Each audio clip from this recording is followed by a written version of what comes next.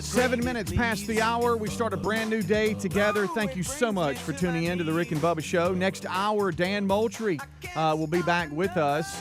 It's a double dip with Dan this week, and we look forward to seeing him. Derek Duke, old Derek, he'll be with us. He is the Moultrie product manager and engineer. We're going to be talking about a number of new Moultrie signature game and land management products that were released and unveiled at the Archery Trade Association show, the ATA, in Indianapolis. That we actually talked a little bit about that on Tuesday with the Moultrie Mobile. This will be in another division of Moultrie, the signature game and land management division. And so we've got the Moultrie feeders and the Ranch Series feeder line and a whole lot more. We got the Varmint Guard, and hey, you name it, we got it. And we're going to be talking great outdoors, and we're going to be matching Moultrie, which is going to be somewhat entertaining and a little stressful. But as I said, the gift is finer than his trivia in most occasions. But we got a 325 deer feeder going to be given away, a new Varmint Guard 2, and so a lot to win next hour. Also, the last hour of the show, Tim Tebow will join us via Zoom. He's going to be in our home market at Samford University at the Wright Center on March 14th for an evening with Tim Tebow. We'll tell you more about that. And also a Night to Shine celebration. That is his annual event. That is also going to be going on. We'll discuss that. TimTebowFoundation.org is more information on that, and we'll have a direct link to the Samford A Night with Tim Tebow as well, so you can get your tickets. And we'll catch up with Tim and talk with him the last live hour of the Rick and Bubba Show. All right, so let's get everybody in here. Over to my left is Mr. Greg Burgess, and over to my right is Michael Helms. What's up, boys? How are y'all? What's up? Everybody boys. good? Good. What's up, boys? What's good. up? Looking at one of these QFTAs. Oh, no. At some point, we'll have to dive into. Very interesting question from the audience. Okay. They got some, don't they? They do. I love them. Keep them coming. Yeah. It's good stuff. This week, too, we've got, and it's going to be a little happy, Greg, and I know that you need that. Greg likes a little happy. Yeah, because, I'll say this, too, just pulling the curtain back, Thursdays are Greg's long days. Oh, all right, he's here till dinner time. And so a lot of times you probably hear Greg, and you're starving. But not today, my friend. Chad Slade, I've worked 3 jobs before he gets this one done. I'm telling you. Yeah. He, of course, attended Auburn University, played there, went on to play in the NFL, was an undrafted free agent, played 4 years for the Houston Texans, then moved on to the New York Football Giants, How about that? where he played 3 years. And he's got an entrepreneurial spirit, and now that he is done playing, he has opened up American Kolache. Yeah. And he's going to be here and be our RBU this week and talk about, with the NFL coming up, we got the championship weekend, his time there. His connection actually played with Blake at Auburn. Yeah. Blake Burgess, and then what he's doing now. But I understand they're bringing some kolaches towards the end of the show, and so you might have you something there. Last time he was here, they brought some kolaches by, and they're very good, by the way. Is it Chad or Chris? What'd you say? What did I say? You said Chris. I got Chad. Well, maybe it is Oh, Chad. boy. Well, I met Chris and Chad. Yeah. But anyway, he's a big guy. Wow, Yeah. he's a big man and got some really good kolaches. Yes, he does. Yeah, and I was. I remember going, there was a big giant guy in the kitchen, and there was some kolaches, and they're really good. I brought that up to Hobie the other day. He goes, that's big in Texas. And so, everything is American kolaches or whatever. So anyway, he's opened up a branch here in our home market, and so I was right there by my house. Yeah, and I just wanted to See it give all the you time. Great location. I just want to give you something to think about. So I'm looking when you forward to have that. your long day, you might have some of those. Good. Yeah. Hey, good and good. Oh, Chad. Yeah. It's Chad Slade. Looking forward. He is a real big man. And when you meet people like Chad. Yeah. And really any of the former NFL guys that aren't skilled positions, and some of them are just giants as well, you forget how big they really are because you see them all there together on the field, and they just all look normal size because they're all giants. Yeah. But then you meet them, and because you're normal size, you're like, wow, so you're real big. Yeah, it's a big man. And well, that's good. That'd be an interesting story. I'm sure he's got to tell. You go from the NFL to kolaches. Yeah, and what a lot of players do post playing. Yeah. You got to have a plan, and so it looks like he and his family do. So look forward to that.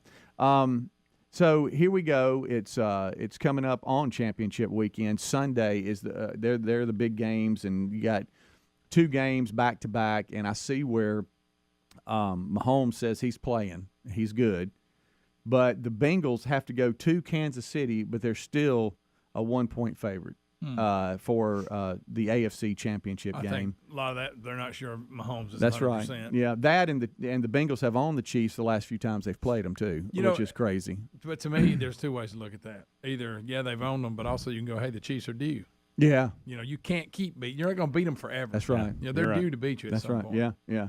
And then you got San Francisco going to Philadelphia, and a lot of people. And now look, the Bengals front was amazing, but a lot of people think that those are the 2 best defenses that are going on right now. We'll just see how it plays out. But I think the Eagles are a 2-point favorite. Of course, they're hosting San Francisco, so we'll see how San Francisco comes over to Philadelphia and plays in some pretty bad conditions. Probably a lot of snow scheduled for. Oh, is it? From the Midwest all the way up to the Northeast over the next few days. But I don't know if I'm Span Junior right now, but what I saw. Thank you for giving Just us calling update. it like it is, my friend. Give us a kickoff update. I've got mixed emotions on who I want to win and move on. I know. Yeah. I can't get settled on this. I like the Jalen Hurts angle with Philadelphia. Yeah. I'd like to see him do well. That game, I want Philadelphia to win. For some reason, I've never liked the 49ers, from the colors of the uniforms to the logo. There's something about. I just remember when they dominated. Yeah, I liked Joe Montana and Jerry Rice.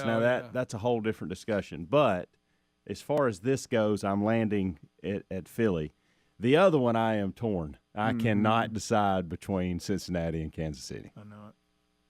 2 good quarterbacks. Burrow has grown on me so me much too. over the last 6-8 months, and I've always liked Mahomes. And look, I'll just say it. I love the tomahawk chop at the Kansas City. They do it right. It's good. You know, Ryan and I went to Arrowhead, and you go to something like the Tennessee Titans, where I was, and it was, again, I know you don't like this because you like indoors games. I just don't like the elements being a part of it. Well, you got 2 games this weekend's going to have it.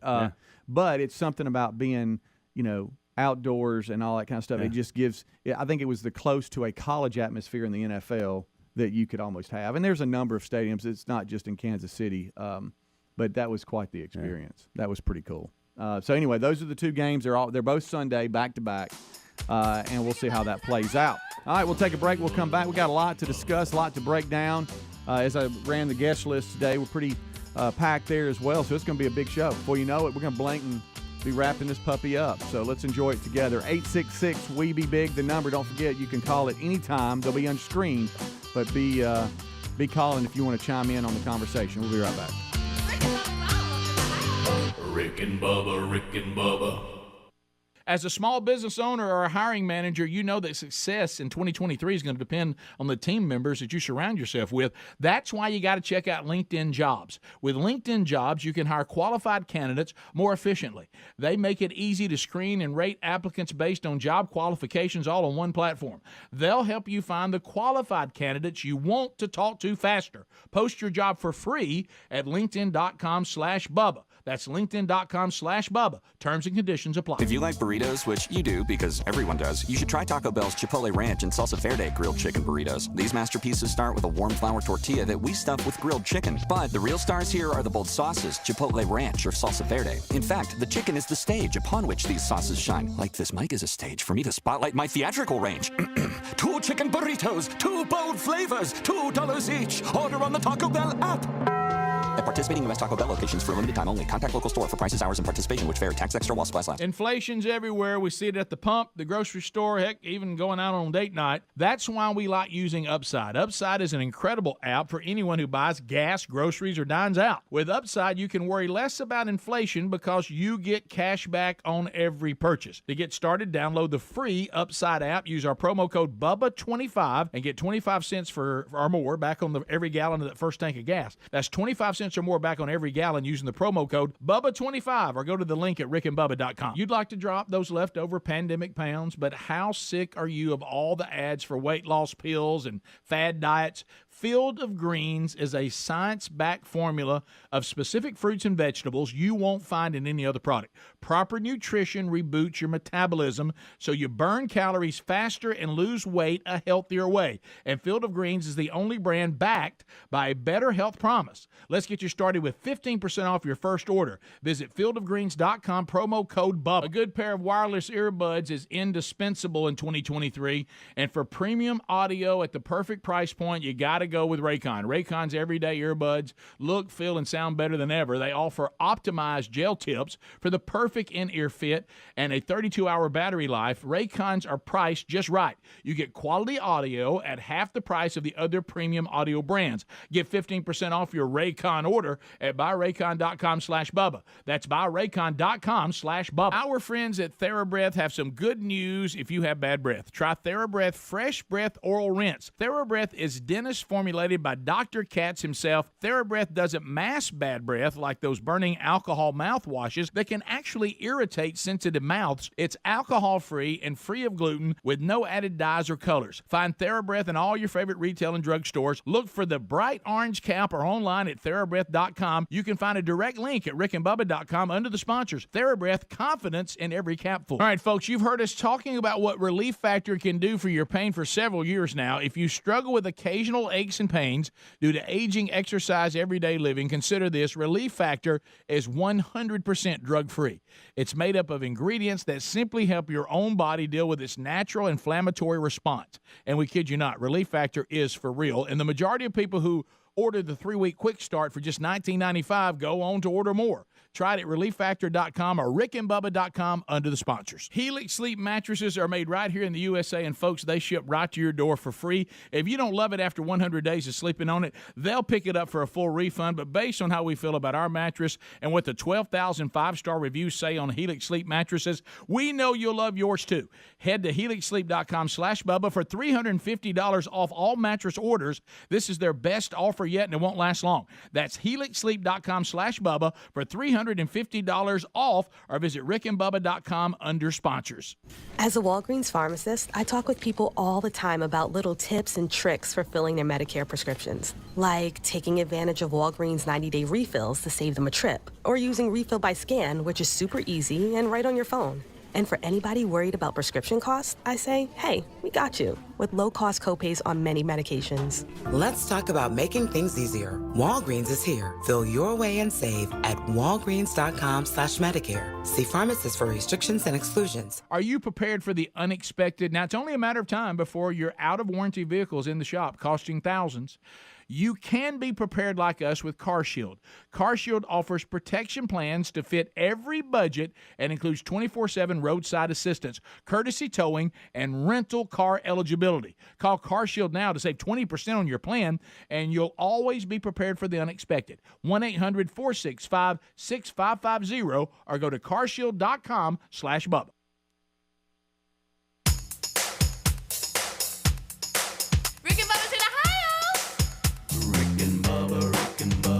Pass the gravy, please. Rick and Bubba.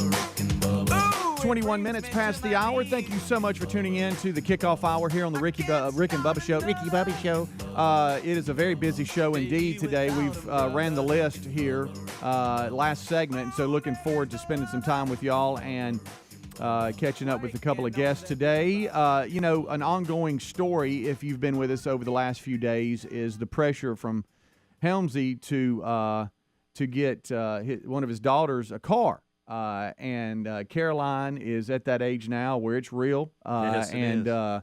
And you've had pressure not only from her, but from Amanda doing a little bit of research. And Amanda's pretty good at that. I'll give you Amanda, she can find a place to stay. She can find a dog. Yeah. She can also find a car, apparently. But y'all had a pretty cool night together last night, I understand. We did. So we settled on the car, and it was a good deal, and it was a nice car, and I did. I was exhausted of it, and I was ready to get that off my plate. And so I guess early in the week, Sounds like you stood your ground. Right. Yeah, for about 6 minutes, I think is all it lasted.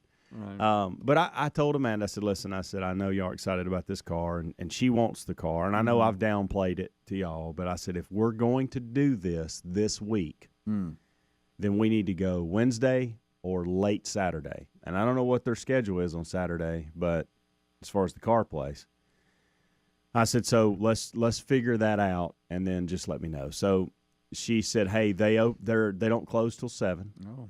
And if you can pick me up first of all, she was like, you just leave from UAB and meet me out there. I said, first, this is where I come in, common sense. Right.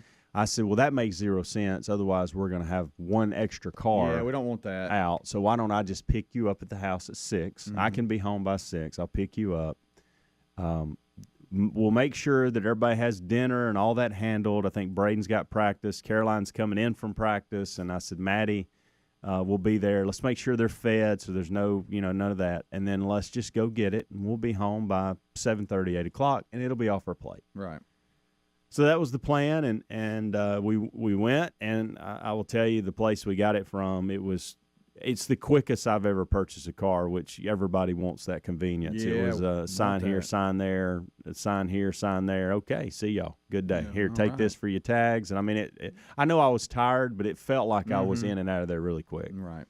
So got it home, and the way our garage is long, and so you can actually, if you had 4 medium-sized vehicles, you could fit 4 cars in there. Right. But with the truck, you can't do that on one side. So I told Amanda, I said, why don't we pull her car, new car, all the way in, and then you pull in behind me.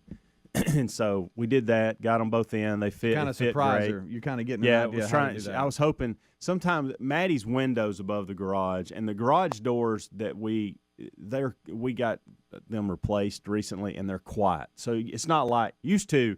When you hit the garage door button, everybody in the neighborhood knew we were home. Yeah. Shakes the house kind of thing. Booming in there. These now you can hardly hear them. It's awesome. So I thought we could get in without them knowing we were home. And so I went upstairs, and Caroline was into her homework. Maddie was dancing in the living room, and Braden wasn't there. And I said, hey. Is that the Crazy Socks video you sent me? That was the night before. That was just funny. That's just what you get with Maddie. Okay. She's exhausted. That was funny. And so. It was Crazy Socks Day, apparently. she was practicing for Crazy Socks Day. Okay. Yeah. And I want to say it was some kind of Superman socks pulled up to her knees. It's or something. funny, I don't know, funny stuff. Felt like she needed to dance. Crazy Socks. And it came with a song. It did. Yeah. She'll do that. And a lot of times she'll talk in an accent too, which is weird.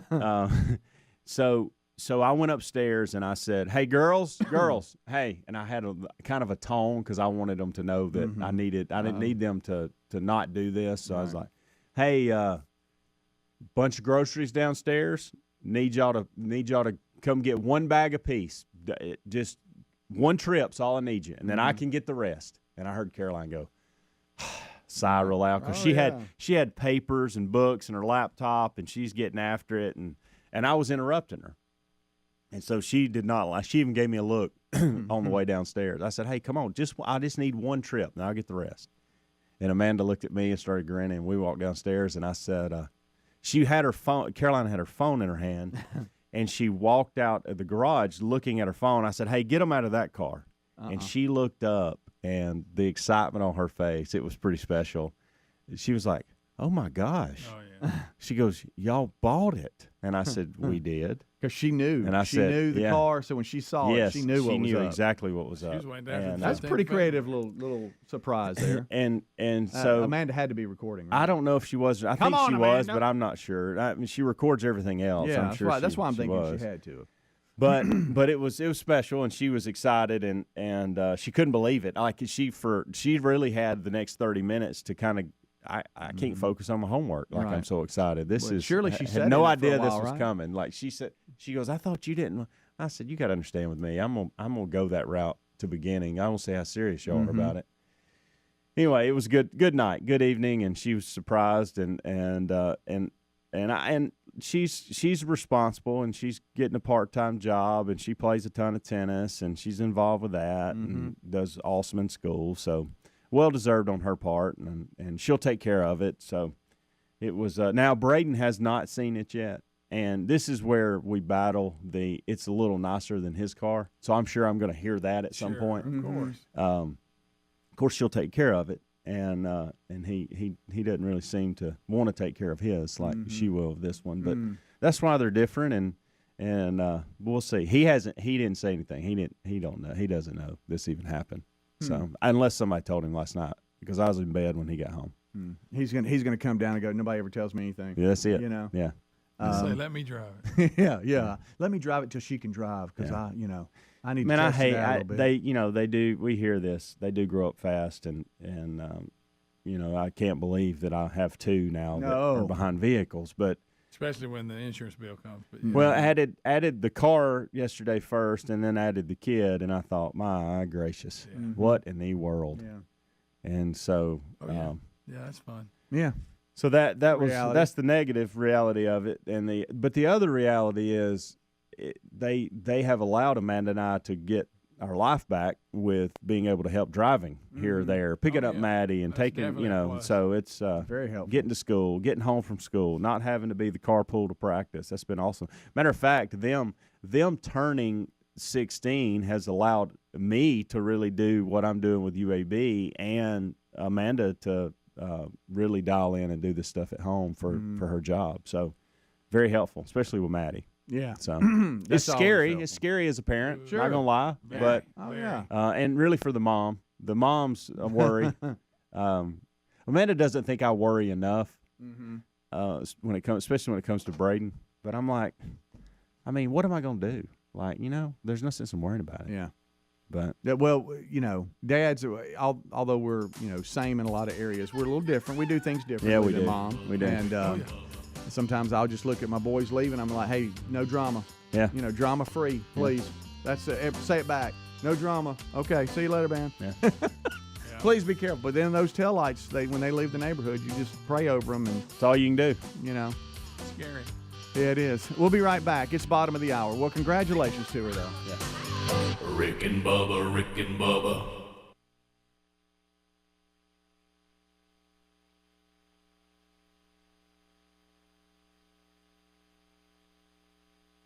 Whether you're making big changes this new year or you're just settling back into a consistent routine, chances are you could use some audio accompaniment. On this journey, I know that for me, I that's crucial. A good pair of wireless earbuds is indispensable in 2023. For premium audio at the perfect price point, you got to go with Raycon.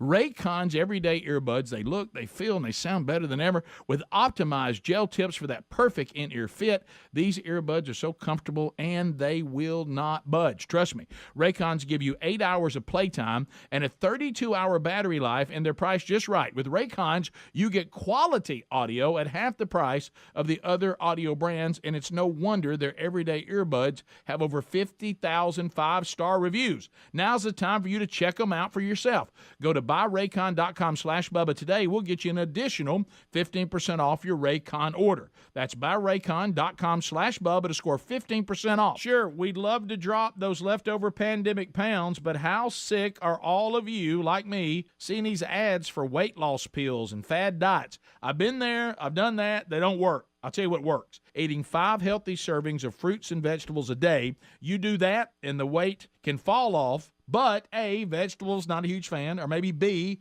who has time to prepare for that every day? Legitimate concerns. Let's talk Field of Greens. Field of Greens is a science-backed formula of specific fruits and vegetables you're not going to find in any other product. Proper nutrition reboots your metabolism so you burn calories faster and you lose weight a healthier way. And Field of Greens is the only brand backed by a better health promise. Yes, you'll look and feel healthier fast, but the greater proof comes at the next checkup when your doctor says, wow, you've lost weight, whatever you're doing, keep it up. Let's get you started. 15% off your first order. Visit fieldofgreens.com. Use the promo code BUBBA. Fieldofgreens.com, promo code BUBBA. Have you tried an American-made Helix sleep mattress yet? Unlike a lot of other mattress companies, Helix owns its own manufacturing facility right here in the States. You order, they ship your mattress directly from their facility right to your front door for free. And if you don't love it after 100 days of sleeping on it, they'll come pick it up for a full refund. But based on how we feel about our mattress, which we love, by the way, and the 12,000 five-star reviews what they're saying about Helix Sleep mattresses, we know you'll love yours too. Nervous about buying a mattress online? Don't be. The Helix Sleep Quiz takes into account your individual sleep preferences to match you and your partner with a perfect mattress just for you. Plus, you've got that 100-day risk-free trial. They also have plus-size mattresses and kids mattresses ranked best mattress winner by Parents Magazine. Head to helixsleep.com/Bubba. We'll get you $350 off all mattress orders. That's the best offer yet. helixsleep.com/Bubba for $350 off your mattress. Folks, we've been talking about Relief Factor on our show for quite some time now. Do we guarantee Relief Factor is going to lower or eliminate your occasional aches and pains? No, we never make a claim like that. But what I can tell you is that the majority of folks who ordered the 3-week quick start pack for only $19.95 go on to order more. Now, what we really like about Relief Factor is it's 100% drug-free. It's a supplement that's made up of ingredients that simply help your own body deal with its natural inflammatory response. For a lot of us, that's very important. Getting older, working outside in the warm weather, even exercising can cause frustrating aches and pains, or maybe it's the occasional back, shoulder, or hip pain that's bothering you. Relief Factor has helped us and so many of our friends. So when you think of it this way, is $1 a day too much to see if you can get out of some of that frustrating pain? To order this 3-week quick start pack for $19.95 plus shipping and handling, just go to relieffactor.com. That's relieffactor.com. Let's see if we can get you out of some of that pain. Also, you can go to rickandbubba.com. Look under the sponsors button for a link. Folks, do you need to hire new people? Well, as a small business owner or a hiring manager, you know that success in 2023 all depends on team members you surround yourself with. That's why you have to check out LinkedIn Jobs. With LinkedIn Jobs, you can hire qualified candidates more efficiently by matching open roles with people who have the skills, values, and experiences to help you achieve your goals. And they go beyond resume data by using insights from your job post, company, and their 875 million member profiles to put your post in front of the most qualified candidates, and they make it easy to screen and rate applicants based on your job qualifications all on one platform. And that's just part of why small businesses rate LinkedIn Jobs #1 in delivering quality hires versus the other leading competitors. They'll help you find the qualified candidates you want to talk to faster. And right now you can post your job for free at LinkedInBubba.com. That's LinkedInBubba.com. Terms and conditions apply. Rick and Bubba's in Ohio. Rick and Bubba. Pass the gravy, please. Rick and Bubba. Ooh, it brings me to my knees. Rick and Bubba. I can't start another Rick and Bubba. day without 'em, brother. Rick and Bubba. Ooh, there is no other. Rick and Bubba. Waking on the Welcome in, 25 minutes until top of the hour. It's the kickoff hour. Dan Moultrie already in the house. He is back today, and we'll be talking about a number of different things with Dan today, and look forward to seeing him. Also, old Derek New. He is the Moultrie product manager and engineer. The ATA, the Archery Trade Association show, we talked about on Tuesday when he was here, when we were doing some Moultrie mobile news and the new the Edge Pro that's going to be coming out this summer and some other stuff. Today it's more on the signature game and land management products, the feeders and that line of products and some things that are connected to those. That's going to be big news today. And another match Moultrie, I should say. It's going to be a somewhat stressful time for us, but the prize is a really good one. So y'all sit back for that. Then the last hour of the show, we'll have Tim Tebow with us via Zoom. He's going to have an evening with Tim Tebow on Tuesday, March 14th at 7 p.m. at the Wright Center at Samford University. We'll have a link and in show notes today on how you can go see Tim as he shares insights from his new book, Mission Possible, and a number of other things. And then also a Night to Shine celebration coming up February the 10th with Tim and the TimTebowFoundation.org. That's something that you can participate in virtually or find a location near you. We'll talk to Tim about that during the last hour of the show. And excited about RBU this week with Chad Slade, former NFLer and entrepreneur now, and talk about what's going on in his life as well. But I will say Dan Moultrie's he's got something in there, and I heard casserole. Yeah, Casserole. that's what I heard. And Greg looked like a beagle with, I'll Did check you it out. see him? Did you see him pointing? He was I like, did. oh. Yeah, first time I've seen Greg wait today. And started barking, and I don't know why. Started scratching, started pawing. Oh, yeah. It was somewhat concerning. It was. Because it was right as we were coming back for this break. Yeah. And I told him, hey, you can't just leave me, buddy. No. Don't, just hang on. Yeah, so I got a little piece of audio here. It might explain itself, and I hope I don't get in trouble from Adler on this. Hey, Rick. And this here, tell me what y'all think's going on here. All righty. Time out. Somebody came on the floor. Oh. Uber Eats delivery or something there is carrying some McDonald's. Was he going to deliver the McDonald's to somebody on the court? That's an Uber Eats sticker. Let's see if we can see this. No, this is going to be the turnover in the There he is, right there in the corner. Yay. So this guy is actually, who's he delivering it to? The ref. The ref official? said later. Give it to me later. Not. Wait a minute. This sounds that's made pretty up. obvious.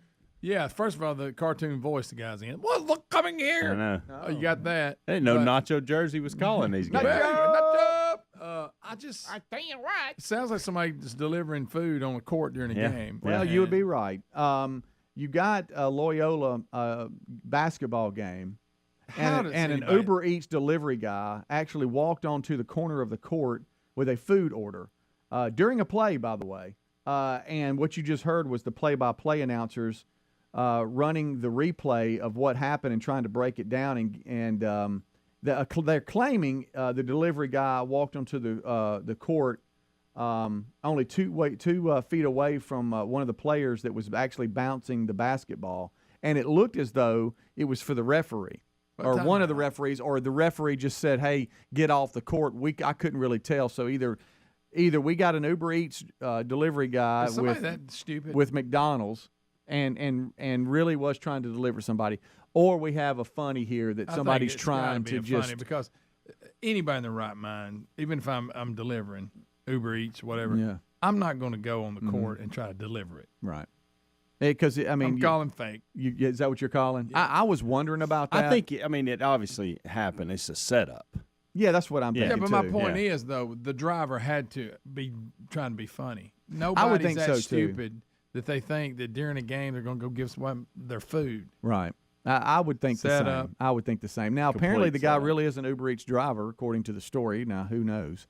I mean, think about it. So, I mean, I don't know if, I don't know how all this happened or who was part of the setup or what. Or I have you no got idea. One stupid Uber driver. You do. There's that. There is that. That's always on the table in today's world. Please understand, it's not. I mean, it would be bad if he was on a timeout too, and he's walking down the court trying to find somebody to give it to. That would be terrible. But it's in a play during a play, and they're actually bouncing the basketball on that end of the court. Yeah. And he comes walking up in the corner there, and it was just a little bizarre to say the least. But that's that, and we'll have video of it during the main show What if too. it's That'll one be of the part players of and the he package. went over on the bench, sat down and ate it? Yeah. He was And all right, so during the game. let's say this. Let's say it's a setup, and the Uber Eats driver is the delivery person is part of the funny. Is the challenge? Hey, just walk on the court like you're trying to deliver it to somebody. Yeah, Is that somebody it? dare Is him it? to do it. Could it be an Uber Eats promotion where Maybe. we'll deliver it anywhere? I mean, I don't know. That's possible. Is it a lead up to a Super Bowl commercial? I'm just saying that. I know that's crazy. No, but you're really getting out there. I just wonder where we're at. Or the other one is we just got a DA I that just doesn't have a know hard anything time. about sports and was delivering. I to have a hard somebody. time believing anybody's that stupid. All right, so I haven't done Uber Eats. Do you Yeah, have? Okay. yeah, I've done it. All right, so do you give description? Hey, I mean, or how would you? I'll be reffing a game. Right. I mean, how do you do that? Is it I'm at the Loyola basketball game and I've got a yellow shirt on, first row. Row But row again- 10, seat 12. How does that person get in with no The ticket? fact or that anything? anybody would order it to an event, which was probably wouldn't seem to be allowed outside because they want you to buy their food. The whole thing was set up. Yeah, we're all in agreement that it is, right? Yeah, I think so. I think it's a joke. Yeah. Because how do you even get in the Coliseum from Well, outside? You say I got food delivery? May have a student ID that gets him in there, Uber driver on the side. I mean, that's you can get through that. Okay. Yeah. And then I there's just always don't think the anybody chance would that- think that they should go on the court It's during the not. game and deliver food. No, surely not. I'm just saying. But then No. again, don't underestimate the DAs that we have. The stupidity We got of an our officials society. timeout. Somebody came on the floor. Uber Eats delivery or something there? Is carrying some McDonald's. Maybe, was he going to deliver the McDonald's to somebody on the court? That's an Uber Eats sticker. Let's see if we can see this. No, this is going to be the turnover in the There court. he is, right there in the corner. There he is. There he Guys, is. actually, who's he delivering it to? Yeah, they're faking. He's delivering to the Ralph. Now it could be Is that an Uber Eats? It could be that they're out of the loop, but the joke is just, hey, way he said, go "Who do is it." that? Is that Uber Eats? I mean, he knew what to say. I said, Okay, so you think they're in it too? Well, how do you know that? I think they're in on it because they got their official voices on. Oh my goodness, they're going to try and deliver it? Bring it to me. It doesn't sound natural. It was like, okay. What do you think it was? No wonder the rest been making bad calls.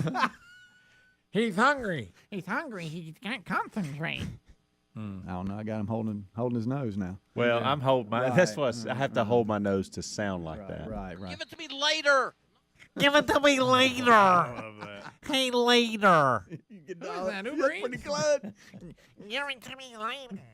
Good night. Whole thing got on my nerves. Yeah. What a great idea, Wally. Yeah. I'm starving too. All right. Wonder if he got that chicken fried chicken.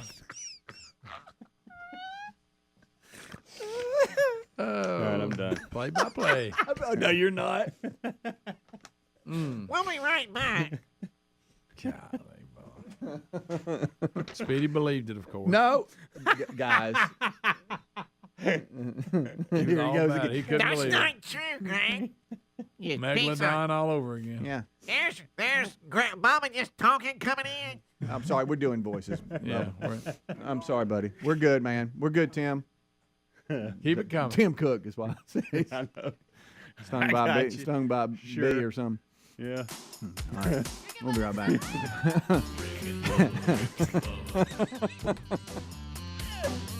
Oh, man. I guess Bubba's gotten into the casserole a little bit. Oh, he beat me to it. Oh, yeah. He would see his mouth was full. Dang it. He was trying to do it too, but his mouth was full, so it said it. Sure.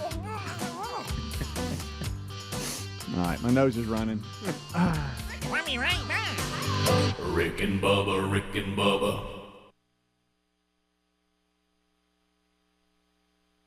I'll second guess dinners with friends because they can be interrupted by diarrhea, gas, bloating, stomach pain, or oily stools. It turns out I have EPI, or exocrine pancreatic insufficiency, which means I'm missing the enzymes needed to digest food. My doctor prescribed Creon, pancrelipase, an oral prescription medication that replaces pancreatic digestive enzymes. Creon treats EPI due to cystic fibrosis, chronic pancreatitis, pancreatectomy, or other conditions. Creon may increase your chance of fibrosing colonopathy, a rare bowel disorder. Tell your doctor if you have a history of intestinal blockage or scarring or thickening of your bowel wall, if you're allergic to pork, or if you have gout, kidney problems, or worsening of painful swollen joints. Call your doctor if you have any unusual or severe gastrointestinal symptoms or allergic reactions. Take Creon as directed by your doctor and always with food. Do not chew capsules as this may cause mouth irritation. Other side effects may include blood sugar changes, gas, dizziness, sore throat, and cough. These are not all the side effects of Creon. Creon is the #1 prescribed EPI treatment. Ask your doctor about Creon for EPI and visit creoninfo.com or call 800-633-9110 to learn more. That's CREONinfo.com. They say they'll get your biggest tax refund. Jackson Hewitt says your biggest tax refund guaranteed, and a chance to double your tax refund. Thousands in weekly prizes during the Double Your Refund sweepstakes. Your biggest refund ×2, twice the money, so forget about them. File your taxes on the double at Jackson Hewitt today. No purchase necessary to enter or win. Open to U.S. residents 18 or older who file a 2022 federal tax return. Promotion ends 4/2/23. Visit jacksonhewitt.com for rules. Angie's List is now Angie, and we've heard a lot of theories about why. I thought it was an eco move. Fewer words, less paper. No, it was so you could say it faster. No, it's to be more iconic. Must be a tech thing. But those aren't quite right. It's because now you can compare upfront prices, book a service instantly, and even get your project handled from start to finish. Sounds easy.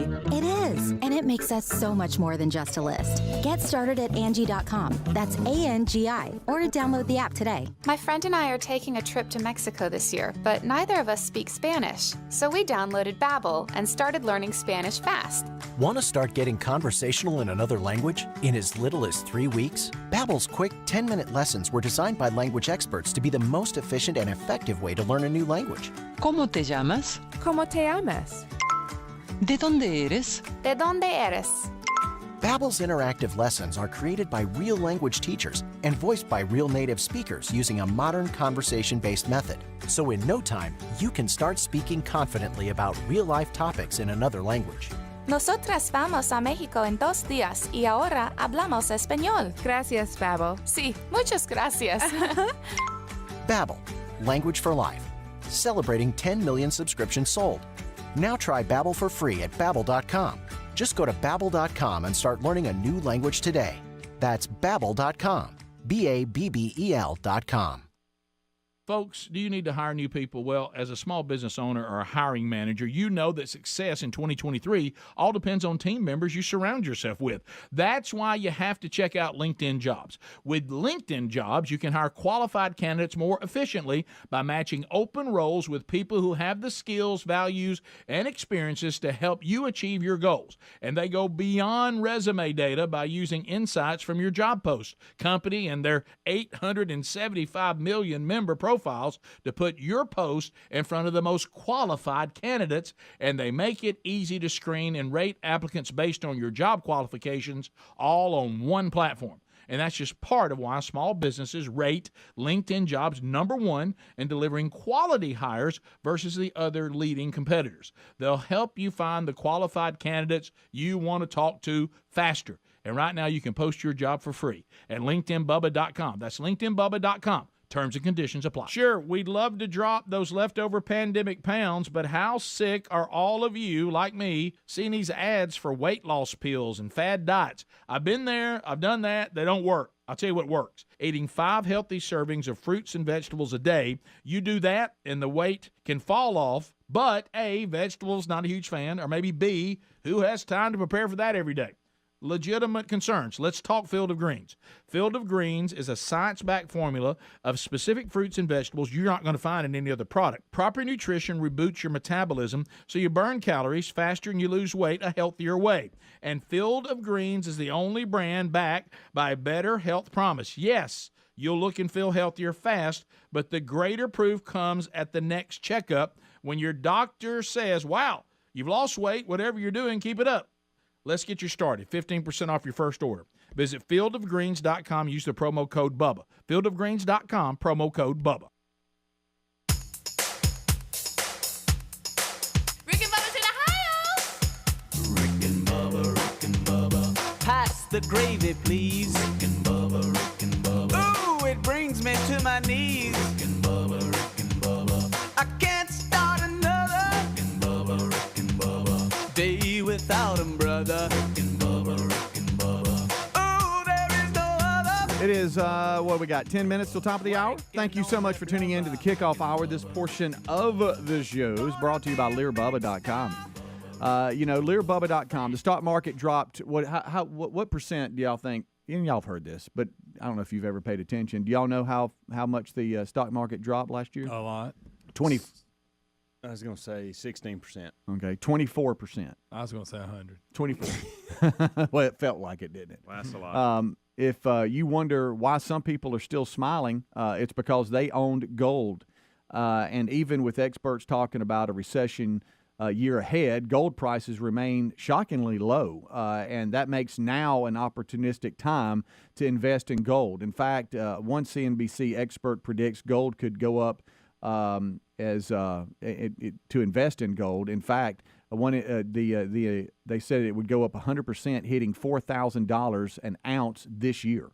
So founder of Lear Capital agreed, and adding during the recession of 2008, gold shot up 50% and helped investors secure their savings and retirement account against loss. So pay attention here.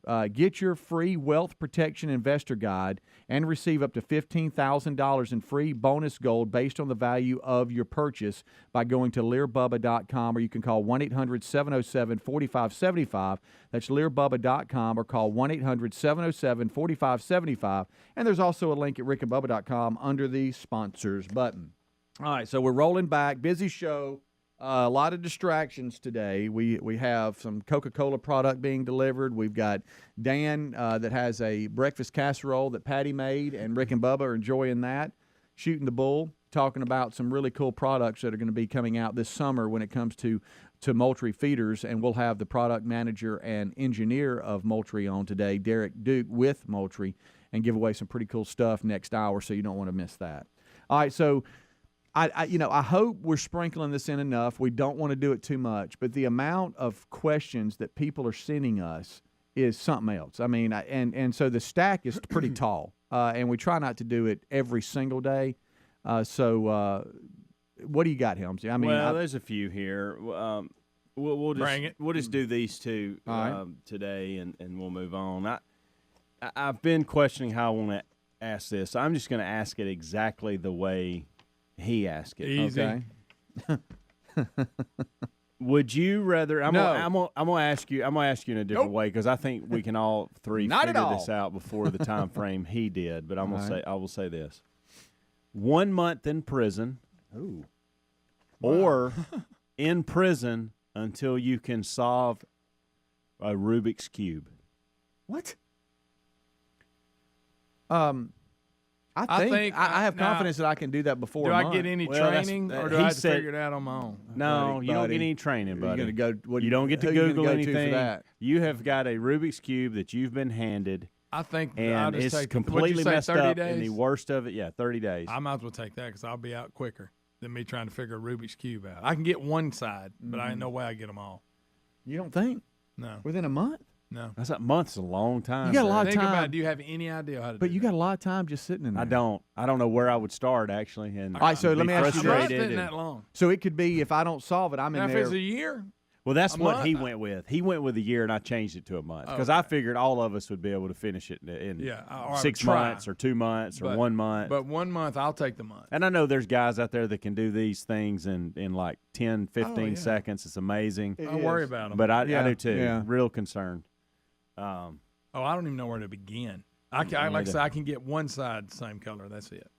Of course, I've never tried either. Maybe there's one of Braden's friends. I actually had other things I'd rather do. Me too. Now those other things usually got me in trouble, but that's what I'd rather be doing. I probably should have been doing more Rubik's Cubes. I probably should have Maybe word searches. Yeah, absolutely. Hated those. Hated them. All right, so I want to see if I can get it done. I do too. I think I want to believe that I can get it done in a month. Guys, Greg, what if you were able to figure it out and you were in there for like a day? I wouldn't. No way I figured it out in a day. You don't know. You don't know that. Believe in yourself, Greg. Believe in yourself. You don't figure it out in a day. I don't know. I'm just saying that. And it'd give you something to do.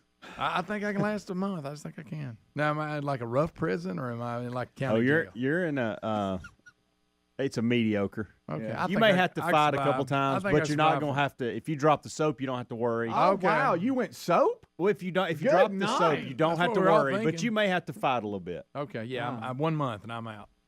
You just keep the cube. I don't need it. Oh, wow. I'm out. Keep I'm the out. cube. I'm out in 2 days. And you can't get I think I could in a week. I think I could in a week. Yeah. I think it'd take me 7 days. Where don't we have one? Because for 2 days I'm gonna be. I'm probably gonna break. Somebody's gonna have to give me a new one because I'm gonna break this one. I'm so frustrated. Throw it against the prison wall. I'm just gonna put my head down and make it for 30 days. Work through it. Come here, boy. Let me help you. Watch it. All right. This question's a tough one, and I started not to even ask it, but and we can move on if y'all don't want to. And maybe you've even been put in this situation. I don't know. If your pet needed a life-saving operation, what is the spending limit to save your pet? I don't know that we should answer that. I will say this. Do y'all remember we had that golden retriever that we ended up taking to that farm in Tuscaloosa? Yeah, and we actually did take it to a farm in Tuscaloosa. We didn't just tell our kids that. I think you let it out on We did. It was a nice too. place, and I'll be honest, y'all, I can't believe I'm saying this out loud. When I dropped this beautiful golden retriever off, I thought, Get out, wow, it was a little tougher than I thought it'd be to do that. I remember that. That's the one that ate the poison. It is. You and spent so a bunch of money on? that's what I was going to. So, okay.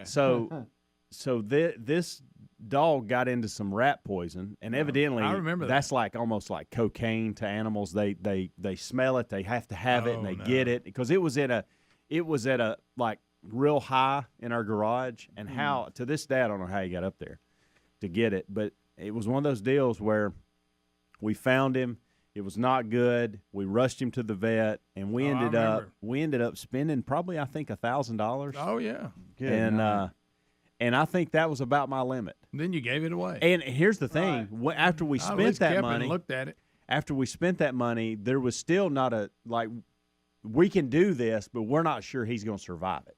That kind of thing. I remember. So this was one of those things where we were reports on. Yeah, we were throwing money that we didn't know. You do all all that to give it away. Well, that was months on. Or kick it out the door. When it had when you chewed were up. pulling off, was it trying to chase you down the side of the road? No, Greg. I actually left it at a farm.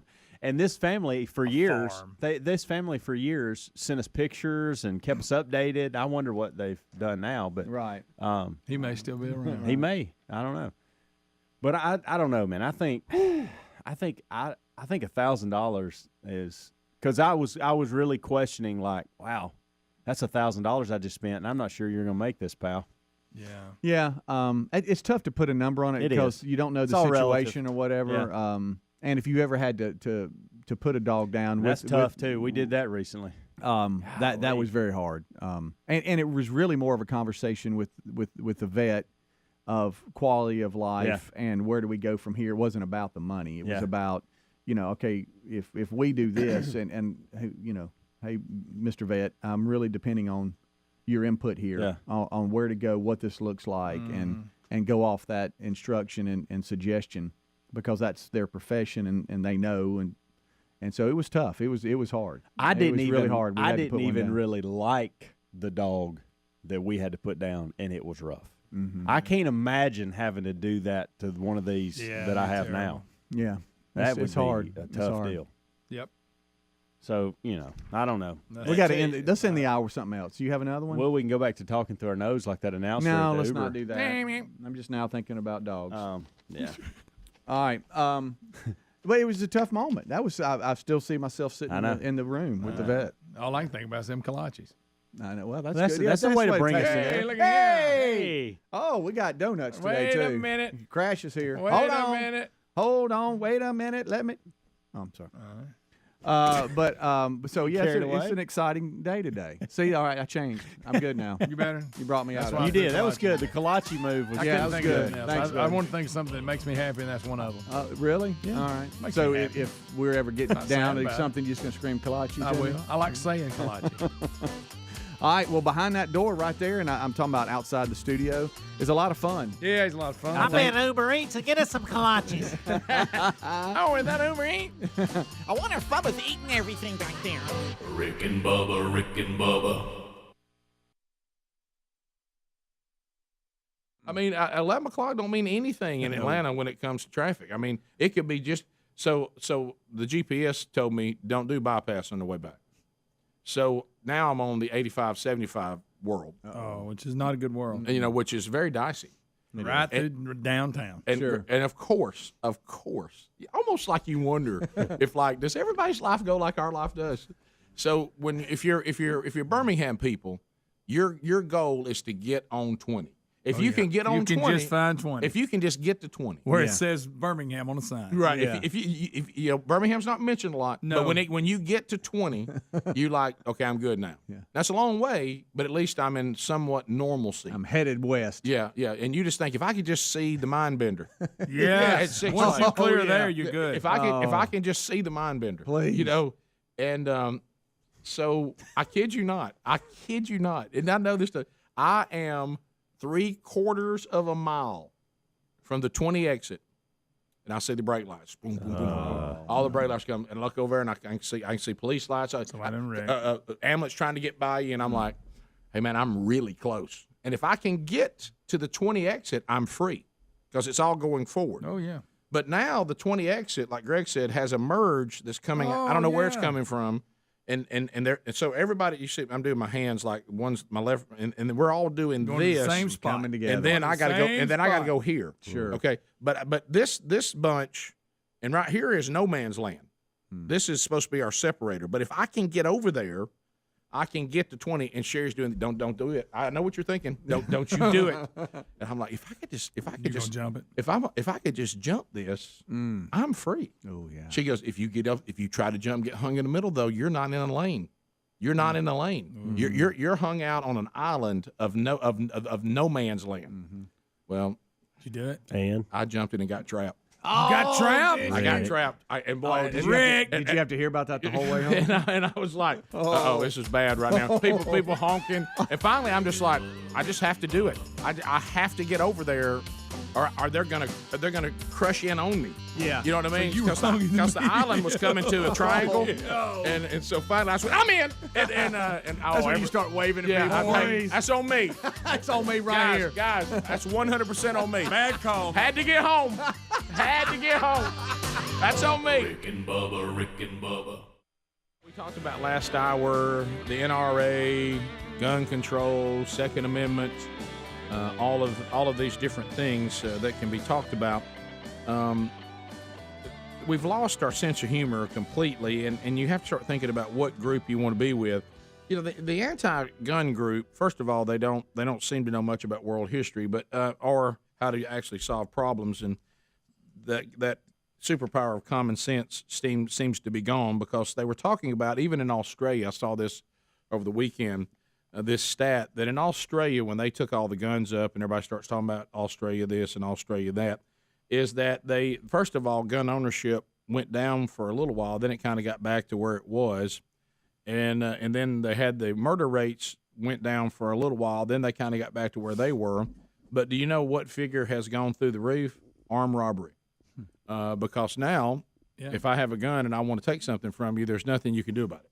That's right. And look at me, I'm not following the rules, so now I have guns and you don't. In fact, I want to rob you, tells you. Right. And some of this is just a lacking of actually having a real conversation.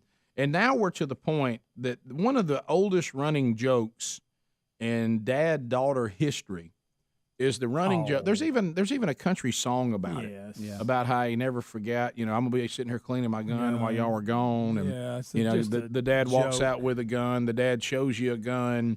You know, I've certainly done it. Everybody's done it, and so now we have Arizona Cardinal, and I guess he's played for the Cardinals, the Dolphins, the Giants, and the Jets.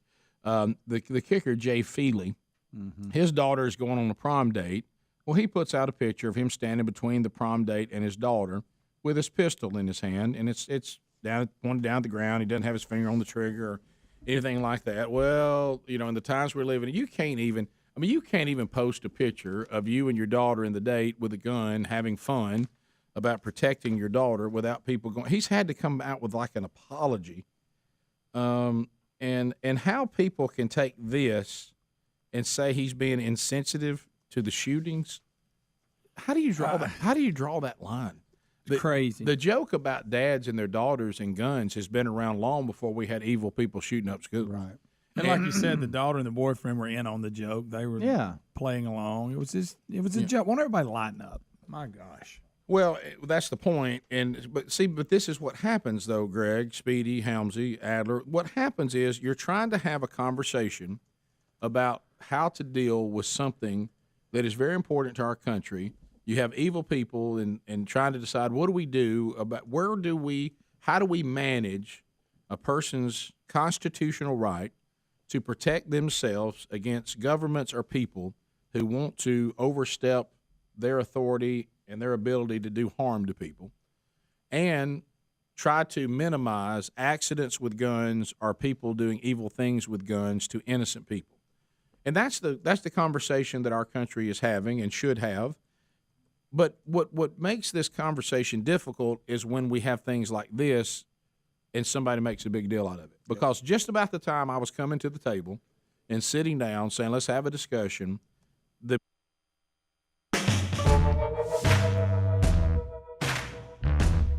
it is 6 minutes now past the hour. The Rick and Bubba Show, thank you for being with us. We have a lot to do today on the program, as is the norm. This hour starts with our national anthem.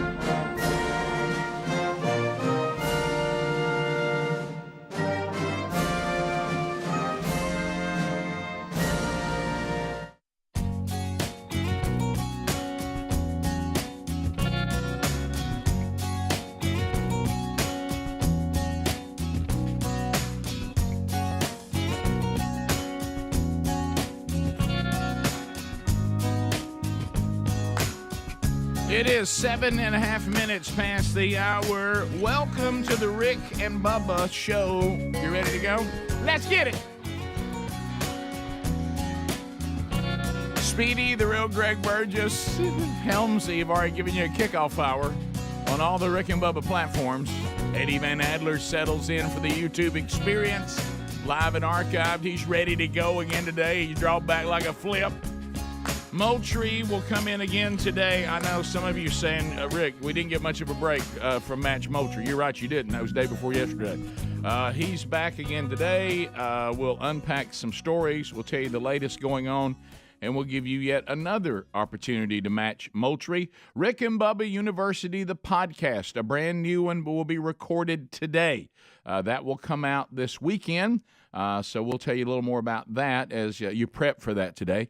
Yesterday's archive from our walk through the Revelation in our Wednesday Bible study, that archive is now available to you. It was a very, very powerful day yesterday. It is, we get it on the list to grab at your convenience if you haven't already done so. And across the way, there he sits, the pride of Cedar Springs, Alabama. But most of you probably know him best as the silver-tongued one. The man with a golden voice, professional lunch eater's man of the year, the inventor of pizza and a cup, Shakespeare's worst nightmare, and the master of the King's English. Ladies and gentlemen, let's put our hands together for Bill Bubba Bussey!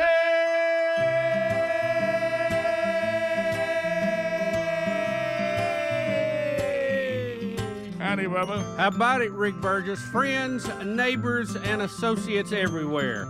Welcome in to America's favorite radio show. Yes. It's a discussion on the back porch about life, liberty, and the pursuit of happiness. It is Rick and Bubba. Come on in.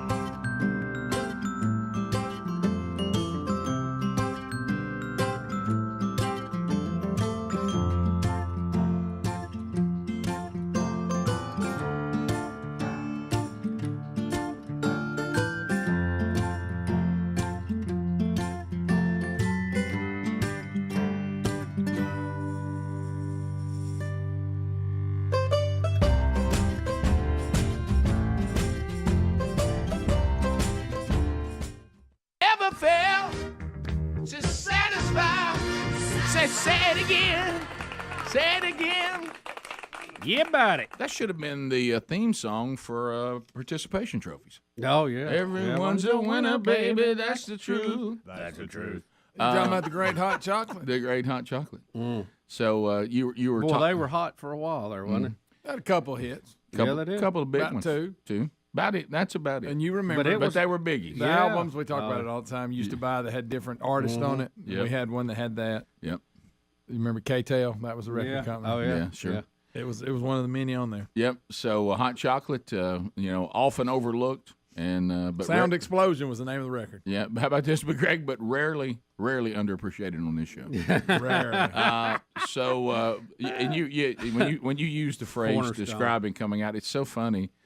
You've heard me say this before, and that's always my line to my wife when I'm giving her the breakdown of the day. Now what are you doing tomorrow? I said, well, I'll start the day doing America's favorite radio show. and she'll just roll her eyes. Get that out of the way. And here's another thing I wanted to bring up to y'all. Why's she rolling her eyes? Well, just fine. Yeah. She said, so all of America loves you. I said, absolutely. Yeah. I said, the only people don't love us, they just ain't found us yet. That's it. So the, you know how different when we all, even within our own state, if you grew up in a different place, there's certain phrases you use, perfect example when you're talking about the youngsters talking about calling out versus calling in. Yeah, I'm still very disturbed calling by out that. sick. And this is something that I've noticed, and I've watched it now for 27 years, and there's been no variation on it. So I'm going to ask you guys a question because three of us are from Calhoun County, okay? And we'll see if Speedy might have a different, Adler might have a different, and Helms is getting coffee or hanging out with Moultrie. But the so when someone's got a cut that looks like it might need some medical attention, we say that looks like that might need stitches. Okay, Bubba, would you say stitches? I would. You're talking about if it's cut, you go, you may need stitches on that. Yeah. Okay, everybody's saying stitches. Do you say stitches? Yeah, what do you say? Instead of sutures or something? No. Probably Sherry stitch. always goes singular. Oh, that might need a stitch. Yeah. Oh, no, I'd say plural, stitches. I've always Yeah. I said, baby, it's stitches. Mm-hmm. She goes, well, that's what I'm saying. I said, no, that's not what you're saying. You're saying Stitch means just one. That's just one. That's just one. You mean it's a tiny cut? But she says it to any time there's something that may need stitches. Oh, you may need a stitch. And I'm like, baby, we don't say it that way. We always say, oh, man, that might need stitches. Right. Yeah. Right. Well, that's that Tennessee Valley. Is that what it is? Is it TVA? That's it. Is that That's the it. Tennessee Valley I think Authority? so. You know, she's from a lake town. You got to watch these lake town people. Yeah. Stitch? Do other people say that? Oh, I might need a stitch. I've always said 27 stitches. years. I've always said She did it stitches. the other day when I came home with the, after I ran into the glass. Oh, you should have got a stitch. And I'm like, baby, you mean stitches? Should have got a stitch. And I said, no, it doesn't need. It doesn't make. So she puts A in front of it. There's only one A time. stitch.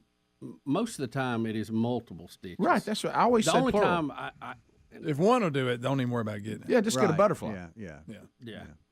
So and Greg, again, don't think that it varies or she's making it that way because the cut's small. She says it about any cut that might need attention. So it could be just gaping hole. Yeah, I'm like, hey, stitches. We say stitches. So I don't know. That's what why. I'm saying. No. She just looks at me like, yeah, right. No, you're saying a stitch. What are you? You're making me something? Or are you fixing a place in my pants? That makes more sense. Yeah. The only way I could think of it making sense is like if a doctor said, I'm going to have to perform a stitch and used it like a verb. Yeah. But I don't even know if they do that. Okay, you want a recent example of the singular? Yeah. So everybody in here says stitches, right? I have. Yeah, Everybody. say stitches. Yes. Yeah. Okay. So in the hospital, you have a drain after surgery. Here we go. Wow. And I asked Going about drain taking tube? it out, and he said, I got a stitch holding it in place. Oh. That's the only time I've ever But heard he's it only said. maybe Right, had but one. that's inside. Oh, I No, see. it was out, but it was Okay. holding it in I there. see. Don't Glad let you it brought come that out. up. Well, thanks for bringing up your drain tube. I know. I don't didn't even like wanna- the word I didn't drain want to do tube. it, but I was giving you exactly. That's the only time I remember hearing it. When you got a drain tube, things have gone south. Well, it's Or just it's not the recovery, best day. It's not the best day. But he did use it singular, but he meant because it was just one. yeah. Yeah. How But, about when they pull that out? It feels really weird. but Sherry uses it for any gaping wound. Yeah, I always say stitches. Yeah. Maybe that's the Hey, way you like, need some smart stitches. people. Maybe that's the way smart people say Yeah, it it. could And that's be. why we all say it's stitches. It could be.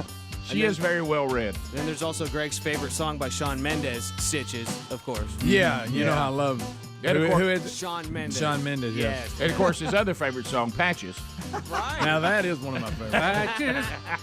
We'll be back. Rick and Bubba.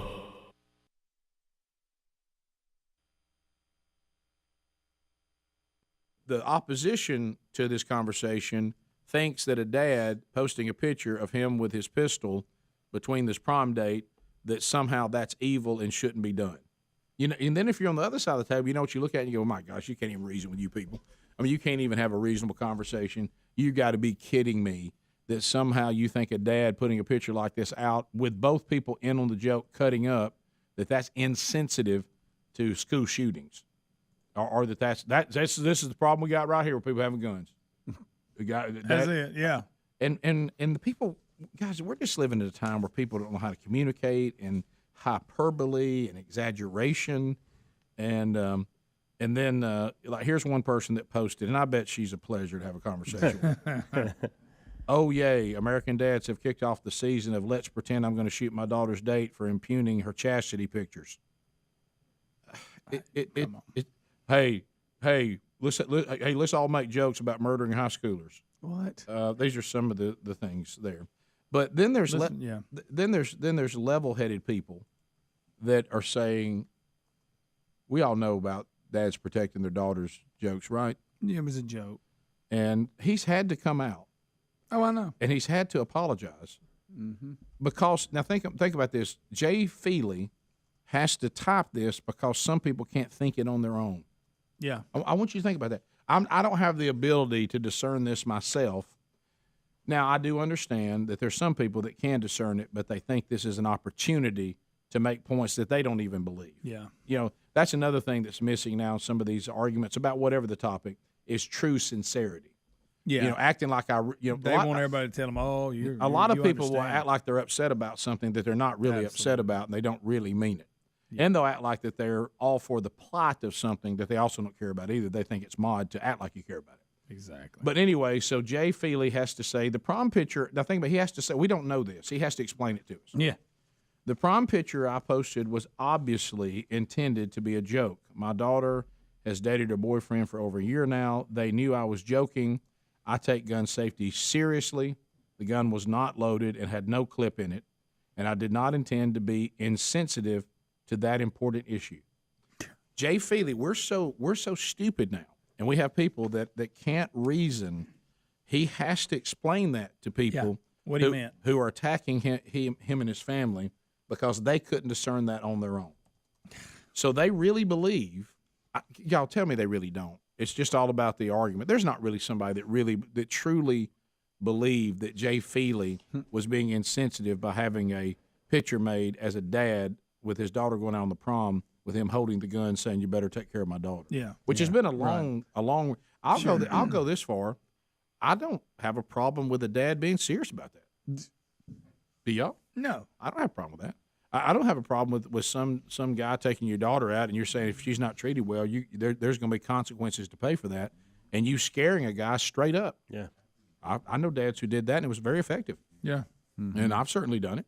So I mean, I'm going to do it. You're right. And then you had some of the idiots who's reading some of the tweets or whatever, and he was like, "Oh, I guess she's not in control of her own life. He controls her." You know, I mean, hey, y'all are really going a little too far with it. Well, sure they are. And I would like to tell whoever that Nimrod is, I do have control. Yeah, that's what I was about to say. That as long as one of my children is living under my home and eating the food I provide, sleeping in the room I provide, driving the car I provide, wearing the clothes I provide, the list goes on and on. Mm-hmm. They don't have any rights. No.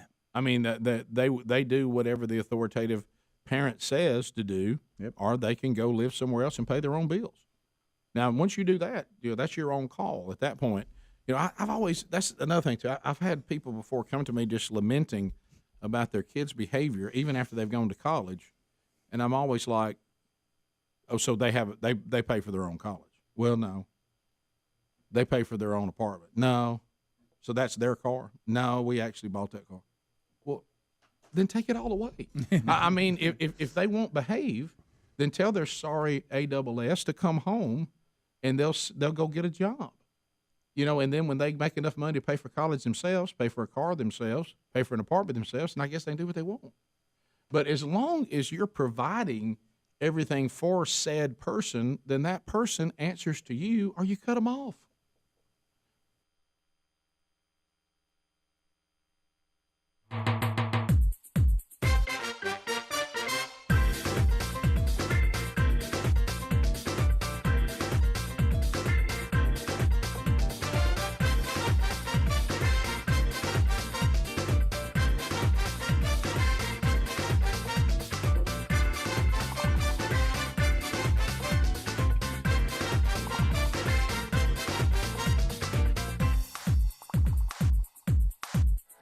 21 minutes past the hour at the Rick and Bubba Show. There it is. You've got Leonard Skinner on the hunt. That lets you know that Dan Moultrie is here. Later in the program, our new friend Tim Tebow will be hanging out with us. So we'll be talking to Timbo coming up a little bit later on in the program today. But right now, it's Moultrie time. Now, some of you that think you're listening to a Rick and Bubba replay, you're not. Dan is live again. Somebody's like, man, I ain't got nothing but the archives on. It's a double dip of Moultrie this week. It's this Tuesday show. No, it's Dan has worked some deal, as he always can, that he now comes on multiple times in a week. So he Hannah knows how to handle it. Yeah. Well, and we have to talk about former intern Crash, because I understand, Dan, that you took her hunting for the very first time. I didn't take her, but the group did. Took her. And I Derek cannot wait. took her, and some of the other Derek guys, did. and she had a wonderful time. I can't wait to get So into Moultrie is here. Y'all know him. Derek Duke's here. He's the product manager and engineer. But there's one of your guys. A Rotay. So he is here today. So we'll talk about Crash going hunting, but we got to talk about what's going on in Derek's world, because when those engineers, when they get in there and they get to going, I mean, there's no telling what they're going to come up with. It's a great time for engineering too. I think with all the computer aided things you can do now, and all the things you can order over the internet. You know, you used to have to go to a parts place and try to find something, and now you got the world. Well, I'll tell you what's amazing is the 3D printer. We can we can mock something up, print it out, test fit it before you do anything. That blows my mind. It's crazy. What you got over? They have a 3D printer, and we went in there one day. Dan, don't talk about. You don't know what. I 3D do know. They were printing a feeder. And it looked like a miniature, just perfect. Isn't that weird? It's oh yeah. Yeah, I've got one on my desk. Can I tell you? There's some things in technology you love, and there's some things that scare you a little bit. The 3D printer scares me just a little bit. It shouldn't be able to do what it does, and something about that spooks me. Do you think they can print a board out that doesn't pop? Probably not. Okay. By the way, I'd like to tell all that are check. following the pop saga. Yeah. It's as if the pop has gained strength. Yeah, and it's like the pop. It's the pop, getting momentum again. Let me tell you what it's like. The pop has become like one of them Jason movies. You know, you couldn't kill him. Right. And he just keeps coming back. And when you think you got it under control. Like this pop has laid there in a field. Yeah. And I thought, well, he's dead. And then all of a sudden we look back and he's gone. And then the next thing you know, he comes back even stronger. I don't know what has caused it. Whatever tinkering y'all are doing now, it is popping to the point that the pop has become part of my life. I mean, it's like people refer to our show the show that pops, and I'm not sure it's a positive. Usually, if you pop, it should be good. It's the Jiffy Pop. See, I like that logo to pop, but I don't really want the audio to pop. That's it. How you like Adam's got that up there? You like it? That looks good, doesn't it? Yeah, it does. I tell you, you could go ahead and leave that up there. I tell you what, you get a check out, I can put one right there. And it will stay there. Hannah needs to come on. It can become the Moultrie Studio. We can get rid of that no-name thing pretty quick. How would you like to be on 3 times in a week? Yeah, I kind of like what you say. Sprinkling. Dan Sprinkle. He doesn't forget anything. If you bring it up, I'm going to take note of that. Yeah. Hey, so how about he's going from flip phones, all right, and not knowing how to even work a smartphone, too. I'm talking about 3D printing. That's unbelievable. Dan, we're so proud of you. To quote you. All right, so but Derek, you've come along, hadn't you? Yeah. So let's talk about what's going on. Let's talk about the ranch series here. So what are you bringing to the table? Because I got to tell you something. The camera folks on Tuesday, they brought a lot to the table. Brought some heat, huh? Yeah, so what are you bringing Here today? you are. Here's your chance, Derek. So we're really excited about our new line of Ranch Series feeders. They're all made out of powder-coated metal construction, so they'll last you a long time. But really, this kind of a dual purpose. Yeah. Right in front of me, we have our new auger feeder kit with the stainless steel auger. Yeah. So this is geared not only to the deer hunter, but also the hobby farmer, right? So we can feed sweet feed through it. You can feed protein pellets, corn, pretty much anything you want to for wildlife or livestock. And so our feeder, you can actually make the legs go straight up and down and push it all the way up against a gate or a fence and use this auger to feed through that into a trough. So if you're trying to finish a few steers in your backyard, if you've got some sheep back there, this can let you go on vacation. It can let you go to dinner with your wife. You know, you can go to the beach and not worry about your cattle. How about that? That's going to put Gary out of business on that extra I'm sure a text is coming. Hey, can you bring me one of them? I need to look at that now. Yeah, just mention it'll feed turkeys. Oh my goodness, that's my goodness. And not only, and Derek will tell you about it. Not only does it have a stainless steel auger, it comes in 2 more varieties, Rick, of a demand feeder and a spinner feeder. Yeah, in so this new ranch series. For the deer hunter, we've got a 12-volt spin cast broadcast motor that you can put on the bottom of our hoppers as well. Uses our standard 3-bolt pattern. It has a nice big old varmint guard that goes on the outside to keep all the critters from chewing on it and everything like that, or eating your corn all night. And then we also have a gravity kit that goes on the bottom. So if you don't want to deal with batteries or anything like that, you can, in big old metal gravity kit that the raccoons and squirrels can't eat. Oh, nice. That was my next question. Come on. That's the nice thing about the auger feeder as well, is it's varmint proof. They're not going to eat this. They're not going to get to the corn or the feed at all. I'll tell you what I wasn't prepared for when you don't have a varmint guard, and I that's why I'm loving all this. I wasn't, the raccoon and their busy little hands. Yeah, they're determined. If you they got nothing else to do. If you Rick. use, and I like to use a protein mix, not just corn. They'll go in there if they know you've got that happening. They'll just take the corn and just make the awfulest mess and just eat all the protein out. They're coming to dinner and getting what they and they're strong. People mistake. And they make a mess. I had one tear a dog door off a garage. I tried to catch him in the garage. Yeah. Fixed it one way. He Yeah. just tore the whole door. I was like, well, gosh, I believe I'll let him out. Yeah. I mean, I'm not trying to say they try to take over the feeders. I looked at one of my Mochi Mobile pictures, and they had a sign in their hand saying, "Hey, the feeder's empty." You're killing us. So I mean, it's so that's good because you get mad because they'll just throw a lot of it, make a mess on the ground, and then if it gets bad, it'll just lay there, and this makes it neat, and you don't lose feed, and you're feeding only what you want to feed. Yeah, and think about how they disrupt your feeding. Yeah. They are eating so much. That's a big deal. Y'all curing the predator. Oh, yeah. problem. Yeah, it really That's a is. big deal. No doubt. Yeah, we're going to see some raccoons lose a lot of weight, and they need to. And why do they always wash their hands in the cat's water? You know what I mean? Do you know I finally found out about that? We know if the raccoons have been in there, we see muddy water. Did you know, I all my life I thought they were just a clean little animal, and I found out they don't have saliva glands. Yeah. So they're using that Really? water to put saliva in their mouth. Did y'all know that? I learned something today.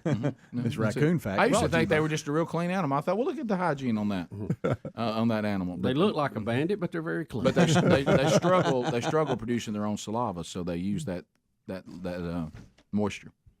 How about that? Take a sip of something, Rick. I'm over here if y'all need to know about raccoons. hey, look for that coming back in a match moultrie in the near Yeah. future. That's what you He's were taking notes. Why do raccoons wash their hands? Dan's like, dang it, you stole my trivia question today. Well, now you've given it away.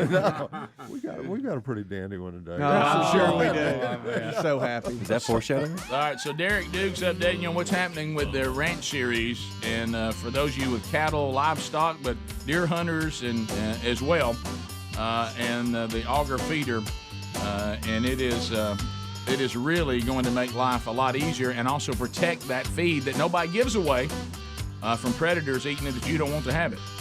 We'll be back. We'll talk more about it right after this. Rick and Bubba. And then they can make their own decisions. Yeah. But when they're what do you think we ought to do about it? Cut them off. Man, I wish they wouldn't hang out with those people. Don't let them. I mean, tell them that if they're caught with these people again, they're on their own. Don't let these people around your kid.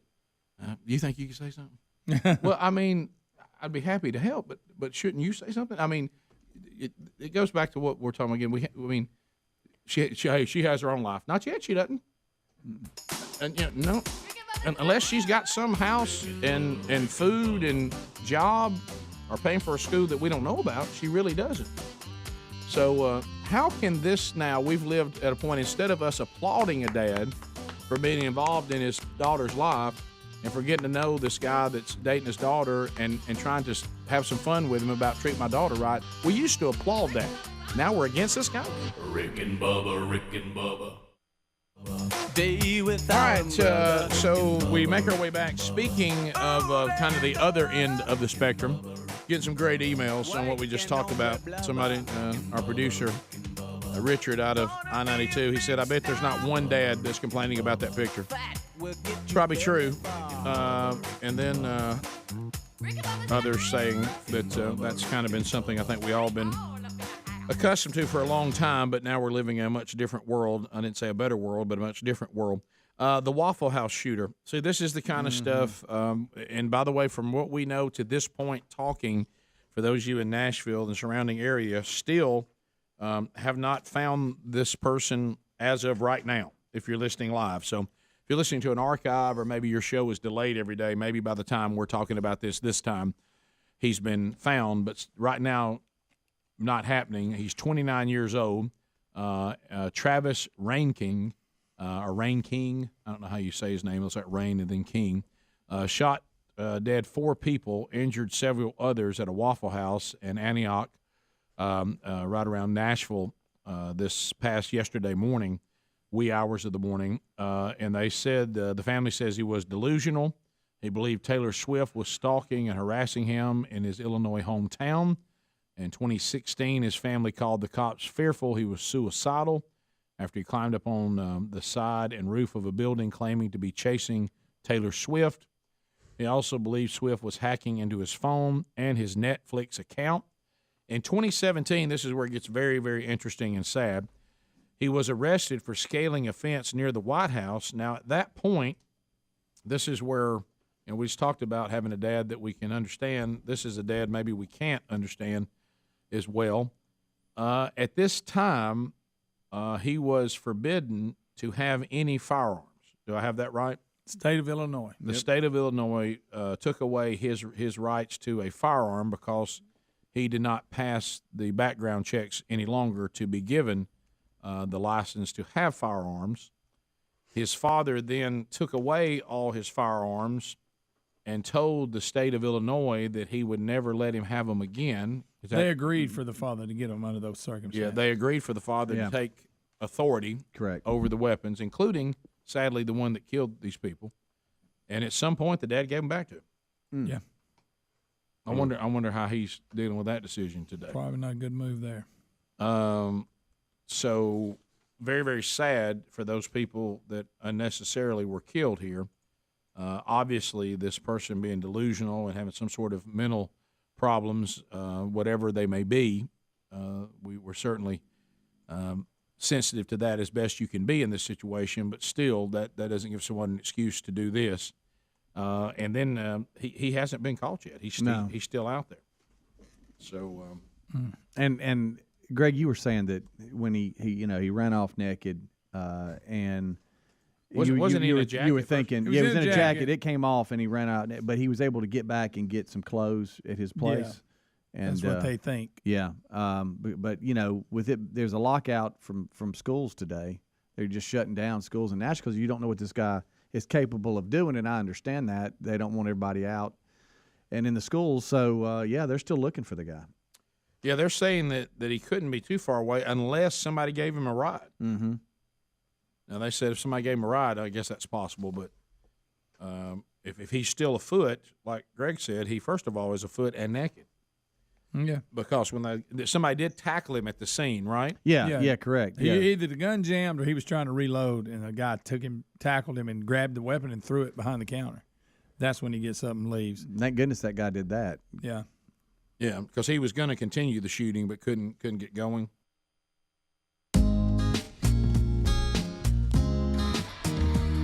"35 minutes past the hour. The Rick and Bubba Show. Thank you for being with us today. So here's an email we got yesterday, getting a lot of these. This is from Ryan. He's 51. He said, I've just started Field of Greens. I listened to the show. I'm all in. He said, I've been taking it for 5 days. He said, about how many days before you started seeing results, and what results did you notice first? Also, he said, since Good Old Boy Theater has returned, could you and Bubba consider bringing back Friday Night Pigskin Roundup? And then he said, I wouldn't mind if you also would start it live in Albertville. So, what a good one, Ryan. And he's from Guntersville. We just talked about Guntersville. Yeah, we did. So, Ryan, for me, it was about 2 weeks. And the first thing I started noticing, honestly, which was odd, was kind of like that when you feel tired all the time, that little fogginess you have. I noticed almost like somebody had grabbed my mind and had kind of turned the, trying to get the picture a little more clear. And then I started noticing that I had energy. And I'm not talking about a jumping energy, just I did not find myself fading near as fast with fatigue during the day. So that was the two things I noticed first. And Rick, talking about Pigskin Roundup and what fun we had with that. Boy, some of those Friday nights were special, wasn't they? I wish I had Field of Greens then. Yeah. I wish I'd have had more energy then too. But one of the things that we had on the table we never did, I'd like to look at again, the tailgate show. I know, that would have been good. That would have been fantastic. Matter of fact, if we'd had Field of Greens then, because that sales team and that management tried their best to kill Rick and Bubba. Yes, they early did. on. Yeah. Fieldofgreens.com is where you go to get yours, and don't forget to use our promo code Bubba because that will also get you 15% off. And this is designed to get our body the fuel that it needs. You can try all day long. Is the best thing of all is to go out and get what we're supposed to get from actual food? It is. But now let's raise our hands. How many of us have our diet so precise that we get the fruits and vegetables that are recommended for our body every day? Hey, we just get them in. It's rare to do that. Sometimes people don't like vegetables, and that doesn't help. So fieldofgreens.com is a supplement that gives us the daily recommended doses of vegetables and fruits. So just like anything else, when your body gets the fuel it's supposed to have to run at peak performance, the body runs better, your metabolism runs better. That helps you burn and you can take weight off and keep it off too, along with the clarity I spoke of and the energy. So fieldofgreens.com. Use the promo code Bubba. It has become a very popular product with the team and with those of you out there. 15% off using the code Bubba. Bubba, may I say hello on the Moultrie? We talked about the Moultrie Ranch Series feeder line with engineer Derek Duke. We've talked about the auger feeder. We've talked about the broadcast feeder, the gravity feeder, the Varmint Guard 2. The metal construction is fantastic. It is easy to use. It's easy to the quick lock feeder kits. They got all kinds of things. Got a year warranty. And mid-February, Derek, right? We should have this new line out, right? Yes, sir. Coming mid-February. It'll be in so- stock, ready for you to order. But if you want to go online right now, you can hit the button for notify me. We'll let you know when it comes in stock so you can order it. Okay. So we heard, Dan, we heard a legend. Then that's where it emails you. Yeah, right, yeah. Yeah. Bubba, yeah. Don't talk to Dan like that. He's got a 3D printer. That's right. A flip phone. Former intern Crash, Hannah, and Hannah, I never could pronounce your last name. I couldn't even get close. Kindernate? Kinder Connect. Kinder Connect. Yeah, she's our favorite little German girl. Yeah, everybody's favorite German. So Crash, you have done a great job of leaving the show and taking the gifts that you learned here and being an asset to companies everywhere. Dan Moultrie and you've really done good. Oh yeah, we're very proud of you. Just like a scout that always brings in winners, Dan Moultrie, he knows an asset to the team when he sees one. She is it. And so Crash, you're doing a great job for the team. But I did not know that you had never gone deer hunting yourself. I had never gone deer hunting before. No, I was new to the outdoor industry. Well, that was resolved, I understand. Yeah. So you, Dan, tell us what happened. The team took her where and what happened? She went down. Y'all went down to Allen Acres. We did, right? yes, sir. And Hannah showed up a little smelling good. Oh no, a little perfume. I tried to bathe in scent elimination. I thought. To her credit, she did use some of our Code Blue products. However, well, I knew Dan, you probably suggested which one she should use. You know how we are on scent. But what Nobody knows sense like Dan. But I've noticed this, with like I had the same issue with Sherry when she would want to go hunt with me. Yeah. She would show up smelling wonderful, but I'm like, baby. There's no deer anywhere. I want to cuddle you, but we're not going to see a deer within 3 miles. Baby, the only hope of you seeing a deer is if they think you're flowers. I mean, it's so she did not have her scent blocked. She smelled spring ready, which was fine. I mean, it worked out, but they got to have the whole experience of sitting there seeing nothing for a little while, and it ended up working out. We ended up getting a nice 8-point, and Hannah was like, "Do not clean that deer without me being there. I want to see the process." Okay, so how was her shot? Good. Hannah did not get to take a shot, unfortunately. Oh, no, I think we only saw a spike. Yeah. Oh, Hannah. I know. But we had a couple people there. We spread out a little bit, so she was able to get to see the whole process. But did anyway. you just enjoy going? Yeah. How did you like the experience? That's a good question. I did. I don't feel like I had the true hunting experience because I was in a very nice shooting house. Yeah. We have very nice Texas hunter products, so that was nice. But I feel like I need to kind of get out there, rough it a little more. Yeah, I need to carry a climber. I need to get up into a tree. So in a full sweat in the morning. Exactly. Yeah. Well, maybe we should ease toward that. Yeah. There's probably a middle step between what you did and that. Let's watch you climb a ladder stand somebody else has already put up first. I will say with a nice safety harness. Right.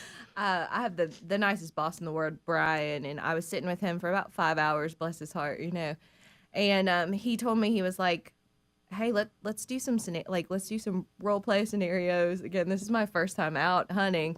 What are you going to do if you see a deer? So the first thing was, getting out of the shooting chair and try not to make a lot of noise. I made a ton of noise. He was like, okay, you have to be a little quieter than that. Yeah. And then, unfortunately, embarrassing for me, he was like, all right, get the gun, get prepared, set up. He was like, okay, you know where to shoot it, right? Uh-oh. And I was like, I mean, I guess I'm going to shoot him in the face. Like, In the face. I mean, I just kind of went back to, my mom. Face. When I first moved out of the house, she She'd was be a like, great if turkey an hunter. intruder comes in the house, you shoot him in the head. So that's what I was thinking. Yeah, Like, right. I'm going to shoot this thing in the head. And then after I said it, I was like, oh, I'm never going to live that down. Right. I wasn't gonna bring it up on the air. Well, I'll tell you this. Now you're really not going to live it. If you can pull that off, we won't have to track it. But we're probably not going to have much of a mount. But we got extra meat. Yeah, we do. Plenty of meat. Yeah. So did you get the gun positioned and how'd the scope work out? Because that's sometimes not as easy if you've never done it before, because you start trying to see through it, then you get to where you can see it, then you can get too close, and then you get to hear Sherry talk about a stitch. So how was it with handling the weapon, looking through the scope? Did that come to you pretty quick? Yes, it did. I had shotguns before when I was younger, so that wasn't bad. And we did a little testing before we went out there, too, just to make sure we were familiar with it and knew what to do. Yeah. And did you struggle with the time passing and not much action? No, I think I would probably prefer to hunt by myself. I think it'd be nice to sit out there, in the quiet and peace. Yeah. And you get a nap, nobody's mad. Right. So were you saying that Brian was a little chatty? He was. Okay. That is great. I think he was probably scared, and he was like, maybe I should ask her more questions right now than we did going into this. Well, once you threw out that shoot him in the face statement, I think that You probably changed. got concerned. Yeah, all he could imagine was how much damage he was going to get if a bullet went through the wall of the shooting house. He came out saying, "Man, Hannah would be a great turkey hunter." Yeah, you do shoot them in the head. So did you leave this experience saying, I think I'd like to do that more? I'd like to keep trying? Absolutely. Okay. I think I have to, for the job that I do. Of course. And I want to understand, that thrill. Yeah. I want to know, why do people hunt? Outside of just wanting to provide for your family, to have meat, but also what do you guys feel, when that happens? I feel like I have to understand that. I couldn't do that in my old job. They weren't going to let me take a car out on it. No, when you work for NASCAR, them just letting you drive one, probably not, especially with your nickname Crash. But Hannah, do you realize for so many people listening out there, a lot of guys, you've had two of the ultimate jobs that any of them would give their arm and leg. You work for NASCAR and Moultrie. That's it doesn't get much better than that. I know. I ask God a lot. You throw I'm like, are we NASA. sure? If you throw NASA in, you've got the big three. I mean, what's next? The WWE? But I think you'll understand the hunting experience even more after you have a spouse and children. Yeah. And then you get out, and the silence means a whole lot more. Yeah. I never could understand why my dad wanted to sit in the woods by himself all the time, and then I realized, okay, I got it now. I got it. I see that. Yeah. Or even if you take your kids, you can just be like, "Shh." Oh yeah. Oh yeah. That's I think that you probably showed some discipline. Sounds like that you can handle the what it takes, sitting still. You might want to work on the sense. That's the only thing you need. Are you a pretty good shot? Have you shot some? I did shoot the can, so whenever we were practicing, Okay. I got that. So that's good. You shot the can in the face, yeah. So At about 100 yards. You set a can up on the log or something? He did. So 100 yards, you hit a can. Yep. That's really good. That's good. Yeah. So you're right. What was she shooting? I think that was a 22 in a practice round. Oh, in the practice. Well, that's a little different. Yeah, you got to have a little more than that with a deer. Do you remember what kind of rifle they gave you? I don't. Okay. All right. Hey, we have already. She did so good coming out of this first one. Ashley got with me, said, "Let's take Hannah to Georgia. She's going to Georgia next year. She's upgrading. All we're right. We're going to go see what we can do." Well, for Miss Hannah. I look forward to seeing. Yeah, that. you better hurry and do that. Yeah. Now be careful with Dan. Now, just, he's always got some kind of angle. No, there is no angle. No. Hey, Rick, you're speaking back about your side. Does she know the language? I don't know. You have to learn. You have to learn how to speak Dananese. We're all fluent, so we can help you. We'll be right back. Max Moultrie is next. Bubba, Rick and Bubba. Yeah, couldn't get the gun operating again. And so somebody actually had him at one time, and then he got out of that and then was outside of a jacket now, but now he's naked. Yeah, correct, right. And he's running, and then several people saw the naked man running, and then I don't know if they're witnesses at his apartment. They said he went in, and I think he either just put on a pair of pants and came out and ran in the woods, and nobody's seen him since. Nobody's seen him since. Well, unless somebody they're considering him armed and dangerous, though. Yeah. If you come into a Waffle House and shoot innocent people and then leave, and you probably have access, I guess, to other guns, is what they think, because they have the AR, they've got it. Yeah. But the dad is now saying, "Well, I gave him all of his guns back," meaning he has other guns. I haven't said that, but I guess that's probably. I'm right. certainly not trying to step in and be insensitive to the dad, but if you have had to call people before, Yeah. concerned that your son is dangerous to himself and potentially others having weapons, what conversation takes place where the dad finally says, "You know what? I changed my mind about that." I mean, what was the? Does the guy go a few days not mentioning Taylor Swift, and you think he's made it? I mean, I don't know what happens here. Yeah, and they're looking for a motive as to why the Waffle House. I mean, what were you doing? Did you think?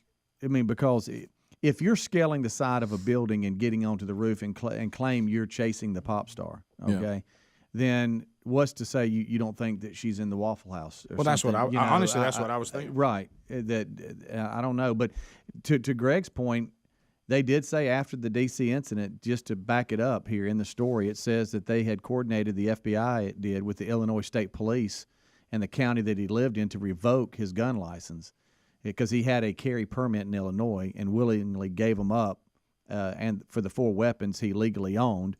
And then they returned him to the father who confessed to giving them back to his son. Look, we all love our kids, but I mean, there's got to be a point where you go, "This is not what's best for you," or he does not need weapons or anybody else. And, again, just like this last thing at that school, that kid, everybody was saying we knew he'd do this one day. If you see signs, you need to act on it. You can't just ignore it. Well, then stuff like this happens. Greg, you're making a good point. You know, we've certainly had cases where people said this came out of the blue. I mean, we are, all of us are shocked that so and so did this. But that hasn't been the stuff we've had lately. No. Lately we've had, we all saw this coming. Oh, this guy. You're right. Or we've had this person's been an issue for what are we doing? I don't know. We don't seem like we're being very wise with people who have been waving the I'm an issue flag. Yeah. Mm-hmm. And I'm dangerous to myself and other people.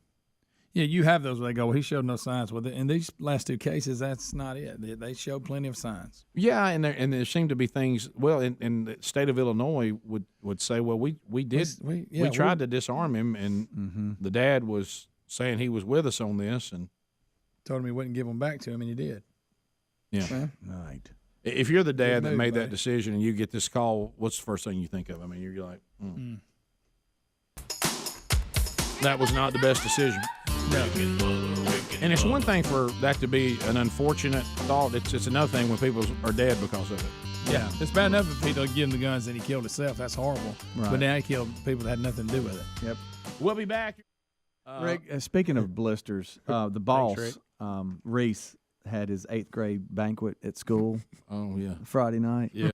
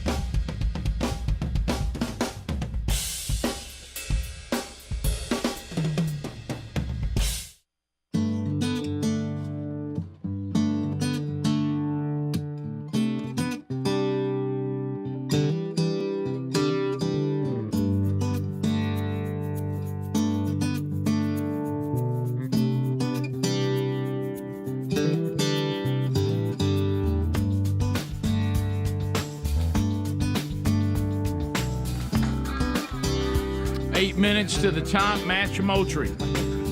Oh my goodness. Stress. So Here we go. Here are the prizes. This is the prize for you. We were talking about the ranch feeders today with Derek the engineer. We've got the 325 deer feeder standard, and we're going to throw in the new Varmint Guard 2. And you're going to love the Varmint Guard. Trust me, you need the Varmint Guard. So that's our prize today. If you can match Moultrie, again, we are looking for answers that Dan is looking for. Okay? And since we're talking today, we reviewed Crash's first hunt, and we've talked to Derek about the Ranch Series feeder. Since we're saying ranch, you're all over now. Where the trivia questions come from, right? Yeah, I know. Tied to the product. Yeah. Of course, somebody's let Dan loose with a printer, and he's printed me out the answers. But the answers go over several pages. So I will thumb through when you say one and see if I can find it. It's good to be thorough. You're very thorough. Rick, are we going to need 20 different names for quail today? Yeah, well, don't laugh. That was a great trivia question. Don't laugh. Somehow I'm going to tell you that there's going to be people that will call one of these ranches a name that's not on my list. Oh, yeah. And it'll be right, but Dan will reject it. So we are looking for the name of the ranches as they appear on the sheet that Dan printed out. Yeah, right. I mean, that's why we call it match Moultrie. When you Moultrie. introduce a ranch feeder, you got to go to the state that's got more ranches than anybody. And Texas. Texas. Everything's bigger in Texas. Yeah, that's right. Well, here's what we want to know, and we only want 5. Dan wanted y'all to name all 10, and I just had to do an executive decision. We're not doing that. Yeah, we want to get done in this month. We need you. What are the 10 biggest ranches in Texas? I need 5. That's right. Just give me 5. 5 of the 10 biggest ranches in Texas. If you name 5 of them, you're going to win this prize. I know 2 of them. That is the 325 deer feeder. Rick, it's going to be so easy. I'd at least make them name the top 5. No. Come on, Rick. No. Come on, Rick. Just 5. Give us 5. I just want 5. Dan, I love you, but I don't want to spend the whole week. I mean, you know what I mean? Tebow will wait. No reason to worry about Tebow. To me, if I was out there, I'd name the top biggest, top 5. That'd be the end of it. But I'm going to take any in the 10. Okay. All right. So let's go to Greg in Alabama. Greg, for the love of all that is good and kind, tell me you've done your homework. Give me 5 of the largest ranches in Texas. There's a top 10. I need 5 of them. Okay, let's go with a King Ranch. Okay, that's right. I believe it's an XIT Ranch. Oh, here we go. Are you flipping through pages now? Oh, my God. What did he say? Stop. Hang on just a minute. What are you saying? What are you saying? XIT? Is that what you said? Rick, Jones Family Ranch. I can't hear what he's saying. What'd you say, sir? Speak up. Jones Family Ranch. Jones? A Jones Ranch, Rick? You said I don't have the answer. I got that one. But the second one he said was wrong. Wasn't it? The 4 6s ranch. Dan. Yep, that's one of them. This was the latest list. I'm getting secondhand right now. Okay, Dan, you're making my face hot. The coconut. What's that? The Coconut Ranch. Is that right? You're pronouncing it slightly wrong, but that is one of them. Okay, is that 5? Well, and the Nunley brothers. Okay, wait a minute. You're correct. That's on the list. Okay, that's it. Okay, that's at least 5. Okay, okay. You made that way too easy. That was.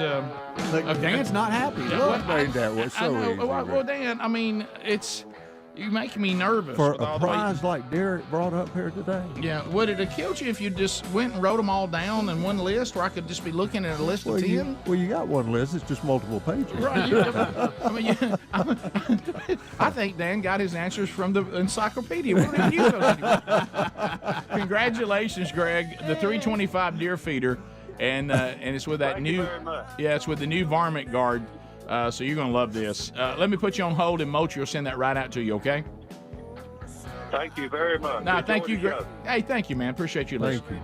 Moultrie, what do you think? Do you feel like you phoned that in a little bit? No. Okay. That was good. I could tell you didn't like. Really, I didn't know what to do with the second thing he said. Yeah. I still don't know how that worked out. I see now from your side. Yeah. I needed something for you to have quick reference. Executive summary. But I'm trying to get you background when somebody says something about a ranch, because there was an interesting little one-liner on each one about each ranch. You want me to give you some of them? I think I've got them. Rick, I'm going to start being the buffer again. Well, I know number one's King Ranch. 825,000 acres. Yeah. Wow, That's a lot. That's a lot of acreage. big. And That's big. Briscoe's number 2 at 640,000. Right. After that, I was going to go back to what he said. After that, it gets real confusing. So Kennedy's not on here, huh? No, because this deal is privately. I believe that's privately held ranches right there. Oh, okay. Yeah, he mentioned the Jones family ranch, 255,000 acres near Corpus Christi. The 4 Sixes ranch, that was the one that was confusing you because it is confusing to say that 4 Sixes. It was. Is that what he said? 275,000 acres. Okay. That was. Let's see if there's anything there that we need to know about. Now this Ayers family, he called it Kokernut. Is what Coconut. Yeah, it's Kokernot Ayers, 278,000 acres. Well, they're tiny compared to King at 825,000. Yeah, the Nunley brothers, 301,000 acres. But Longfellow Ranch, 350,000 acres. Hughes Ranch, 390,000 acres. people mistake how big that is. If y'all remember when we were going down hunting the Kennedy, and that wasn't but 230,000 acres. It was giant. Remember, the distance from the north gate to the south gate was just like the distance between Birmingham and Montgomery. Wow. Yeah, that's a big. chunk. The O'Connor family ranch is 500,000 acres. The Wagner Ranch, 535,000. Briscoe, you mentioned, 640,000 acres, and then the King Ranch, 825,000. I was surprised he didn't say King. That's one most all of us know. Yeah, that would have been the first one I said. Yeah, because that's your big boy. Yeah. I thought he did say that. Wasn't that one of the first ones? Did he say that? that? I think that was the first. I thought he was going to say my buddy Steve's got some land out there. Does he count? You know, the King Ranch was known for their horses and their cattle development, but you know what they're known for now? Ford trucks. Everybody, that has been such a marketing deal. Most people, if you ask most young people, they go, that's the truck people. Okay. You know. Yeah. But that's how good, about that? good marketing. Well, Dan, you've done it again. What a great day. Thank you. That was good. Derek, good to see you. Crash and the gang, all good to see you guys. Thanks for having us. And congratulations to Greg on the win today.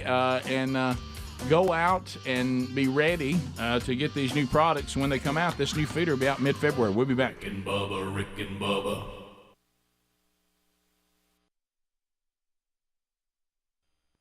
And you know, the bow, they're all into the bow ties and, and all this kind of stuff. I don't know who's brought this back, but wow. I know. So, and they all go do the pre-pictures and, all the different groups. Yeah. And we got to start hours ahead. And we're here, we're there, we're everywhere. I know. Just with 2 proms. Yeah. Boss this, boss that. We're in dress shoes and all that, which we're not normally in, okay? Right. Yeah.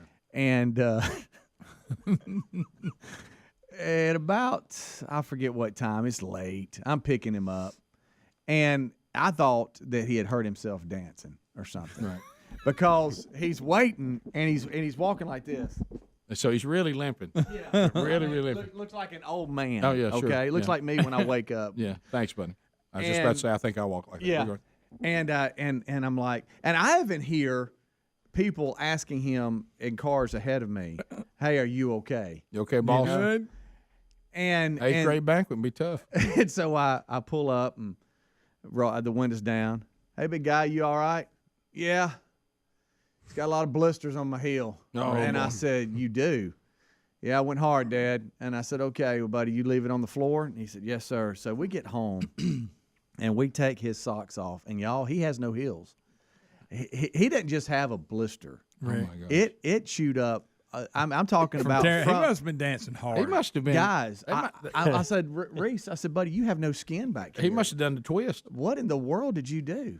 And he goes, I don't know. I just got caught up in it. Yeah. You know, guys, he was limping to the car, and I thought, he took the electric slide to a a new level. Straight up, I thought he's done sprung his ankle. And Right. the only thing I can think That's of how is bad that he plays the next day. Yeah. And I'm like, okay, well, there we go. Blister He's feet, out. though. And man, let me tell you, we had so many Band-Aids on those heels this weekend. You ever had a blister? It hurts. Oh, it does. Yeah, and I'm talking about just Hey, a he little one wouldn't hurts. stop the dance, Guys, though. he No. wouldn't stop. Serious, I am not exaggerating when I say it's just all his whole heel area. So what was wrong with the shoes? Well, you know, anytime you wear dress shoes or something different, it's Yeah. just hitting that heel a little Rick, he was different. bringing it. He was. Golly, It's he must- different than wearing them to church or some kind of formal yeah, well, because you're event. dancing. And Yeah, then, you don't and dance in dancing. church. Yeah, you're dancing, you're getting out there in it, Oh, yeah. and not only that, but God love him. You know, being the youngest, he rarely gets anything new. It's all hand-me-down stuff. So I think he was wearing a pair of JC's old shoes. You know.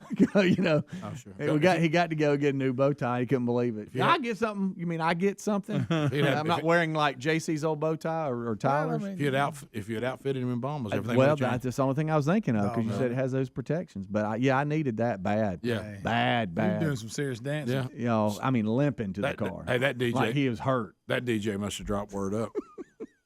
You know. And then I love too the kids now. It's like they had a singles table and they had where the couples are, but then they all get together and everybody's just having fun but just to hear how things have changed a little bit. It is a different animal. It's just big, way different. I remembered early when mine first started getting to the point you would have go on a date or whatever. I remember hearing this term.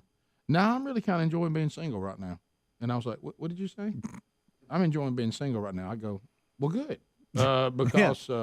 You're not married, and you don't plan on getting married. Oh no, I'm just talking about I'm not really dating anybody right now. That's not called being single. Being single means not married. Yeah, I'm enjoying single life. Well, I hope so. You've been single your entire life. Right. What, to this point. The opposite of what? I mean, compared to what? Yeah. Married? You and the old ball and chain? Right. Yeah, I got to get back home to the old lady. Yeah. Nah, You're in junior high. Probably not. You're good. Yeah. Yes. Did you know that they call it, like you said, they call it being? Oh yeah. Most definitely, I know that. Yeah. And I love too. He got in the car and no bow tie anywhere. A couple of buttons are undone. Yeah. But besides the limp, I noticed you're missing a bow tie. Mm-hmm. Where is it? It's in my pocket, Dad. I said, really? Choking him. He said, yeah, that thing didn't last long. No. Hey, when you got to get into serious dance, you got to get rid of it. You got to get it. It's like that time that Sherry could not believe that when they gave us a deal a year ago when they and it was smart. This place said you can buy tux for the same thing you rent it for. Yeah. And then you keep it. And we knew we had another problem coming up. Knew he'd kind of stopped growing to like we're gonna be fine there. And so this year's prom comes up as if there was going to be any other scenario. Well, he can't find his cufflinks. I said, man, I cannot believe an 18-year-old kid can't find his cufflinks. Yeah, they use it once a year. So we just had a teenage boy that was giving cufflinks, and we thought we would end up with cufflinks again next year. Mm-hmm. And I love going, where's your cufflinks?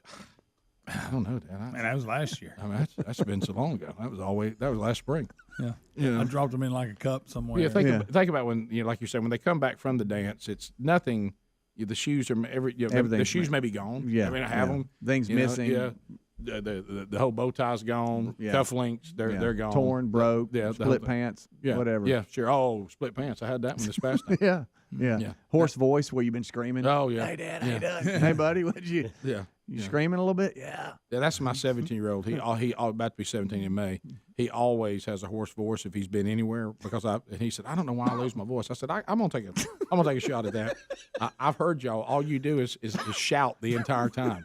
You talk as if you're hollering across the room to everyone, to your whole. I hear y'all downstairs. It's real loud. A lot of hey. And, sounds like us going into a restaurant. No, it's same. We'll change things. Oh, we will. We'll change the dynamic of a room when we come in. That's exactly. So we've spawned a bunch of people who also change the dynamic of a room when they come in. I get it honest. Yeah, they do. So anyway, well, I'm glad the boss. Yeah. Well, I just when I heard blisters, I said just the first thing I thought. Yeah. Well, the boss left it on the floor, guys.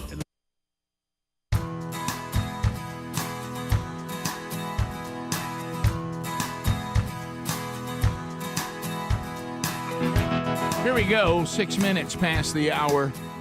The Rick and Bubba Show from the No Name Studio out on the bleeding edge of technology. From Sweet Home, Alabama to the world. Speedy, the real Greg Burgess, Helmsy, Eddie Van Adler, all here for another hour. We just wrapped up another match, Moultrie. Tim Tebow coming up later in the program today. We'll do another edition of Rick and Bubba University, the podcast, which will be out this weekend. We'll record that today. And yesterday's Bible study archive is now available as we walk through, in this series, the book of the Revelation. And that does intrigue a lot of folks. Welcome back. There's Bill Bubba Bussey. Rick, glad to be here, and thank all of you for being part of the big party we call Rick and Bubba, now in our 30th year. We love it. 29 of them are on the shelf, working on 30. How about, I'll tell you a funny story that Tony Evans told. I've heard him tell this one twice at various men's conferences where we've been together. First time I heard it was at the Gridiron, the granddaddy of them all. And looking forward to being with the Gridiron again this coming summer. And you won't believe who's in the lineup, and he's in the news right now, Mike Pence. Oh yeah. So he'll be speaking there. So anyway, Rick, well, if you saw him backstage, I'd be like, "Hey, got any paper I can borrow?" I kind of wish the Gridiron was closer, so it would be more topical. Because by the time I see him in June, it may have already probably blown over by then. But anyway, by then, they will have found so many other people, he'll just won't even matter. But he talked about what we just did on the Match Moultrie question, and that is how big. The land, when you own land in Texas, if you don't have 10,000 acres, you're nothing. I mean, He said it's just a different animal there. And he said what people in Texas love to do is ask you how much land you have and your family so they can tell you they have more. He said that's the way it works. So they always start off like they're really interested. And he said I told a story. He said about a guy, there was a friend of his, farmer, that was next to him, and another guy, had actually come in and had added that farm to him, and he didn't know the guy. And so he went to meet him, and the guy, pulled up in a pickup truck, and he said, "Hey, we want to get to know each other," and all this kind of stuff. And he said, "Well, just jump on in, and let's ride the land." Okay. And he said, you can always find unique ways to humble people, and that was what the whole message was about being humbled. He said, so the guy driving, who now has joined these two ranches together in his pickup truck that he's driving, and so he says to the new guy, "So how much land do you have?" And the guy said, "Well," he said, "we've got about 25,000 acres, And he goes, and he said, then there's that moment, that just pause where the guy just can't wait for you to ask him how much land he's got. Right. So finally, the silence gets deafening, and he says, So how much land do you now have?" And he said, "Well, I'll put it to you this way." He said, "We're rolling. It's early in the morning." He said, "If we were to take this truck and ride from where we just started to the end of my property, by the time we got there, the sun would have gone down." And he said, the guy looked at him and said, "Yeah, I got a truck like that."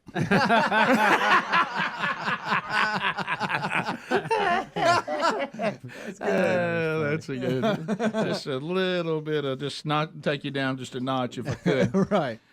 So other things to discuss. Can you imagine? We were just talking about tracts of land that big. How extremely large that is.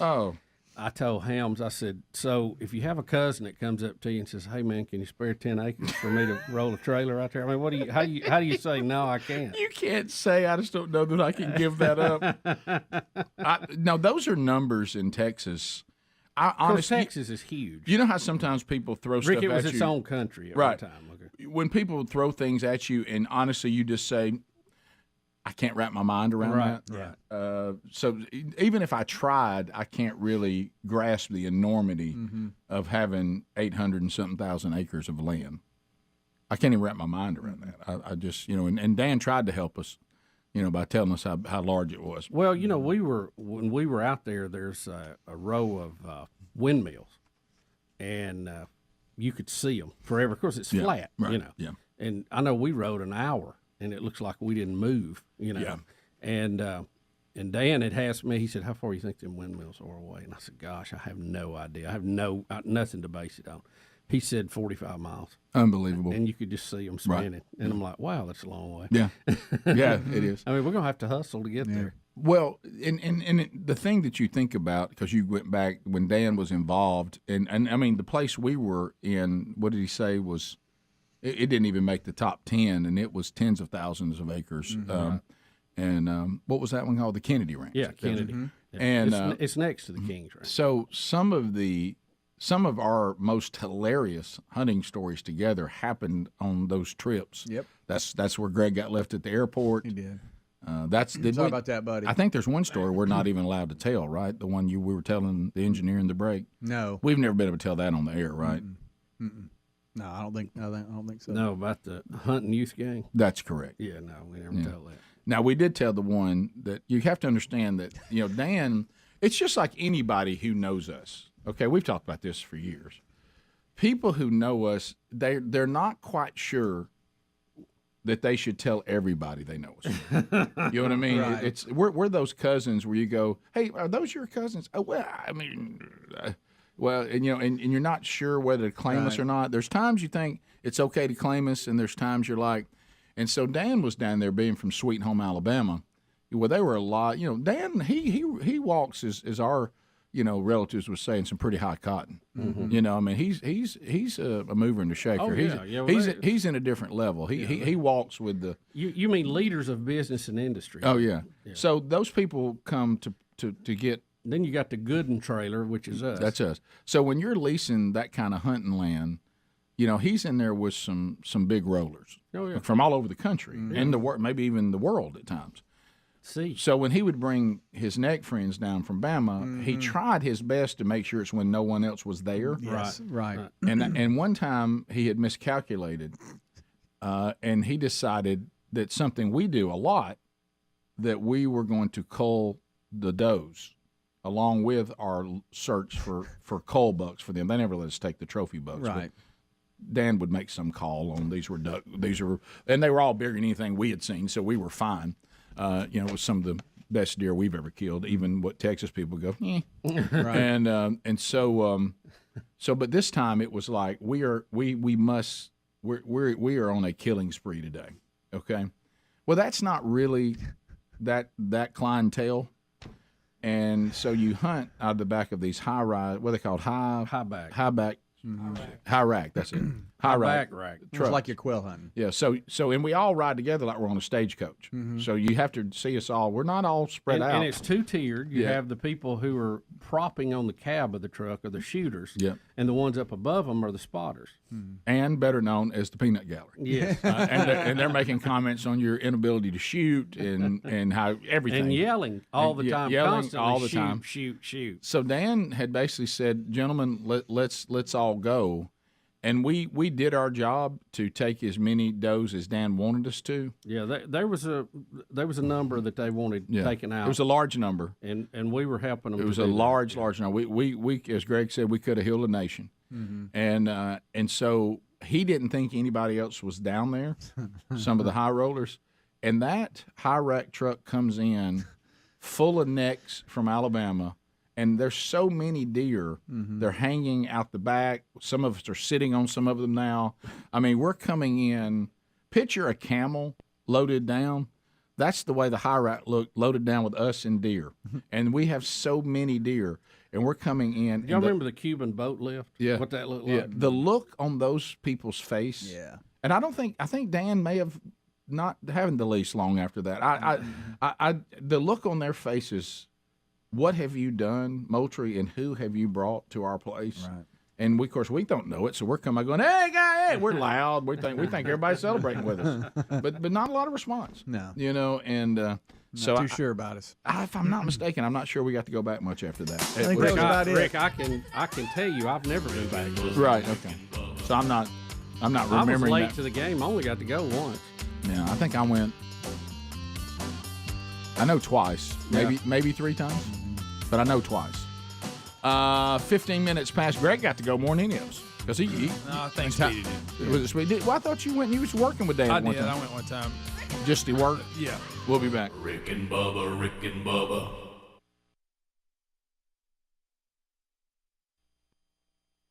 You really have to look in the mirror and say, what is the deal? You realize how low the odds are of being bitten by a shark, being bitten by a bear, or being bitten by a snake in your entire lifetime, one of those. Very rare. Let's say in Very your rare. lifetime you've been bitten by one of these animals one time, what the odds are. Rick, I'm 40 now, and I've only been bit by a hamster. Okay, wow. Of all the animals out there, that's the only thing I've ever been bit by. Or even step out and go, do you know anyone ever bit by a bear, a shark, or a snake? We have our cousin who got bit by copperhead. Yeah, Rick, there were people. There were Long people time. that go 20 years and not see any of these animals. Oh, Period. yeah. Much less to be bit by one. Okay, so here's what's happened. So you say getting bit by one is outlandish and not very likely, right? Probably can get struck by lightning first. All right. Well, what if I told you, and you guys talked about in the kickoff hour, so you know the story, but the new audience that did not hear that, what if we told you there's a Colorado man that has been bitten by a shark, a bear, and a snake in less than 4 years. It's Unreal. amazing. I mean, God's trying to get your attention. There's something you're not doing. You're supposed to be doing, or something you're doing you need to stop. And if you read his comment, he makes a good point. He goes, "I'm either very lucky or very unlucky. I don't know which one it is." Well, you're not lucky. How does he think he's lucky? Well, he didn't die. Well, okay. Rick, the man was drugged by a bear. Okay. By his head. How Okay. about this? That's a small group. How many people have ever been drug off by a bear from your campsite by your head? Not many. If you've been drugged by a bear by your head, you already have a me monster story. You do. For You don't anything. need the shark or the snake. And then they throw you in a shark story and a snake. You got all three. He's only 20. I know, Rick. Guys, he said he is an outdoorsman. That's obvious. But right, we got Rick. I mean, what in the world? The latest is the shark. That's the latest one. Yeah, last week, and he was in Hawaii and got bit by a shark swimming. By the way, I don't want to swim with this guy. I don't want to hunt with this guy. I don't want to do anything with this guy. No. You know, I mean, Nothing. you know what? And the golden ticket seats, I think, are right. I think this guy tastes good. Yeah, that's a great. Yeah, point. well, he's putting off something. Yeah, that's something. attracting- He's attracting them. something. Yeah, he can go through his life saying, you know what? I think I taste pretty good. Rick, the odds of being bit by a shark, 1 in 3.7 million. Okay. The odds of being bit by a bear or attacked by a bear, 1 in 2.1 million. Okay. What we Hadn't run a number on snake. I don't many people bit by not just a snake, a rattlesnake. It's different. You know. Yeah. Can you hit me a snake number? That's what I'm Because looking I mean, for right you're now. blowing my mind right now. I know. With This getting guy. bit This is by all insane. 3 in 4 years, And to be so young. He hadn't lived He's long. 20 years old. Yeah. Guys, in 4 years. Well, That's true. In the last 4 years. That's a Yeah. very short period of time. It is. Well, it's been a heck of a 4 years. Chances of being bitten by a venomous snake in the U.S. is 1 in 100,000. Okay, lower number. It is. It is. That's what's got Bubba indoors all But the you time. throw a Bubba But acts you- like it's 1 out of 3. Right. But you think about that. Shark, 1 in 3.7 million. A bear, 1 in 2.1 million. And a snake, 1 in 100K. I need to go buy It a just lot hit of me trees. that you're more likely to get bit by a bear than a shark. Yes. Yeah. Wow.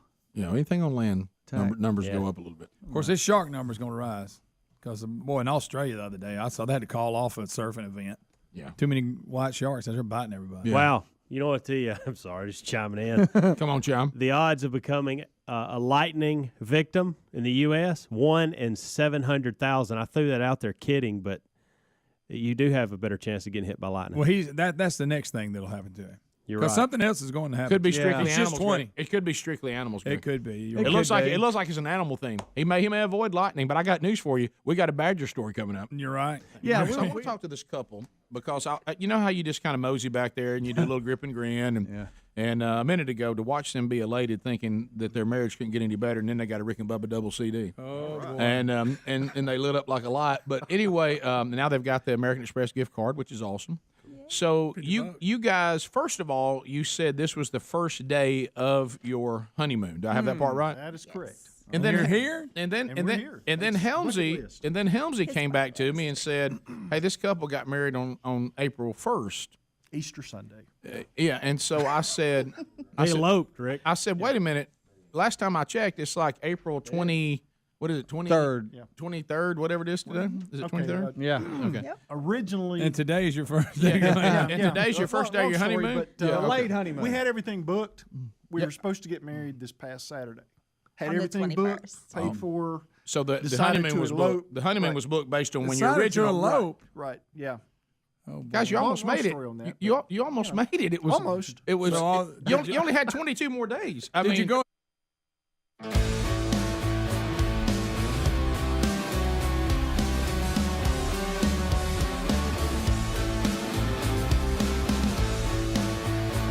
It is 21 minutes past the hour. The Rick and Bubba Show. 866-WE-BE-BIG is our number. Tim Tebow coming up later in the program. Happy birthday today to the one and only Coach Bill Burgess. Bullet and Billy, as his the people who grew up with him. There's all kinds of nicknames Dad has had over the years. He's had a few. Yeah, he's had a few nicknames. So anyway, Dad is 82 today. Happy birthday, Coach. 82. So happy birthday, Dad, and thank you. As we said, the influence you've had on us, your children, but also the influence you've had on so many people all over the place. We hear about it all the time. What a legacy. And, people throw the word one of a kind around a lot. In this case, there is zero exaggeration. As Greg has said many times, and I agree, everybody thinks their dad can beat up everybody else. We were actually correct. Yeah. So anyway, happy birthday, Dad. Happy birthday, 82. 82 today. We've got some, I guess we got some spillover from yesterday. I guess we're going to hear it in their own words. Do you want to hit these other two Biden clips before we get to Schiff and McCarthy? Let's start with the president. We'll work our way over to Congress. So what is, Adler, help me on video 1A. What is the reason we're playing this? What is this about? This is just a gaffe. This is just Biden can't speak. Okay, but those are my favorite. So, and he's saying that.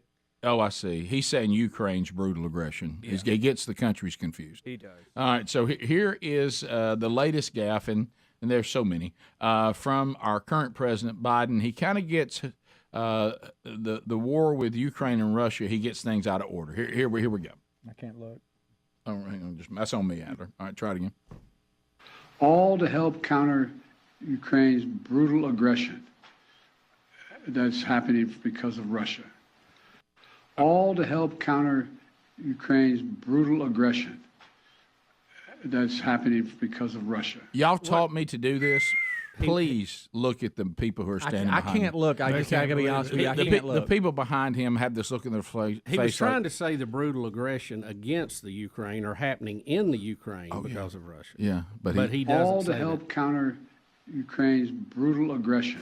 Ukraine's brutal aggression. That's happening because of Russia. This man is dead inside. This man is absolutely dead inside. That guy, if you read his face. That's the Secretary of Defense guy. If you read the Secretary of Defense's face, he's like, did he just say that Ukraine... And he has that look on his face, like Adler said, that he's dead inside. He's almost like, how much longer must we endure this? Can we find some more classified documents? That's the Secretary of Defense guy. Yeah. I mean, don't you know he's thinking that? Oh, yeah, absolutely. So anyway, he gets it wrong. He now has Ukraine as the brutal aggressor. Now, here's one of the funnier ones. He also did the 2-second eye close thing. Yes. That was much worse than I thought today. Yeah. He's really coming apart. Check out this next 22 seconds. See how this one hits you. Okay. I have no intention of letting the Republicans wreck our economy, nor does anybody around this table, in my view. And again, we're going to speak about continuing our support for Ukraine, and it's an idea that has bipartisan support, like some of what we passed had bipartisan support. Mm-hmm. And I have no intention of letting the Republicans wreck our economy. I have no intention of letting the Republicans wreck our economy. Right. That's pretty much wrecked. That's pretty much. That's good. That's a good one. He should have saved that one for the correspondents' dinner when he does his stand-up. That's a good one. Yeah, that's gonna be. That is as political a statement as I've heard in recent time. The other parties who's wrecking the economy. Now, of course, we're the ones who have implemented all the things that wrecked it. Yeah. But when they had their way, we actually had a booming economy. But I don't think you as Americans will take time to research that.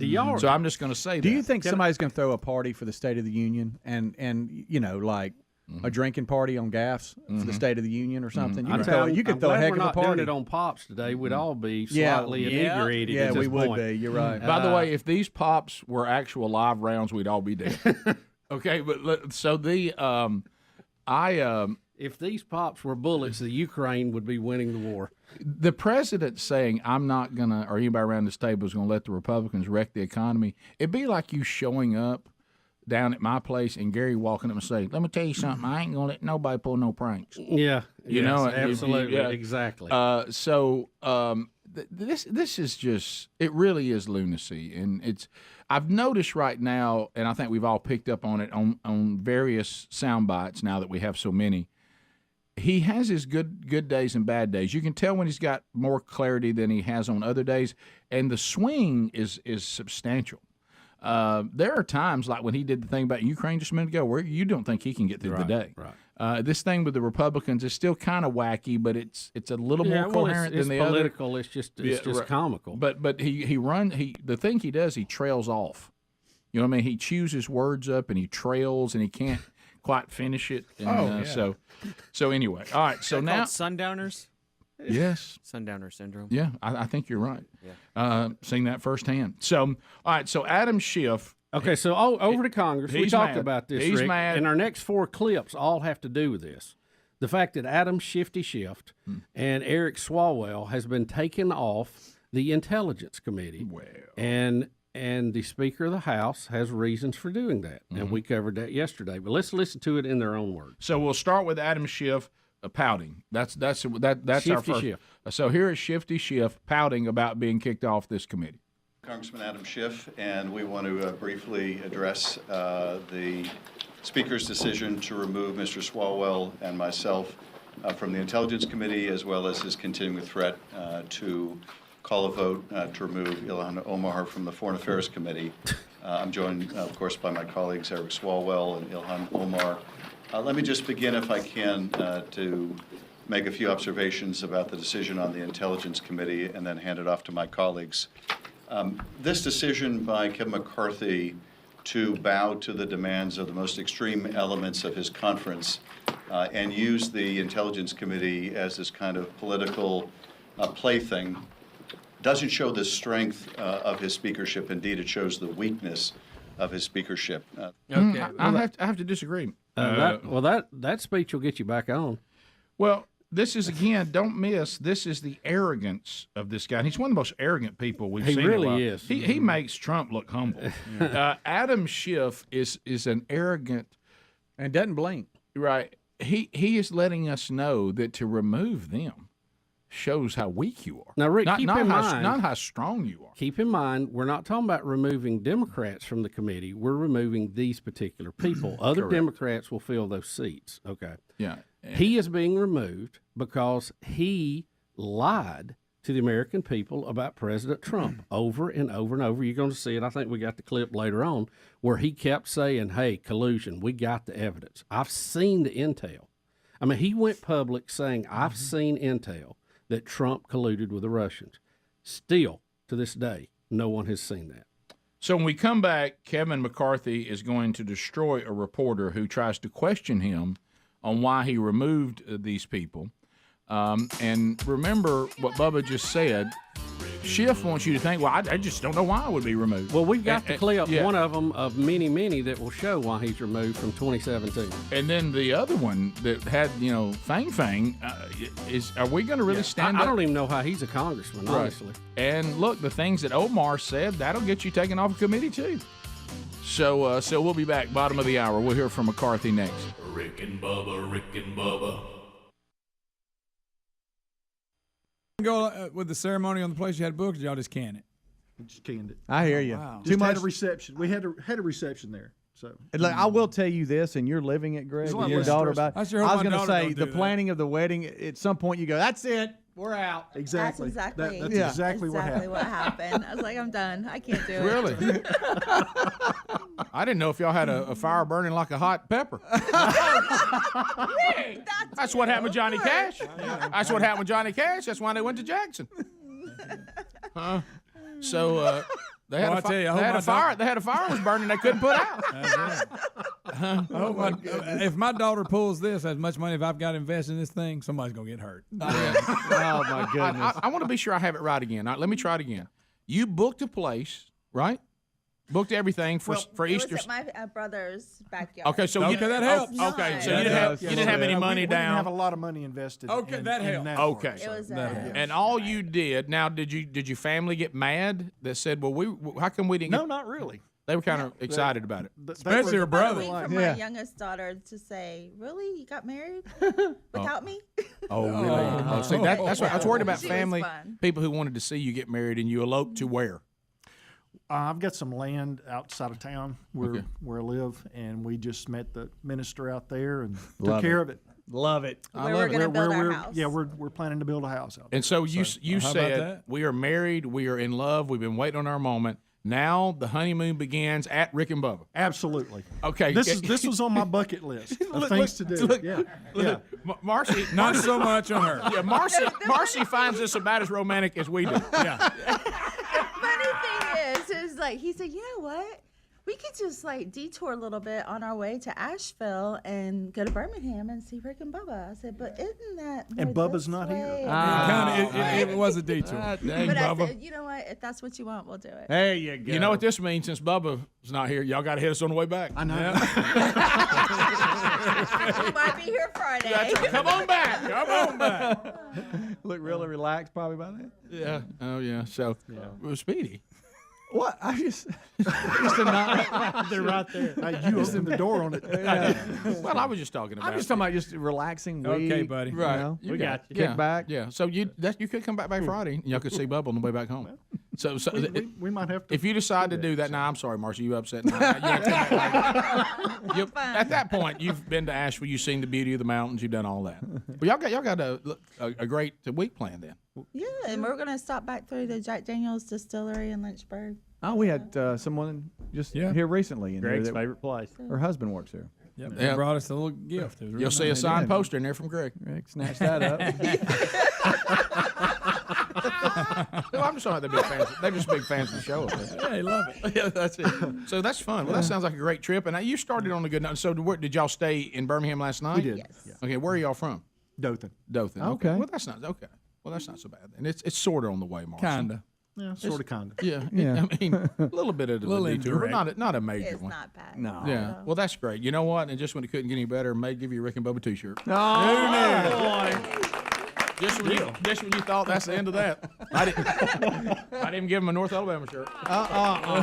You wouldn't believe the things you might get before you leave here. Just like all kinds of Rick and Bubba stuff. I would throw in a spatula, but they're too expensive. Well, he wants to buy one. Rick, what about an ornament? An ornament for the tree. How about an ornament for your first tree together as husband and wife this year? Done.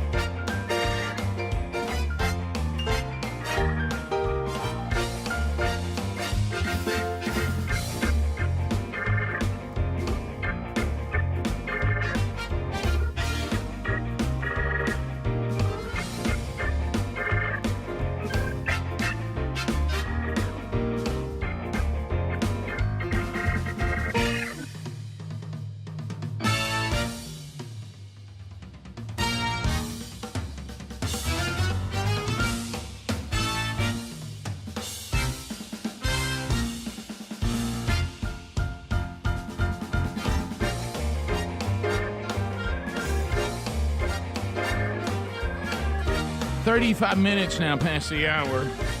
Rick and Bubba's show. So as we make our way back, let's now jump in to Kevin McCarthy. He is questioned by a reporter. You know, Adam Schiff. He and is it Stallwell? Scott, how you say his name? Eric something Swalwell. And then Omar standing out there in a turban, and none of them can't understand why they've been removed. Because I mean they haven't done anything. Rick, let's remember this went back to the previous Congress. Mm-hmm. We used to not remove these members like this. Well, we should. And they removed some, and the leadership told them then, what goes around comes around. Mm-hmm. And here it is. So McCarthy is going to be questioned about it, and he handles himself quite well. Here we go. I'm going to be very clear with you. The Intel Committee is different. You know why?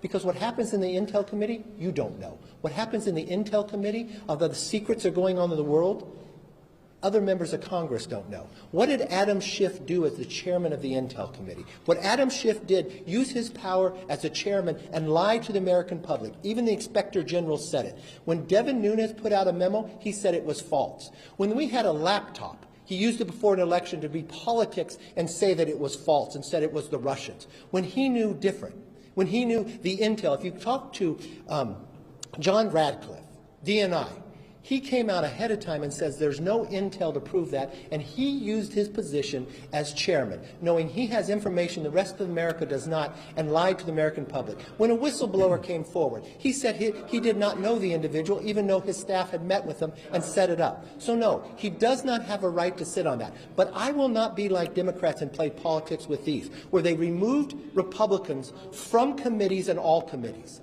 So yes, he can serve on a committee, but he will not serve on intel because it goes to the national security of America. And I will always put them first, all right? And if you want to talk about Swalwell, let's talk about Swalwell, because you have not had the briefing that I had. I had the briefing and Nancy Pelosi had the briefing from the FBI. The FBI never came before this Congress to tell the leadership of this Congress that Eric Swalwell had a problem with a Chinese spy until he served on intel. So it wasn't just us who were concerned about it. The FBI was concerned about putting a member of Congress on the intel committee that has the rights to see things that others don't because of his knowledge and relationship with a Chinese spy. They brought it to the works of the leaders. I've got that briefing. So I do not believe he should sit on that committee. And I believe there's 200 other Democrats that can serve on that committee. So this has nothing to do with Santos. Santos is not on the Intel Committee. But you know what? Those voters elected Schiff, even though he lied. Those voters elected Swalwell, even though he lied to the American public too. So you know what? I'll respect his voters too, and they'll serve on committees. But they will not serve on a place that has national security relevance because integrity matters to me. That's the answer to your question. Yeah, I couldn't. Well, you know, and That's pretty clear, isn't it? I'm so glad he communicated it so clearly. Hey, they're gonna. You don't come in here and act like I'm like the Democrats and I'm not going to let the opposing party serve because they got elected. I will, but these two, because of the things they've done in briefings that you've never even seen, Mr. or Mrs. Reporter, it is so crystal clear that what this particular committee does, they have forfeited the right to be on it by their past behavior. All right, let's jump. Period. Adler, let's jump down to 2D if we could, and here is part of that evidence. All you have right now is a circumstantial case. Actually, no, Chuck. I can tell you that the case is more than that, and I can't go into the particulars, but there is more than circumstantial evidence now. So, again, I think... So you have seen direct evidence of collusion? I don't want to go into specifics, but I will say that there is evidence that is not circumstantial and is very much worthy of investigation. So that is what we ought to do. Now, again, I think we... And as McCarthy said, or McCarthy, who was on that committee, right? There was no evidence. No, he never. There was no, and to this day, there has been no evidence. And when you lie about things like this and you never prove them, and when you hang out with Chinese spies, you don't get to be on the Intel Committee. And when you start this process of removing committee members just because you don't like them, okay, without evidence of them not showing that they can handle that position, like what you have here, that's what you're going to get. You got two or three things working against you. So, you know what? There was an old saying, I know we've all heard it, sometimes you got to lie in the bed you made. Well, and now Karine Jean-Pierre in 2C, think about everything we've just said. And then when you hear what she says about these three, it's actually hilarious. And it just shows you that people just say things that have absolutely there's no way to substantiate what she's about to say, because what we know about what they've done, what we just heard, and what McCarthy just said, it's not like we don't know why they're not getting to be on the committee, okay, or why they've been removed, Omar, from the other committee. We know why, because of what they've done. Mm-hmm. So it's going to be funny what the press secretary says about them, because I can already hear our one-liners. So here we go. Any reaction from you from the White House about Speaker McCarthy's decision to keep Representative Schiff and Swalwell from the Intelligence Committee? So I'll say this. Representative Schiff, Representative Swalwell, and also Representative Omar our expertise and bring a lot to the table when it comes to foreign policy and national security. And we'll say this, we'll say that, when it comes to that committee, it should not be politicized. It should be independent. And again, those congressional members bring a lot of expertise to that committee, and I'll leave it there. You know what it tells you is for her such as was bring a lot to the table. I personally believe that U.S. Americans are unable to do so. Stop it just a second. Listen to the first part of it. Do it again, Adam. Yeah. She doesn't. Did she just say expertise? Yeah. She doesn't say they have expertise. She just says throws expertise. It out. That's her such as. Let her start and then bring in Miss South Carolina. Any reaction from you from the White House about Speaker McCarthy's decision to keep Representative Schiff and Swalwell from the Intelligence Committee? So I'll say this. Representative Schiff, Representative Swalwell, and also Representative Omar are, our expertise and bring a lot to the table. They are expertise. Foreign policy and national our expertise and bring a lot to the table when it comes to foreign policy and national security. And we'll say this, we'll say that, when it comes to that committee, it should not be politicized. It should be independent. And again, those congressional members bring a lot of expertise to that committee, and I'll leave it there. I wish someone would ask the press secretary where Iraq is. Right. They are expertise. Yeah, No, they are expertise. No, how about this? They do bring a lot of expertise. They did a lot with to our foreign policy, and it To wasn't damage our country. It wasn't really good. Eric Swalwell is incredibly intimate with the inner workings of what it takes to be an intel. The expertise, yes. such as he gets such as. Yeah. Y'all forget the Chinese spy's name was Fang Fang. No, Y'all forget that every time. You will not let us forget that. No, not going to forget it. Yeah. So, it's you could tell even she as press secretary, she's like, how do I defend these three rubes? No, there's Fang Fang now. Yeah, there she is. There she is. Yep. Just mining for gold. And no one can. Adam Schiff can't believe why he and they've been thrown off. Can't believe it. Yeah. Can't believe He it. pretended to have collusion that he didn't have, and Rick, Swalwell is hanging out with a Russian spy. And when I say spending time, I mean spending time with the Russian spy. Right. And Omar hates America. So I don't know why are y'all confused by this? I don't get it. Should be pretty straightforward. Right. It's, I just. And they just can't believe it. They just don't know why. So, they are expertise. Adam Schiff went on every show that would give him. I mean, he was practically a regular on MSNBC every night to tell everybody. And the other committee members knew he was lying because they were in the same briefing he was in. Well, sure. Oh yeah, we got it. It's incredible. Sure. All evidence. Ooh, a lot of laptop. stuff. I can't really go into it. Yeah, you know why you couldn't go into it? Because there wasn't any. Right. You had no details to go into. So this is speculation. No, it's not speculation. So tell me what you got. Well, I'll just tell you it's not. Here he is on ABC doing just that. If you guys want it. Yeah, sure. Wow. Yeah, bring me in. Well, look, I've been very clear over the last year and a half that there is ample evidence of collusion in plain sight. But look, you can see evidence in plain sight on the issue of collusion, pretty compelling evidence. Do you have direct evidence of collusion with Russia? Well, I think there is direct evidence. I think it's corrupt and evidence of collusion. What's your They're evidence? just wrong. You've been saying that on TV yes. for years. Well, I will tell you, and I've also been saying, as you know, that the evidence is in plain sight, not hidden anywhere. Oh, right. How about this? It's in plain sight. Nobody can find it, though. But he has no idea why he was taken off the Intel Committee. Yeah. he has no idea. He said it's politics. His eyes are brown, too. Right. They are. I tell you who was playing politics was you, Shiffy, and you got busted. Well, you just lied about it. Right, you lost your speaker, and you can't be protected anymore. He knew because he was on the Intel Committee, no one else could come out and really talk about it. Right. Because they would be breaking their confidentiality. But he was fine with it. Oh, sure. Well, he's because he was making it up. Rick and Bubba.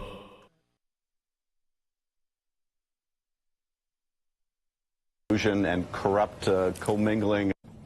On the issue of collusion, the reality is that there is ample evidence of collusion in plain sight, and it has been for a very long time. And of course, as the weeks have gone on, that evidence has continued to mount. But look, I've been very clear over the last year and a half, that there is ample evidence of collusion in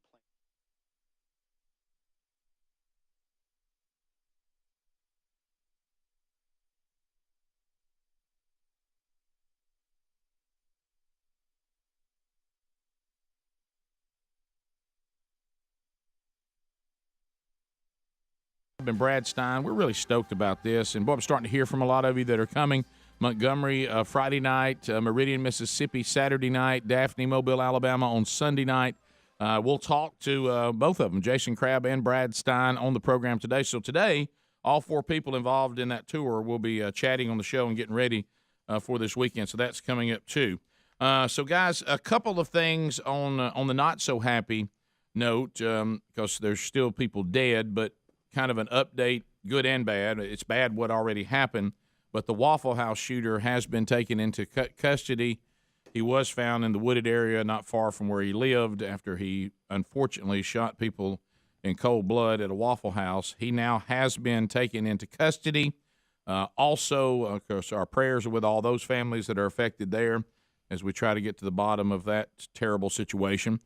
Prayers also for the people of Toronto, as here's this scene that has become all too familiar. Somebody gets in a van and goes down the sidewalk running over people. They have identified the driver. He has been taken in custody. They'll work through that process. And, you know, when I was looking at the updates yesterday, the thing how news comes out now that is so difficult is it comes out so fast that you really even go to follow a story, and then if you keep looking, stories that contradict the story you just read or updated are underneath it, and you start going 3-4 stories down. Yeah. But as you first open it, it looks like the update is the first story you see. Yeah. But as you start going down on all these phones or you know whatever this online news, then you start going down the stream of stories, and you realize it's really updating as you go down. So the first story you read is the least updated. Yeah. And it no longer applies. Yeah. And so anyway, it started out as the mayor, who had some very bizarre comments when the story first came out about these deaths. Very weird that was the first thing he said. But then, as the story's updated, they now don't have any doubt that it was intentional. Correct. I remember the first story was, we don't know if it was intentional or maybe the van got out of control. So we know it was intentional. So we're to that now. And that's kind of where we left it. We got him in custody, and we're trying to unpack his motives.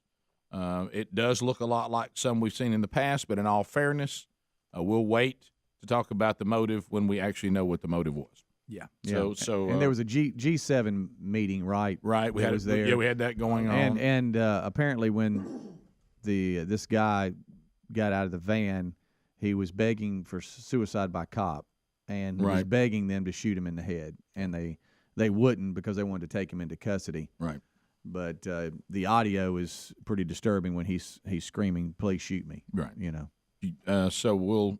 I mean, it appears pretty obvious, but I'm not going to make that call till we officially say that. The mayor seems a nervous wreck that somebody's going to think badly of the driver.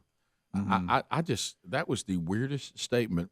What does any of this have to do with y'all being like the most inclusive city in the world, and we're an example to the yet. Right. What is that? Hey, buddy. Hey, mayor. Calm down. I mean, your citizens have been plowed down by a van. I think it's okay for all of us to say we think that's bad, regardless of who did it. You know, we don't know who did it, and that's fine, but it's okay for you to be upset that anybody would run over people who are just trying to go through their day on their sidewalk, whatever their reasons may be, and it would be okay for people to be upset about that and be upset about that theology. Yeah. If it turns out to be that. I don't know what it is, but your first statement shouldn't be how inclusive and wonderful your city is, and we're a model for the rest of the world. That didn't make any sense to me. Yeah. Maybe you're so inclusive and you're so open-minded, your brain's falling out. You know, maybe you put your citizens at unnecessary risk because you're more concerned about being inclusive and acceptive of everything, that maybe that's not the best strategy when it comes to safety. Yeah. I don't know why we're asked to somehow be inclusive and accept things that make society dangerous.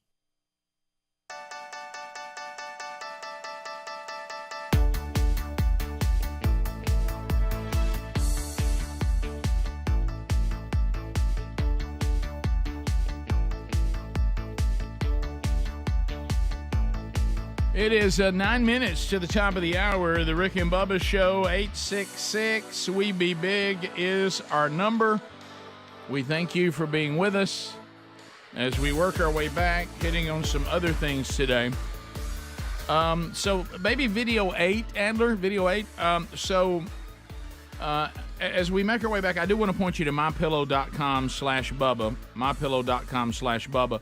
Go there right now. Some incredible deals are to be had at mypillow.com/Bubba. And this new hoodie that they've come up with, hoodies are all the craze now. I mean, you got to have a hoodie. You ain't nothing unless you got a hoodie. And mypillow.com/Bubba, they have done like they've done to so many products. They've done it better.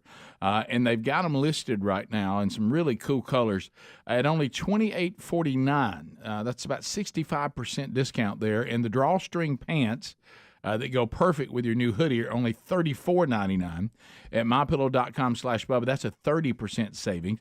There's other savings you can find too. They've got a great line of socks, no show, low cut, knee high. Bubba, is the knee high back? Can we knee high it again? I remember we always did knee high, man. I mean, up to you. I don't know if it's bad. Yeah, but they have those available now. Should be. Yeah, they really should be. And so find all this by going to our URL. If you just go there, you go right to the savings, mypillow.com/Bubba.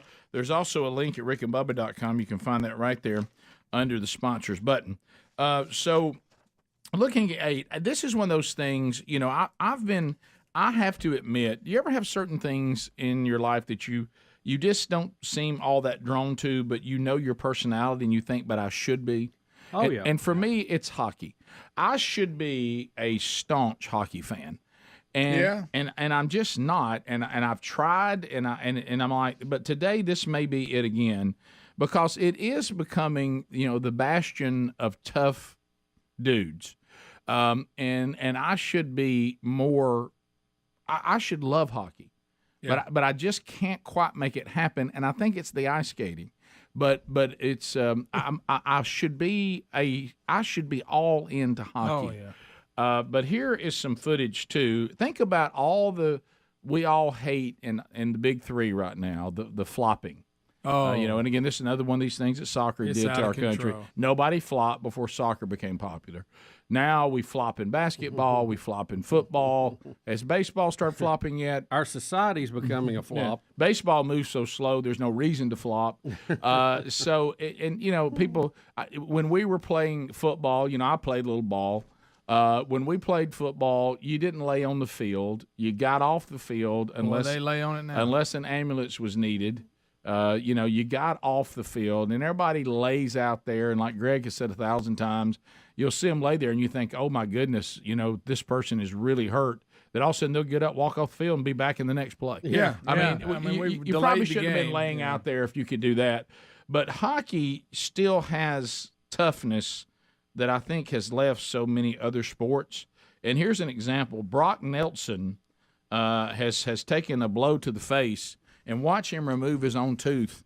This is crazy. Right there in the mouth. Ooh. So he got popped in the mouth, boom, by the stick. He did on purpose. Right there in the mouth, and then, what happens when you get a stick in the mouth? It might have knocked a tooth loose, and so what do you do with a loose tooth, Butch? Well, you pretend you're a dentist and you pull it out. Look, he just gets ouch. There we go. Hand it off to the trainer. Hand it to the trainer. No penalty, by the way. Hand it to the trainer. Get back on the ice. He just Hand it to the trainer. The trainer went, okay. Rick, what's your problem? Let me get some milk. Listen, he didn't even hesitate. He went straight. He was mad. You see what he was saying? He was pretty mad. If that was a modern day football, basketball, or baseball game, we'd have shut the whole thing down. Oh yeah. It would have been national news. My tooth hurt. Didn't we have a story the other week? William Nylander. Oh, there it is. Yeah, little sneaky. You know how they'll let them fight? Didn't we have a story that there were two brothers on opposite teams and they squared off and got in a big fist fight in the middle of the game? Oh gosh, what a great sport! Why am I not giving it more? Goodness. I should give it more. I'm gonna work on that. Mm-hmm. That's gonna be. I'm already got so many things. You know, the 2023 version of me. It's still early. It's January. I could put this on the list this year. Yeah, the list ain't closed yet. I don't even know how their season works. They're playing, I guess. Don't they play like? I don't know when. It feels like they play all the time. It's a long one. Don't they have a long? The NBA. Don't they have a long season? They do that in NASCAR. Yeah, right. So the somebody help me. Who should I be for? Nashville, since they're close to us. Yeah. The Predators. Yes. I think they have a big following. They do. I've got people that that I know that go to the games. I mean, Helms has been the one. Who else? Really What other fantastic. cities? What other cities have a team? Tampa's Tampa's got one, yeah. right? Uh-huh. Yeah, and Pelham. if you, I was going to say the Birmingham Bulls at Pelham, they're selling that arena. I heard. It's a packed crowd. Not that big of an arena, but no, yeah, it's not. But right, I'm yeah. just saying. Yeah, I mean, it's not the BJCC. Why'd you have to add that in, Rick? Yeah, But- arena's a bit of a stretch. Oh, the Pelham. You remember years ago when Yeah. they played at the BJCC? Oh yes. Did you know they had a good crowd? Yeah, Bubba and I did a lot Did you of mention the promotions. with them. Thrashers? Atlanta. Atlanta has have a not. team. Keep What is it forgetting about them. me that I can't be for Atlanta Oh, teams? that's why I didn't bring it except up the originally because I Braves. thought that's But what you why? were going to go. It's I the don't know. parking. You're a quirky You don't like sports the dude. parking. Is that what it is? Yes, I it should is. be up for all Atlanta teams. Yeah, but I like the never have Braves, them. and that's it. Yeah, Braves. I kind of like the Braves. Yeah. Well, we grew up with the Braves. Yeah. so that was- Well, that they was a little they put me through so much misery though. I couldn't even enjoy their good years. It's almost just so unbelievable that they are good now. I know, after it what we is. grew up Yeah. with. Is it weird to y'all that, and I might be reading this wrong, but they like the Stanley Cup Finals that happens during the month of June? Am I right about So that? you don't Lord know much about Stanley's hockey Cup. either, do you? No, I don't know. This is anything where we about- need Chris Wood. I don't know anything Yeah, about don't hockey. Don't y'all think we think. should? Don't y'all think we should? But shouldn't it happen during the winter time? I feel like it should be like frigid, cold January Stanley Cup. Let's do this. Call Yeah. your brother, Chris, and ask him. I think they play a lot of the season because they're playing now during the winter. But you're right, it goes on and on. It goes to it looks like it's mid-June is when the finals happen. Yeah. That just feels weird to me. All right, let me write this down. I've got some things I'm doing in 2023. Give hockey a little I've more. got you a Become connection hockey fan. for the Predators. I'm disappointed. Yeah, I think more we have a didn't lot of take up connections there. with that connection because Do the you offer's think- been there. Let me Yeah, ask it you has. this, You know? Rick. Do you, Hand the took Brady. trainer your tooth and get back on the ice. You gotta love that. I've got a connection with the That's the way Birmingham football Bulls. used to be. Yeah. I got a connection with the Birmingham Bulls if you guys want. All right. do you feel like hockey has, and stay with me here, some soccer similarities in that you have a net and you're trying to score in the No, net? y'all hear him out. He's and all not that. talking about the violence. He's talking about the offsides and The offsides of the Well, net. at least you That's can't go about out of it. bounds. At least there's no out of bounds. You have a net on either end. Yeah. You score by throwing in the net. You have a Yeah. goalie on Yeah. each side. I mean, there's one's on ice, one's on grass. Offsides, You know? goalie, net. That's about But the it. violence is so superior. And you're using a stick. And you have to hit Not people with your that feet. stick. We just knock somebody's tooth out with a stick. I like that. Yeah. That's cool. So I think I think a player would be in a neck brace being carried off if that happened. Yeah. Oh yes. I mean, we just like I say the other sports we'd shut the whole thing down because somebody got hit in the mouth and their tooth coming out. And then they have a body double showing up. Bubba, Rick and Bubba. Yeah. I don't. It's okay to say you think if anyone's out to harm people that it's okay not to like that. Yeah. I mean, it really is. And It's maybe- okay not to like maybe that. try to vet that. No, where it no won't matter who it happen. is. No matter who it is. So It doesn't make you cruel to yeah, do that. no, that's not that's a reasonable thought. Yeah. You know, to say we're kind of anti people that want to kill people in cold blood that didn't do anything. So anyway, and we do have updates beyond that today. The Fresno State professor update today. Wow, she's something else, man. Well, I watched a video on her. You Yeah. talk about a foul mouth, big fat Thank blob. you, thank you, Greg. She is. And again, in the kickoff hour, it even confused Dickie Nadmeyer. Nobody knows what to do with their Yetis. Yeah. So what do we do with them? Yeah, and again, these people that tear up things they've already bought, I agree with y'all. That makes no sense to me. Yeah, I gave you $300 and I tore it up. Right. But So I there. still have your $300. And Yeah, but and again to all the protesters, be sure that the protest that the thing you're going to protest, be sure you got all the facts before you start tearing stuff up. Yeah. yeah. Okay, because Very important. It looks like Yeti's going, oh, whoa, wait a minute, we're not anti-NRA. Yeah. We're anti our programs that gave people discounts. Were outdated. That were outdated, but the NRA was not singled out in that. According to them. That's According to them. Now we don't know what's what, but again, but don't go tear your Yeti up to let a news cycle roll Give through. it a day or two. Yeah, let a news cycle roll on through. It's all right. So coming up this hour, Grant Lynch will visit with us. We talked yesterday. NASCAR rolls into our state this weekend at one of the most exciting speedways on the circuit, Talladega Superspeedway. All the historic stories of this legendary track, and people have been camping out for days. And we'll get an update from that with Grant Lynch coming up this hour. Rick and Bubba. All right, so the real Greg Burgess and I grew up in the great state of Alabama, Calhoun County. Some of our greatest childhood memories is our dad and some of his friends, along with their kids, loading us up in the back of a pickup truck, back when you could do that. And we would roll to Talladega Superspeedway. Oh, yeah. Twice a year to see the world's most exciting track, some of the world's greatest drivers. So many memories. And again, Talladega Superspeedway is holding race week number 1 for this year, 2018. It is this weekend, the 27th through the 29th. If you have never experienced Talladega Superspeedway and you claim to be a race fan or you're interested in maybe becoming one, Talladega Superspeedway is a bucket list experience. And Grant Lynch with Talladega Superspeedway is back with us. Grant, here we go. Let's go racing. Well, I'm ready. Let's go. Let's go racing. Now, I want to ask you a question that came up on the show yesterday. A guy called, and he has already parked and is camping Monday as of yesterday. That's right. Okay, now I understand camping from Thursday on because y'all got a lot going on. Okay, what are they doing? I mean, what are they doing like now? I mean, what did he do yesterday? What is he going to do today, tomorrow? I mean, I know we have things that start as we get closer to the races. What's he doing now? I'll tell you what, when I first got there in 93, February of 93, right. The first guy arrived back then. We let him come when they wanted to. He would arrive 16 days before the race. How many? And he would camp in the pecan grove over there. Yeah. He'd pull up to his tree by, and I'd take him a hat every time. He was from Paola, Kansas. Oh, my goodness. And I got to know him. And when we built Kansas, he bought tickets out there, so I saw him out there too. But that was 16 days out, so we're not that bad anymore.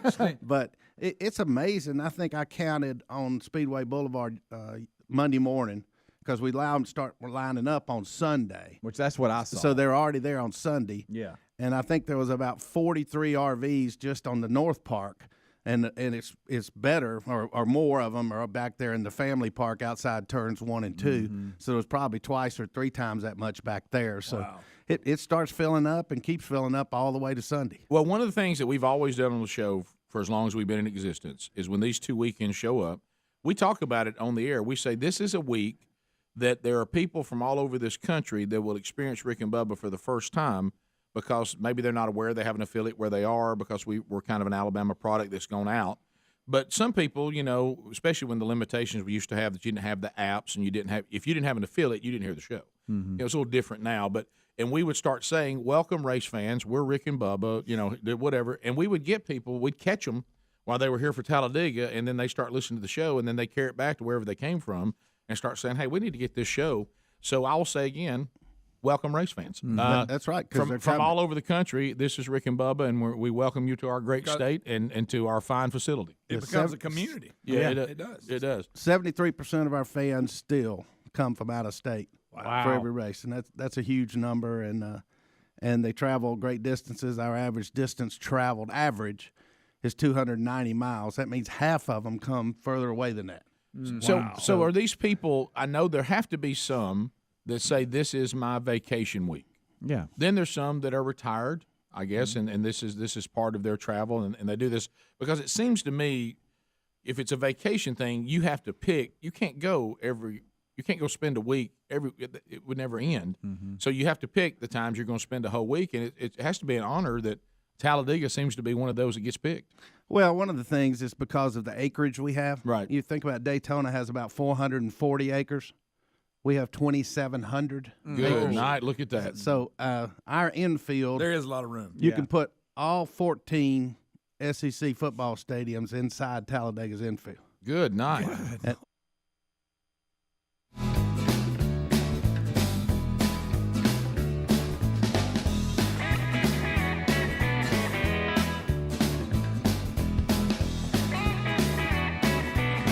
6 minutes past the hour, the Rick and Bubba Show. Phone lines are open to start the hour. Move now. We're going to start chatting with you, America. And if you got something to say, you got something to ask, you got a comment to make, the real Greg Burgess is harnessing the phone calls now. Not a time for minions to visit with Gregory. Harvest. He's bringing them in. Look at the harvester in there. 866 We Be Big. He's eating his 9-day peanuts. He's got it just like he likes it. I wish Greg would look forward to the Wednesday Bible study for other reasons than the peanuts. But you know what? We'll take you everywhere we can get you. Speedy, the real Greg Burgess, Helmsy, and Eddie Van Adler are all here.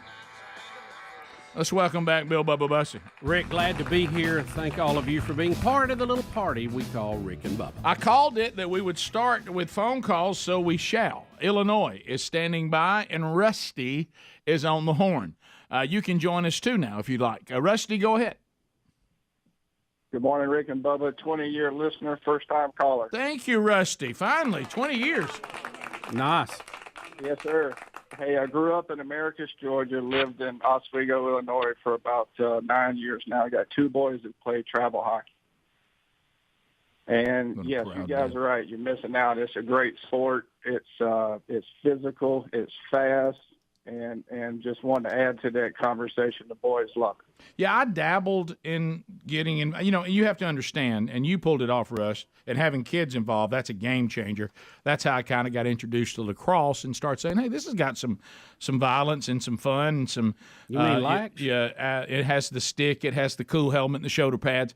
But hockey, because we didn't grow up ice skating or being around skating, I think that's what kind of gave me an aversion to it a little bit. I was like, even when Bubba and I did promotions with our local hockey team, you know, walking out on the ice felt odd.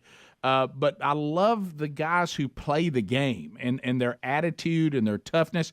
I just got a text. I forgot, you know, the late Bill Searcy. He actually has a nephew that plays professional hockey and starts. So they said, you know, and you know, no surprise, he's tough as nails. Oh yeah. So the toughness of these guys. So I don't watch sports just overall as much as I once did. I've kind of lost interest in it overall. Mm-hmm. So what I think I'm going to do, I'm going to remove basketball completely because I just don't follow it. I still have my heart still stays connected to baseball a little bit. It's just always been connected to me. I don't act like a baseball fan, but I still kind of have a connection and a love for baseball. I love football. I don't like the direction it's going, but I like the game of football the best. I don't watch it as much. I think I'm going to move hockey into my basketball slot, and because I don't watch basketball at all or follow it or care about it. So I think I'm going to move hockey there, and I'm going to try to make it kind of my number 2, number 3 sport, and I'm going to start spending more time with it this year. Okay. So I'm going to try. Commitment. Yeah. So just carry over some of the basketball thoughts to hockey. So it's 5-on-5 with a goalie, obviously, but then it's same style. The offense is playing defense. The defensive guys, you know, there's no defense and offense dedication except for when the guy gets the puck. Yeah. Pay his game on because you can blow him up.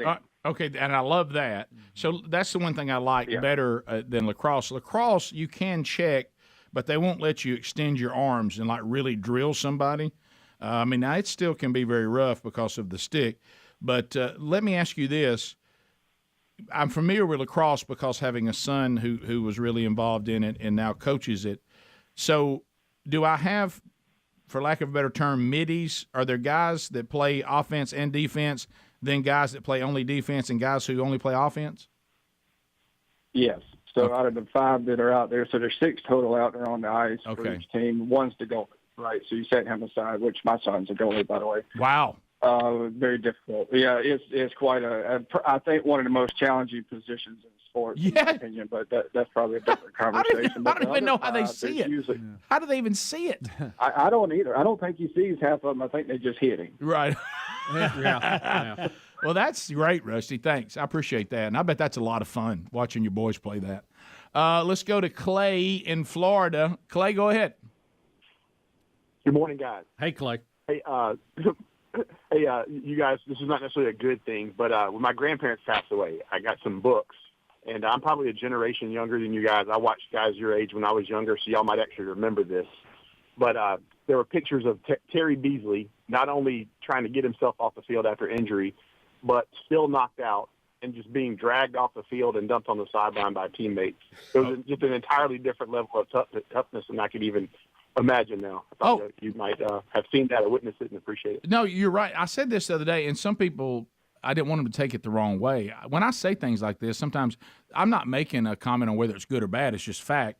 I'm telling you, the Damar Hamlin thing, which was horrible, we all hated it. It was terrible to watch. When those men played, the game would have continued. I promise you. And that game would not have been canceled. And the Steelers and the Raiders would have continued to play for the AFC Championship or to get seeded in the playoffs. The game would have continued. I have zero hesitation saying that. It was just a different level of toughness with those men. Some of the way they handled life we don't need to emulate, but there was a commitment to toughness and selflessness and giving up yourself for the good of the team that we've lost. Now, and just an overall toughness of being able to press on, to overcome, to persevere. We've really, really lost that as a peoples, and that's why so many people are seem mentally ill now, is because they don't have coping skills, because we didn't teach them coping skills, which was a mistake. So playing through some of that probably wasn't good for their long-term health, but they were tougher at the time. I tell you, if I was going into a battle, I would take them over today's player. I'll tell you that. Now, if I had to run fast, I'd rather have today's player. If I needed speed and athletic ability and size, I'd take today. But if I needed toughness, I'd go get the other guys. As my dad said, he said they would run circles around us today, beat us by 50 points easy, but they're not as tough as we were. Let's go to Blake in Alabama. Blake, go ahead. Hey, Rick. Hey, Bubba. Hey. Hey, so my wife and I have been married for about 3 years now, and I'm loving every minute of it. But I was just going to ask, we do read the Bible each night. We do our little daily devotionals, but sometimes we stray away from that. And I was just going to ask, what are some good ways that we can continue to keep God first in our marriage? Oh, well, there's so many. You have one. First of all, how involved, and when I say involved, I don't mean attend, how involved, immersed are you in the local church together?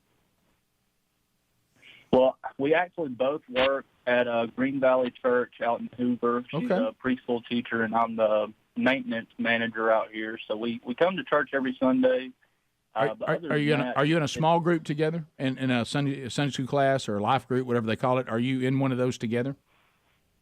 No, sir, not yet. We haven't done that. All right, so that'd be check number one. Mm-hmm. Y'all need to be, and not attend. I'm talking about immersed in the church. So y'all need to be like, unless there's something you can't get around, you're there every Sunday, and you're involved in a small group, being taught the Bible together, and then get involved in that small group. Maybe you take on a leadership role, like you're the ones in charge of something that class needs, but really, really get involved. So that would be one. I think you kind of take this time in the Word of God together as a non-negotiable, not we'll do it if everything works out or we're not too sleepy. Schedule. Just be a slave to the grind of the schedule. Yeah, like I said to the guys in the Wednesday Bible study, the ones that attend on a regular basis, you know who they are? They're the ones that it's on their calendar, and when somebody says, can you do something Wednesday at noon, they say, I can, I have a Bible study. Not I'll go to the Bible study if all the other things work out. So that's key, is to make that a priority. And so I would take those steps. Be very, very involved in your local church where somebody's teaching y'all the Bible together. You're studying the Bible together, non-negotiable. You're praying together, non-negotiable. Those two steps I would take first, and then you'll find probably the rest of it will flow from there. Thank you so much. Yeah, thank you, Blake. Yeah, I appreciate congratulations. that. Yeah, man. And glad you guys you care about that, and that's a good sign. Let's go to James in Louisiana. James, welcome to Rick and Bubba. Hey, Rick and Bubba, how y'all doing today? We're good. Great. I sent you guys an email, and I researched. I did a Google search, and it says research shows that when we are nervous or troubled, our eye blink rate increases. Also, a phenomenon associated with liars. Go back and replay Corinne Jean-Pierre talking about Swalwell, and watch. She's sending Morse code. Yeah, and I think she's got like silver eyeshadow on, so it's easy to see. You know? Les in Alabama. Les, go ahead. Hey, good morning, guys. How about it? Hey, a quick comment about the football you're talking about, and in comparison with the guys that play hockey. Yeah, those guys play the full time. In football, they snap the ball, they get a play, and they walk around and wait for the next play to start. I go all the way back to Howard Cosell, and he made a comment one time that an actual play time of an NFL football game doesn't last but about 12 to 15 minutes. Yeah, and but I was amazed by that. Yeah, but did Howard ever get on the field and play and find out whatever time he came in with, what it was really like to be in the middle of all that? He never took a snap. And you, Les, did you play ball? Yes, I did. So it's pretty intense out there. I don't care how long it lasts. That's an intense game, and it's not for the weak. But I understand what you're saying, and that kind of stuff. I've heard all that before. I just like the game of American football and the way it's played better than I do other sports. I mean, you could tell me all day long that some guys are tougher than others and they run longer. I mean, you could say that about a lot of sports. But if I don't enjoy what I'm watching, I really don't care. I have to also enjoy the game. So we'll be right back. Rick and Bubba, Rick and Bubba. Are you I just got to thinking about that time you and Whitlock. That's mind-boggling. Yeah, I know that's mind-boggling. Yeah. You and Whitlock did that. Do you remember when you dropped the battery out of the golf cart? Yes. Going around the track? Yes. Dug the battery. We've had a lot of track. memories. Yes, we have had quite a few. The things we used to try to pull off. I'm telling you. That was fun. That was a lot of fun. It was. That time y'all threw me in y'all's little holding pen that one time. Yeah, well, that was a misunderstanding. That's a guest processing center. Right, yeah. You talking about that chain link fence pin they got? Yeah. I know what you're talking about. Yeah. That's right. So, saw it once or twice. Right. Well, yeah, we've been like I say, we've been going there for a long time. I can remember this, Grant. It might have even been before your time. How many years you been there? I got there in February of '93. When did y'all start your show? 94. Okay, so I was there a year, right when y'all got started. So before you got there, right before, I was working at a different radio station out of Oxford. So, and I was by myself then. Well, they would, of course, always sell, sponsored updates from the track. I'm talking about time trials, all that. I can remember there was no equipment you could get to work out of there, and I would go. Remember that payphone that was on the side of the bathroom? Yeah. There used to be payphones That's right right. there on the bathrooms. Mm-hmm. I would stand there at the bathroom on the payphone and give updates, looking at the scoreboard on who was in the was why you did the update. Yeah. Brought to you by whoever sponsored it.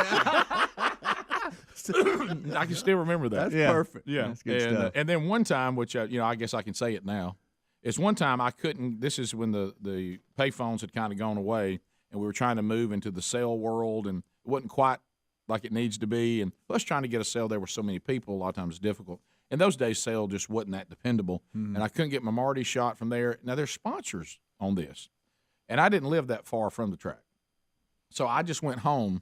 And would get the updates that y'all were giving out and pretend I was at the track. and I was giving updates live from Talladega, but I was actually live from my house because I couldn't get my equipment to work. Nobody knew. No, nobody knew. They do now, Rick. Just get the update right. Yeah, at least, as long as I got the update right, got the sponsor in, that's all that really mattered. That's great. So we're looking at the week. Friday, we've got the final practice for really both that will be racing this weekend, NASCAR and ARCA. The final practices, and then we'll get some ARCA qualifying and driver introductions and all that coming up on Friday. Then Saturday, we've got the finishing of the qualifying for NASCAR Infinity Series. and then we'll have the Sparks Energy 300. That's the NASCAR Infinity Series race. Going to do 113 laps there. Who's going to be the Saturday night infield concert? Uncle Cracker. Oh, okay. And to see Uncle Cracker, all you need is a Sunday race ticket. That's it. Oh, that's another great value. Yeah. That's how you get in for Saturday. Yeah. You just buy a Sunday ticket. Okay. Now I want to back up to Friday because I know the big one on the boulevard has become huge. Oh, yeah. I mean, this is the fan parade and the competitions there inside the infield. And if you've never experienced the big one on the boulevard, you need to. Here are the names of what we're going to be doing that night. Chop it like it's hot. Stick it to me. No balls. And Trap Queen. Did y'all hear Clint Boyer when he was on TV? Yes. And somebody said they moved Talladega out of the elimination race in the chase, and Clint looked up and he said, "What? Can they do that?" And did you see it? It was great. He looked around like this, and then he went, "No balls." I loved it. Grant, sometimes Grant Lynch, everyone. Grant, when you have something in front of you, just don't have to read it right after here. You pulled a Ron Burgundy just. You did pull a Ron Burgundy. I'm sorry. And then Sunday, He's got better hair. yeah, Sunday, Monster Energy NASCAR Cup Series driver introductions, and then we roll at 1 p.m.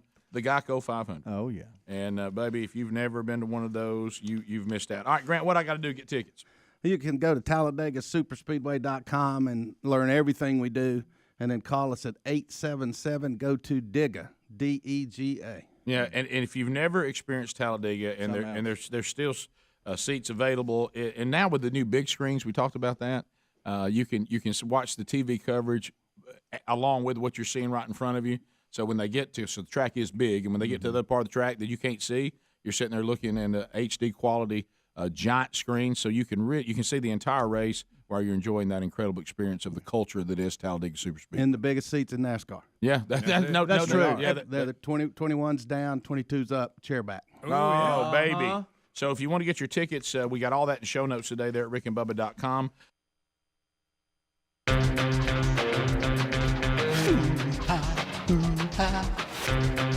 23 minutes past the hour, the Rick and Bubba Show, 866 We Be Big as a number. The ongoing bizarreness that is COVID-19 and variants and the pandemic and mask and Tom Hanks. I mean, you just throw all this stuff in there. Mr. Wilson. Yeah, whatever. All right, so, Bubba, a couple of things coming out today involving all this, and these are things that are being reported by legitimate news sources, and probably good for you to take them and munch on them and put this into how you're trying to work out. Just like somebody who emailed me in the break. They said, Rick, does this mean that hockey is now a sport? You know what I said? Under review. Under review. That's the step I'm taking for 2023. It will now go under review. I will reconsider it. But now you reconsider it if it's your go-to or if it's a sport. It's a sport because I've never acknowledged it as a true sport because of the ice skating. Because of the ice skating. Hey, but that makes it even more of a sport. But now it's under review. Okay. So I will bring it. I like where you're going. I will bring it back for reconsideration, Hounds. I'm going to reconsider it. I'm not. Well, but that's ridiculous. Right. Anyway. Well, I mean, almost borderline unacceptable. Hey, man, who are you to say? So anyway, I think we're on record for the NHL being a sport. Not in my world. I was asked if I consider a sport. So let's now go to this bizarro thing. Bubba, you give the first one. Where did the pandemic come from? And back to common sense, like Ham's telling me about hockey. The fact that the word virus is on the sign, I go back to that statement again out of Wuhan. We have an update. Rick, this is a story that is being published in several publications today. DailyMail.com is the one we're looking at. It says, was COVID caused by a lab leak after all? ? Bombshell government report says NIH failed to keep tabs on Wuhan research site where U.S. taxpayer-funded grants were used for coronavirus experiment years before pandemic. The report is by the U.S. Office of Inspector General. Okay, not Fox News, not Newsmax, none of that. This is the U.S. Office of Inspector General. who has documented a catalog of NIH errors. That's the National Institute of Health. They looked at 3 taxpayer-funded grants given to the notorious EcoHealth Alliance. EcoHealth funded coronavirus research in Wuhan and feared to have caused the corona outbreak. Now, who was reporting that, Bubba? That is the Inspector General. So it's of not the United InfoWars. States. It's not InfoWars. Right. Okay. All right. The NIH was blasted today by an official watchdog for failing to keep tabs on U.S.-sponsored virus experiments in China, which are feared to have caused the COVID crisis. A report by the Inspector General found that the country's medical research agency did not properly review if the test in Wuhan involved dangerous pathogens and pandemic potential. The federal audit looked at 3 taxpayer-funded research grants awarded to the now notorious EcoHealth Alliance, and all of this was between 2014 and 2021. Now you can go into it; it's a deep dive, and they lay out all this stuff. But the first time we heard about that, this was at the so-called wet market, and it is less than 8 miles from the Wuhan Institute of Virology. Is it virology? Is that how we say it, Adler? Virology. Virology. It's virus and ology put together. So I just want to get this right. C, student from Calhoun County. It's not virusology, Greg. So we had a worldwide pandemic come out of a place called Wuhan, where the Institute for Virology is there. Virus is on the sign. Back to what John Stewart said. It's on the sign. And it came from there. But let me add another anecdote. Before that, we had some of the people that China finally allowed to come in and give a look at it, and they came back and said, this doesn't look secure. Yes, it was looked at years ahead of time. Right. And, Rick, the story So we goes had concerns on. about the security of these viruses that were – gain of function was going on. Where at, Rick? At the Institute, the Wuhan Institute of Virology. Okay? I'll take it. Virus is on the sign. 8 miles from where we said it came out of the wet market, but it didn't come from there. It never came from there. Right. And we had inspectors that came back said, concerned about how secure this place is. Not secure as it needs to be. But it didn't come from there, no way. And then as we said, the emperor, I know they don't call him an emperor anymore, but he still is. So Xi, or however you say his name, he walks around the wet market with some mask you could get at Walgreens on. So are we surprised by this report? I mean, Rick, we've been saying this all along. Now, I know you weren't allowed to say it. We had people tipping us off on this before the pandemic ever really kicked in, that this was exactly what went on. Now, they go on to say in the story, while the lab leak theory was initially dismissed as conspiracy and xenophobic, and not only that, you couldn't bring it up. You were taken off social media. Remember, you were censored. We can't help where it was built. A growing number of scientists have come around to the idea that the virus may have actually escaped during an accident at the Wuhan Institute of Virology. Right. No, tough word. It is. Look, I'm never going to get it right. I'm going to run through it the best I can. Also, and we are up against the break, I don't know that I need to unpack it anymore, but another headline today, the latest, we have the United States has paid $5 billion for updated vaccines. You know what the CDC is saying about the latest one? It won't protect you. Project Veritas, along these lines, they've also busted wide open Pfizer's gain of function research program. Yep. Pfizer's own program. Yep. So we'll touch on a little more of that when we come back. Rick and Bubba. You can call or you can go online to TalladegaSuperspeedway.com. And Grant, always appreciate you working us in with all the promotions. We've got a VIP winner that's going to be there this weekend having a blast. Thank you for that. Thank you for the gifts you brought to the show. Yes, that was we awesome. enjoyed those yesterday. Thank you for that, too. Awesome. Ice cream sandwich is number one. one. Hats off to Hannah and Russell and everything they do. That you don't run one of these places by yourself. You need a big team, and I've got the best in the business. No doubt about it. And you get all the information you need at TalladegaSuperspeedway.com or call 877-GO-TO-DEGA. For those that are already here, welcome to Talladega Superspeedway.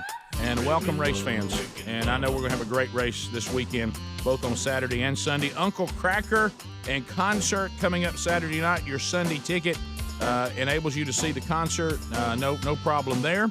And don't forget the big one on the Boulevard, fan parade and competitions coming up on Friday night. We'll be right back. More of the Rick and Bubba Show coming up right after this. Rick and Bubba, Rick and Bubba. So we also start this hour with our special guest, Dan Moultrie. We've missed you. Good to have you back, buddy. Hey, it's great to be back, Rick. I took a little of the spring for the first time, and I guess we've been doing this 10 years. Took the spring off, and it's been kind of nice. You look fresh. I'm refreshed, ready for the Rick and Bubba Expo to kick back up. Oh, Dan. I got that right there at rickandbubba.com. You can go there and find out all the details right now. People are fired up, Rick. I know. It's going to be good again. Well, they should be. I thought you might skip. I knew it was time for you to come back. You know, you're breathing a little easier now that Ashley's married. You got through that wedding. Thank you to the Adlers. Their facility. Isn't that awesome? It was phenomenal, Rick, and could not have been better. Yeah, those that may not know that, Eddie Van Adler's mom and dad have a place called The Barn at Shady Lane, and it's a great facility for weddings and family gatherings, whatever you want to do, but mainly they do weddings. And what a beautiful place to have a wedding, and so you made a good pick there. Boy, they roll out the red carpet. It was phenomenal. It was absolutely great. It could not have been any better. That was the best part of it.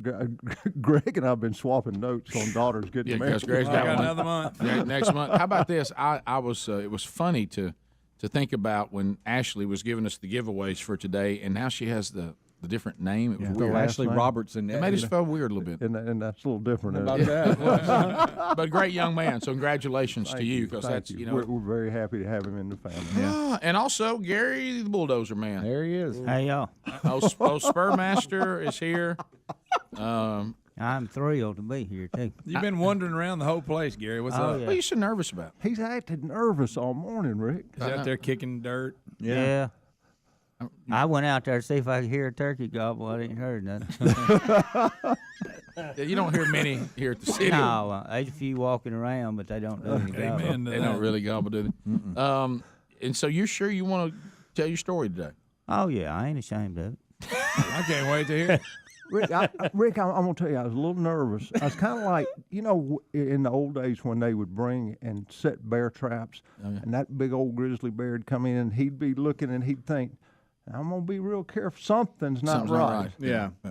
And when Gary called me and said, hey, I talked to Rick, and we're going to talk about my deal, I'm kind of like that bear. Now, I'm a little nervous about being up here, but I'm wondering. When he called me and said, hey, I think Moultrie's going to come with me, I thought, no way. Dan doesn't want to be anywhere near this. No.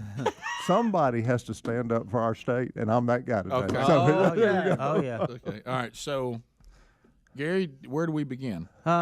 I'd rather not even talk about it now. So now, after all the hype, yeah.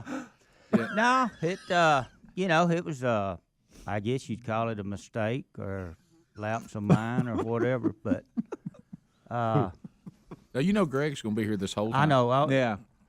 Have you got any pizzas he can give away outside or something? Yeah, that's so good. He told me, he goes, hey, I want Greg out of here. Oh, yeah. Now start at the beginning and don't get in a hurry. Well, have we got time for this? Well, we're going to go to get as much as you can get in up to the break. Then when you hear the music, that means we're going to break. That means for me to shut up. That's correct. That's and then we'll come back and finish. But you get in what you can right now. All right. Well, it started, I guess, about 2 weeks ago, or, I'm not too good at dates, but anyway. Right. I had limited out on my turkeys, and stop right there. Limited out. How many is that here? That's 5. Okay, go ahead. 5 of them. In about 12 days. Dang. Wow, good night, Gary. Good night. So, I noticed there's a lot of pictures coming out. A lot of pictures. Yeah. Oh, yeah. I had been going filming with a couple of guys and trying to get some birds on film, and I bought me a new camera, and we got one on film, but I forgot to turn the mic on the camera, so it was a silent movie. So, Pass the gravy, please. Rick and Bubba. Ooh, it brings me to my knees. Rick and Bubba. I can't start another. Rick and Bubba. Day without him, brother. Rick and Bubba. Ooh, there is no other. Rick and Bubba. Waking on their blubber. Rick and Bubba. Gonna be a big star. Rick and Bubba. Fat will get you 35 minutes past the hour. The Rick and Bubba Show, 866-WE-BE-BIG is the number. I love hearing from all of you out there that love your Raycon earbuds. That's just fantastic. Bubba sent us another email, another guy fired up about it. Look, buyraycon.com/Bubba. They are fantastic. For about half the price, if you go apples and apples, hey, premium audio brand, over here, look at this price. Raycon's half, still as good, better than some. And they fit perfectly in your ear. They're much more comfortable. You don't look bizarre in them. They have these gel tips that make it snug. They won't fall out if you're working out while wearing them. They stay where they're supposed to be. They've got all kinds of options, different sound profiles based on what you're going to be listening to. And then, of course, you have the two modes, noise isolation if you want more privacy, or awareness mode. I need to know what's going on around me. Anyway, go to buyraycon.com/Bubba right now. 32 hours of battery life. They're durable. Man, the stories we've got on their durability. Get them right now, and we'll throw in an extra 15% off. So go right now to buyraycon.com. 50,000 five-star reviews out there. Buyraycon.com/Bubba. Get an additional 15% off. We got that link for you, too, at rickandbubba.com under the sponsors button. So we hit a couple of things. Bubba hit the biggie on the way to the break, that now those of you that were called crazies and conspiracy theorists and all this, even though there was some basic logic that went with where this pandemic started and how it started, now people are coming along now and legitimizing what your concerns were from the very beginning, that possibly this Center for Virology could probably be at the center of it, since it is a virus, and that's what they do there. And we had inspectors saying they didn't think it was all that secure. You got to kind of probably, of course, immediately, as the progressives always do, xenophobia. Xenophobia. Hey, we can't help that it's in China. This has nothing to do with Chinese people. It's where it is. It's this thing that has virus on the sign. Right. That plays around with viruses. And this is where it all started. Xenophobia. It's a bat. They eat bats. And if you don't like that, you're xenophobic. So, it's crazies. So now we're realizing, no, crazy is to not even consider that as a possibility. That's actually crazy. And now this ongoing gain of function, now Pfizer, Adler, you were telling us about that. Oh, yeah. Now we got Veritas is saying, hey, yes, we got that video, Rick. Yeah, we do. Project Veritas, we've seen several of their undercover stories, and it always seems to be they get somebody to think they're on a date, and they get a couple in them, couple drinks in them. Oh, so it's like The Bachelor. Yes, exactly. Okay, all right, I got you. Or Eric Swalwell. And we've seen that. Have over and another over. glass of wine, ladies, and somebody gets that mic on. All right. Roll the camera. And so this has happened again. You're going to hear Jordan Tristan Walker. He's a Pfizer Director of Research and Development, Strategic Operations, and mRNA Scientific Planning. He works at Pfizer, and he's going to talk about how gain-of-function research is happening at Pfizer, and gain-of-function research likely started the virus in Wuhan. Oh, my goodness. Okay. Pfizer ultimately is thinking about mutating COVID? Well, that is not what we say to the public. No, don't tell anyone this building. You gotta publish, don't tell anyone. You gotta publish, don't tell anyone. Okay? We're exploring, no, you know how the virus keeps mutating? Yeah. Well, one of the things we're exploring is, why don't we just mutate it ourselves so we could create actively develop new vaccines, right? So we have to do that. If we're gonna do that, though, there's a risk of, as you could imagine, no one wants to be having a pharma company mutating viruses. It'd be, very controlled to make sure that this virus that you mutate doesn't create something that, it goes everywhere. Something crazy. Is the way that the virus started in Wuhan. To be honest, it makes no sense if this virus popped out of nowhere. Yeah, that's what we've been saying. Yep. We've said that. Yeah. Makes no sense that it just popped out of nowhere. Well, get a couple of drinks into him, and here he goes. I'm glad to see the man with all the degrees and titles agrees with Rick and Bubba. Yes. Wow. Guys. It's extremely disturbing. It's on but, so many but levels. Not surprising. And again, and Project Veritas has shocker. uncovered so much, and the mainstream media labels them as wackos, and so no one covers their story. And I hope that Twitter doesn't block something like this. I don't think that they would, but Most won't see this. How did What just happened? How did our archive fare yesterday? We were fine. Yesterday was okay. Let me go back to this again. So, Rick, think about this too, though. Let's remember the bigger picture here. Mm-hmm. This type of gain-of-function research, the argument can be made that it needs to be done, okay, to predict where we're going. Got to no have problem with these, that. But it's so dangerous to do so. And it doesn't matter how many guidelines you have. It always somebody always tracks something out of somewhere. Yep. But remember, we used to do this research in the U.S. It was banned. That's why it was sent overseas to China to begin with. Now we have other companies who are doing very similar research in the U.S., but they've kind of changed the name of it, so they're not hung under the the same guidelines that you are for doing gain of function. Well, it's becoming more and more evident that really our common sense logic that we all at one time had, and when you talk to what happened is at the beginning, I tell people this example all the time. When you have people that have lied so much, sometimes their ability to stick with a lie makes you start doubting yourself. Mm-hmm. Even when you can see clearly that this can't be true, right. If they stick to it, and then, of course, like they love to do, then demonize you for having another point of view, and suddenly you can be canceled for not agreeing with them. You start thinking, well, maybe I am wrong. Maybe I'm. It's almost like trying to talk to Hunter Biden. You think to yourself, we have all this evidence against you, and he just keeps sticking with the story, and suddenly you're like, well, maybe we don't. And see, it's like this is my gripe, and I think Rand Paul's gripe with Fauci. Fauci knew this. It was his group that gave the money to the lab. And when all this came out and they had traced it to the general area of the wet market, and like we said, the lab was 8 miles from there, he should have come forward immediately and said, we don't know where this came from. It could have come from a wet market, but we also were doing gain-of-function research 8 miles away. Mm-hmm. There could have been a leak in a lab that when we inspected that lab several years ago, we found their safety precautions to be deficient. Right. Why didn't you just say that? I don't know why we couldn't have that Instead, he acted like it didn't exist. And then when Rand Paul got the information, questioned him on it, he still denied it. Right. No, we didn't do that. We didn't do that. You gave the grants to a company who gave it to Wuhan. That was your cover. You had a middleman. Right. You had a bag man to cover you. Just come clean about it. If you did nothing wrong, you have nothing to hide. But you were hiding the details because you didn't want to be questioned about it. And it made you look guilty. And how much? And it slowed down our response. That's what I was going to say. And that was even more deadly. Thank you. We wasted vaccines on people that were not at high risk.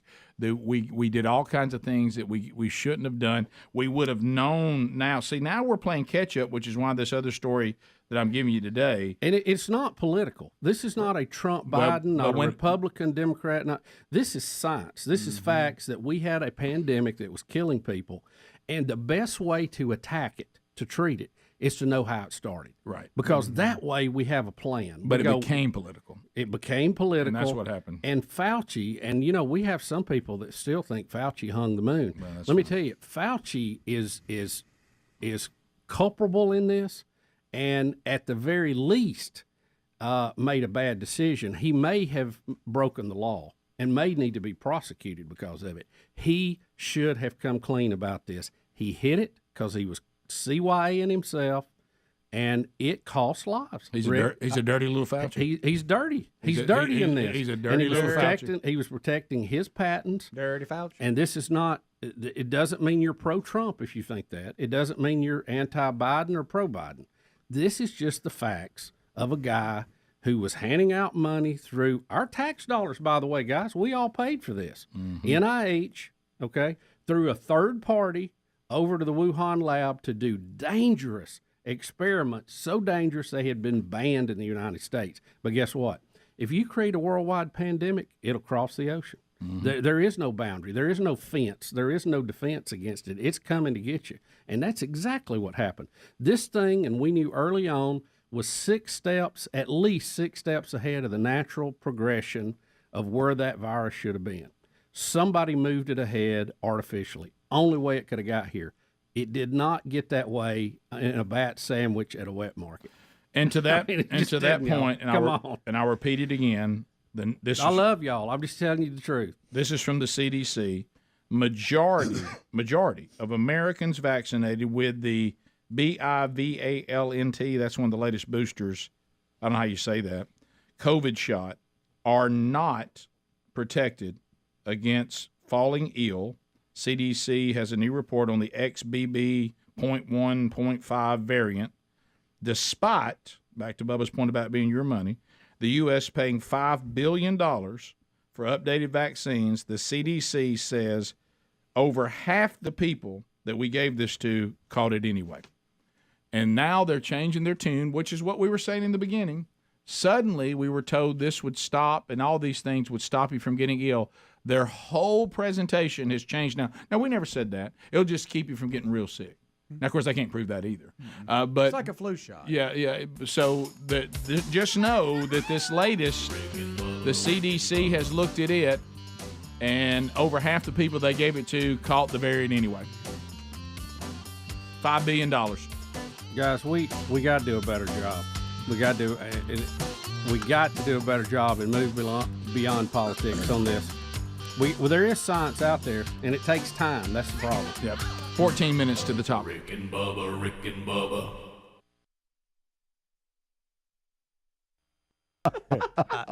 Anyway. Silent and violent. Those are popular these days. That Saturday morning, I was going to town because, I didn't have anybody to go turkey hunt with, so I was backing out, and a couple game wardens pulled up in my driveway. Oh, boy. And here we go. Oh, boy. Sometimes that's good, and sometimes it's not. Right. And this time it wasn't. This falls under the knot. Yeah, this was the knot. But anyway, I thought everything was fine. We Right. talked a little bit. And So you thought you were good? yeah, he said, I thought this is where you lived at. And I said, yeah. I said, I've been living here about 40 years. Right. And he said, how's your turkey season going? And I told him up front, I said, man, I'm tagged out. Now tagged out means how many? My limit. How many? My limit. What's that limit? 5. Okay, go ahead. That's the state's limit. Right. Yeah. Not your limit. Yeah. No. Now, if it was your limit, we'd still be killing them, right? But anyway. 7. He said, we talked a little bit, and he said, we'd like to, see your turkey call. I said, sure. So I went down, unlocked my building, and, there was my 5 turkeys, legs, and beards. And boy. He said, that's the ones you kill? I said, sure. I said, he said, well, let me see let's hear your turkey call. So I played it. They was a little bit impressed with it, Did you do your mouth with it? The sound? No, y'all just hush now. I'm telling you. Well, anyway, we talked, shot the bull there for a little while, and they said, well, we got to go. So they left. So I went to town. And who said that? Was it Bonanza? Yeah. I told you to cut his mic off. Hey, Paul. Paul don't go Paul, to town. can I go to town? All right. Me and the boys are going to town. I'm sorry, Gary. I went. My next book's gonna be called Gary Goes to Town. Yeah.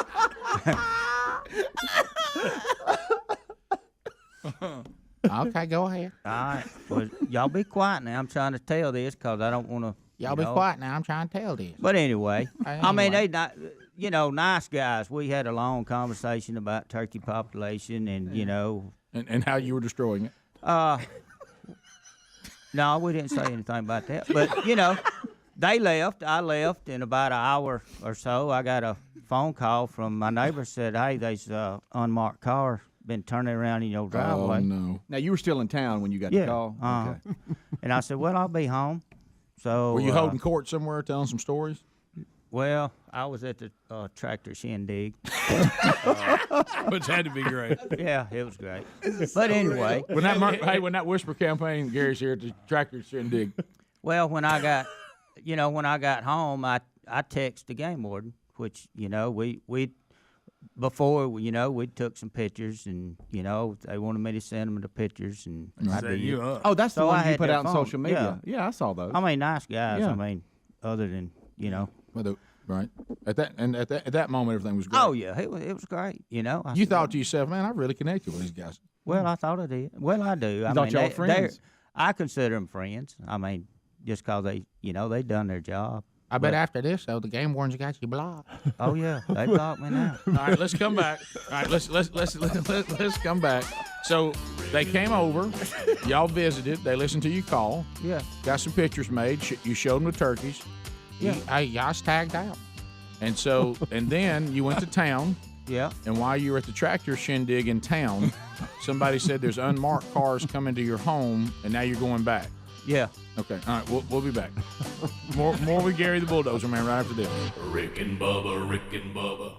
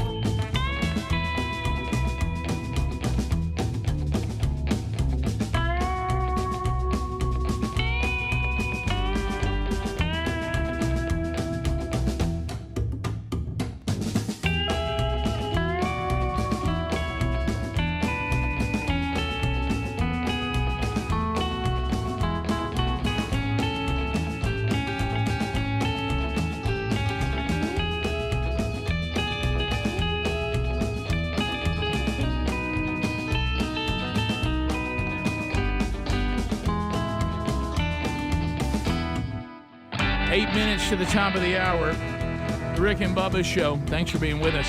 Things you need to know. Yesterday's Wednesday Bible Study Archive is available.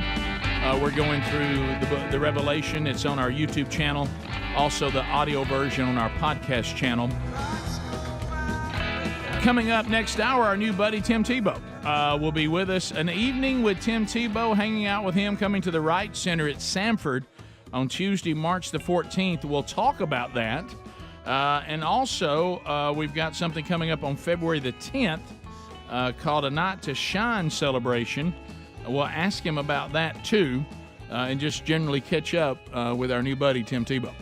So that's coming up next hour. Today's podcast, we get to hang out with Chad Slade, former NFL New York football giant for the Giants, and we will talk to Chad about a lot of things, including obviously the state of professional football, and he played at Auburn University from 2010 to 2015. He and my oldest son actually played together. And then of course he went on to a professional career and with the Texans, and then on to the Giants, where he played for the Giants for 3 years. So we'll talk to him on our podcast, and he's also become quite the entrepreneur. I never thought big giant offensive lineman kolaches that would all come together. Oh, I'm glad they did. I am too. Yeah. Bubba, here's you remember we were talking about, and people were calling in asking us, are there things you can do to try to enjoy some of these movies that have a good story or good actors in it, but I just don't want the yuck fest and I don't want all the garbage.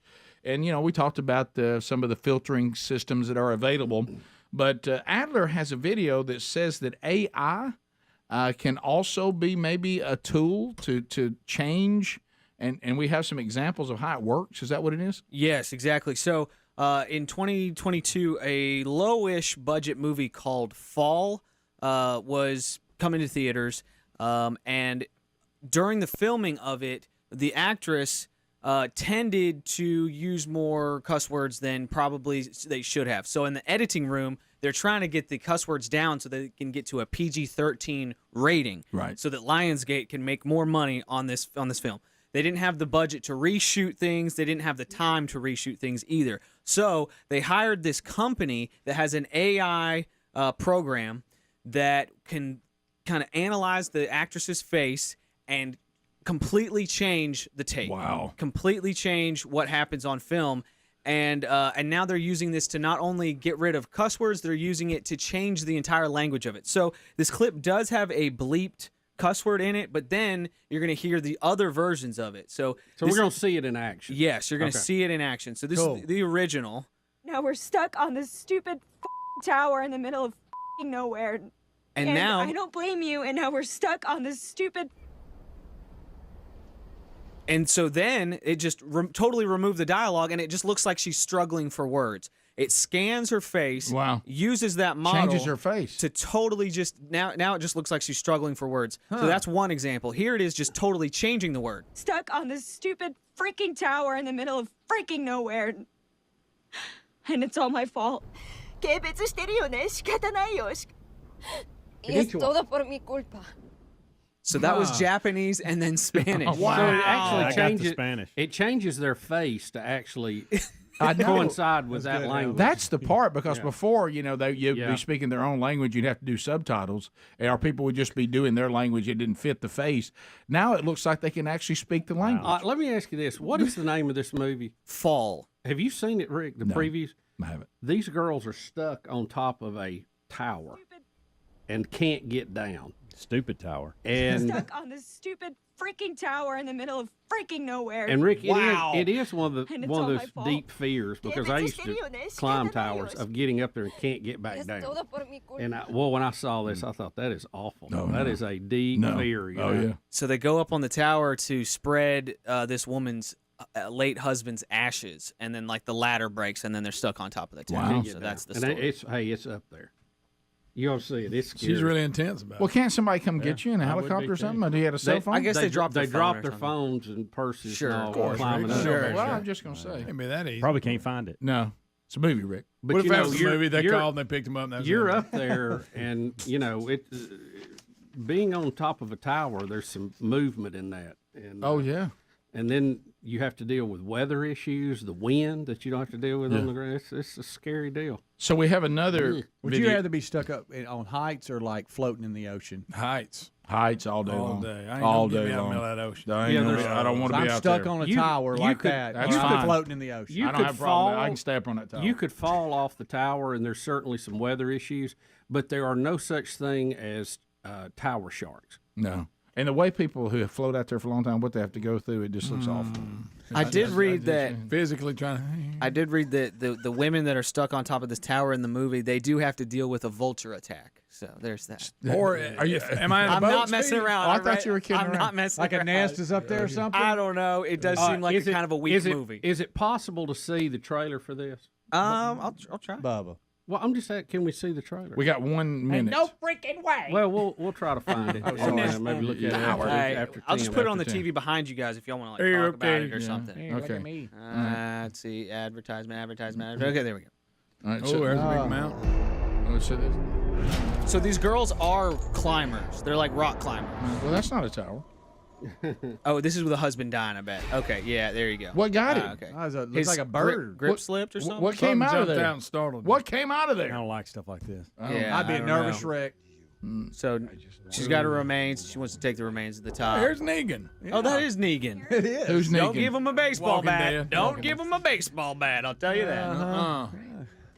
So they're going to climb this 2,000-foot tower. I It's a guess. TV tower. Oh, that was not wise. It's very rusty looking. I wish you'd put it in Spanish. Let's do it. Let's climb your stupid tower.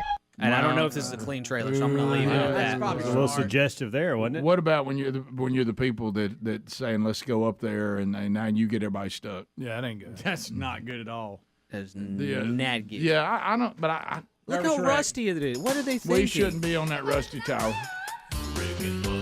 How much to climb that tower, Greg? How Long much? way. Oh, I climb it. How much? $500. $500. He's done it. He done it again. climb in a minute. All right, if you're Look at leaving, him going up. hey, if you don't have the live show today, find a way to at least get the archive later today because we're talking to Tim Tebow next, top of the hour. Rick and Bubba, Rick and Bubba.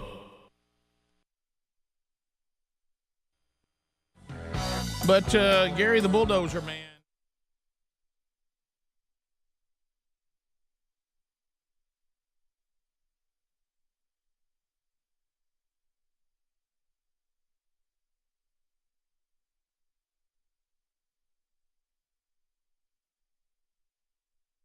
Was hanging out at the tractor shindig, and I start getting texts that there's unmarked cars over at my house.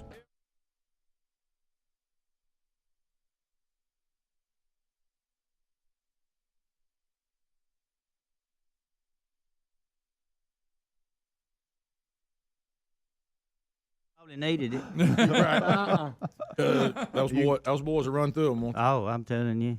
All right, so he's gotten comfortable. All right, now he's gone with his sleeveless shirt on. You comfortable now? Oh, yeah. All right, so now the unmarked cars have come back to your house after they had visited you. Tell us what happened next. Well, when I got back home, I texted the game warden, told him I was at home if they wanted, if that was them. I didn't know where it was troopers or the FBI or whatever, Right. And You remember that one thing we got into? oh yeah, yeah, that was bad. That was. But yeah, they pulled back in, and I was down. I think I was already down at my building again. They wanted to said we need to see your hunting license. What? And yeah, so I pulled my hunting license. Now these out. are the same ones that were there earlier. Yeah. You probably thought the picture was fuzzy. That's why they were back or something. Like the well, picture I didn't take thought, good. I didn't know. Well, I mean, go ahead. I don't know. When they left first time, they said, we thank you for, talking with us, and, they'd eat my bowl of peanuts there, and, apologize. It's time to go then. Yeah. Yeah, I said, well, don't worry about that. I said, I done sucked the chocolate off of them. but anyway, it's, you didn't like it, did you? You ought not do that to people, but go ahead. Well, I want to hear the whole story Okay. before I'm going to tell you my opinion. Go ahead. Okay. Well, they wanted to see my license, and I'd been writing down my turkeys on the back of my license. Yeah, that but, was supposed to. I really didn't know that it was mandatory that you call it in and get a big long number to put under there on each turkey. So A big long number. So But you anyway. knew that You talking about like a confirmation code? Oh yeah, you had to write them down last year, but I didn't Yeah, know right. the You had law. to call in. Gary, we know, talked about this on the show about we No, you let out didn't this do it. whole thing. We had Director Sykes on the show talking about it multiple times. We had Commissioner of Conservation talking about it. We had Rick and Bill helping us publicize it. Gary. When we were pushing it through the state, we talked Hey. about it multiple times. But go ahead. Gary was I'm hunting. going to He stop right Listen, there. I can tell you this: if it wasn't announced on Andy Griffin or Gunsmoke, I probably didn't hear it. But I mean, it was a mistake. It was, and even when I got a ticket for it. What? What? They wrote you a ticket. Gary, the sperm master got a ticket. What changed from when they're up there doing the turkey Eating call your to now? peanut. Eating your peanut, Oh, yeah. I just throw that in just to get a laugh out. They What nice what guys. changed? Why didn't they do that when they were there the first time? Well, I don't know. See, They probably left, and but I would imagine when they opened my door and seen all them fans and beards and. So we got us one here. Oh, we got the gold mine right here. Hey, it's overwhelming when you see how many turkeys Gary's killed in his lifetime. So you had written it down. It's just you hadn't called it in. No, I hadn't called But it you were in. keeping your own And records. But Technicality. You going a little rogue. well, Outlaw? I hadn't broke the law. I've never broke the law. And Well, you told me you didn't believe in laws. well, I don't Gun believe laws. in gun law. Borderline. Borderline. Borderline. You can go so far, and then right before you get in trouble, you need to stop. Right. You said you just don't believe in gun laws, but No, some laws are good. But yeah, I agree. I deserve what I got. Well, so did you? But you thought you had done what you needed. And to the good thing about it, the other game warden, he said, there's an app on your phone, and I said I didn't know nothing about that. And he said, well, let me see your phone. So he downloaded the app and registered all my turkeys for me, and then handed me a ticket. It wasn't free then. Oh no, but Well, you broke the law. They showed you. And the law won. as far as You know, were I a never- rogue turkey hunter. Well, I've been called a lot, but I've always tried to do what's right. And Well, I evidently always not. will. But it's just something I didn't do. And undoubtedly there's a lot of people that I've talked to that hadn't done that. And I Gary. said, if you Now, don't- Turn them in. no, I'm turning Gary, nobody in. don't be the empty skimp, the company pimp, and start telling on people. I ain't Turn the told on state's nobody. evidence. Huh? But a lot This of is your people public that service announcement. This is a Yeah. public service Yeah. announcement. You know, if you kill a turkey, you better call it in if you don't want a little pink slip. Okay, right. But it's obvious you weren't trying to keep it from him because you told him you were limited I told him up front. I told Dan before that happened that I was limited out. I told people that want me to go hunting I was limited out.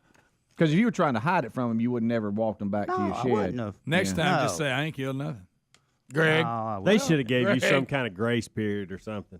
No. I'm on your side, Gary.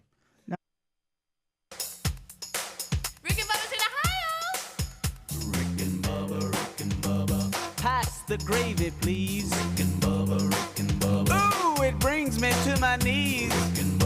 6 minutes past the hour, the Rick and Bubba Show from the No Name Studio on the bleeding edge of technology. It is the Rick and Bubba Show as we come from Sweet Home, Alabama, out to the world via all sorts of platforms, including America's boldest radio stations on the Rick and Bubba Radio Network.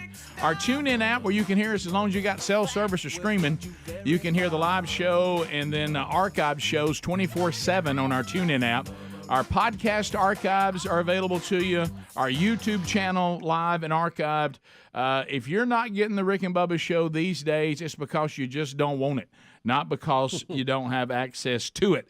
Speedy, the real Greg Burgess, Helmsy, and Adler all make up Team Rick and Bubba, and we welcome back Bill Bubba Bussey. Hey, Rick, buddy. glad to be here. Yeah, Remember, we only ask for 5 hours each and every day. Doesn't seem like it's too much all to get. we need. Bubba, we are excited to bring back a new friend, Tim Tebow. Tebow, welcome back to Rick and Bubba. Let's go, Tim.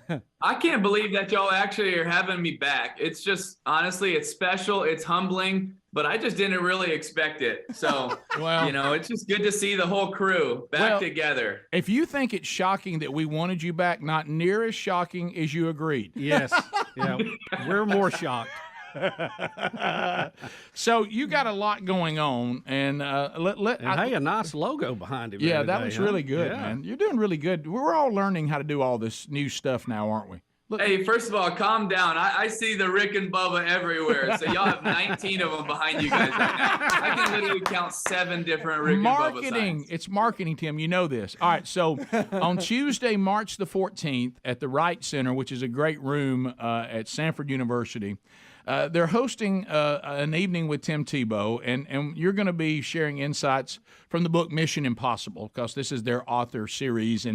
So let's talk about that for a minute. Obviously, they can come and hear, and you'll be walking through that. But for the rest of the country that may not be able to get there, this book, Mission Impossible, tell us what was the inspiration behind it. What do you hope that it accomplishes?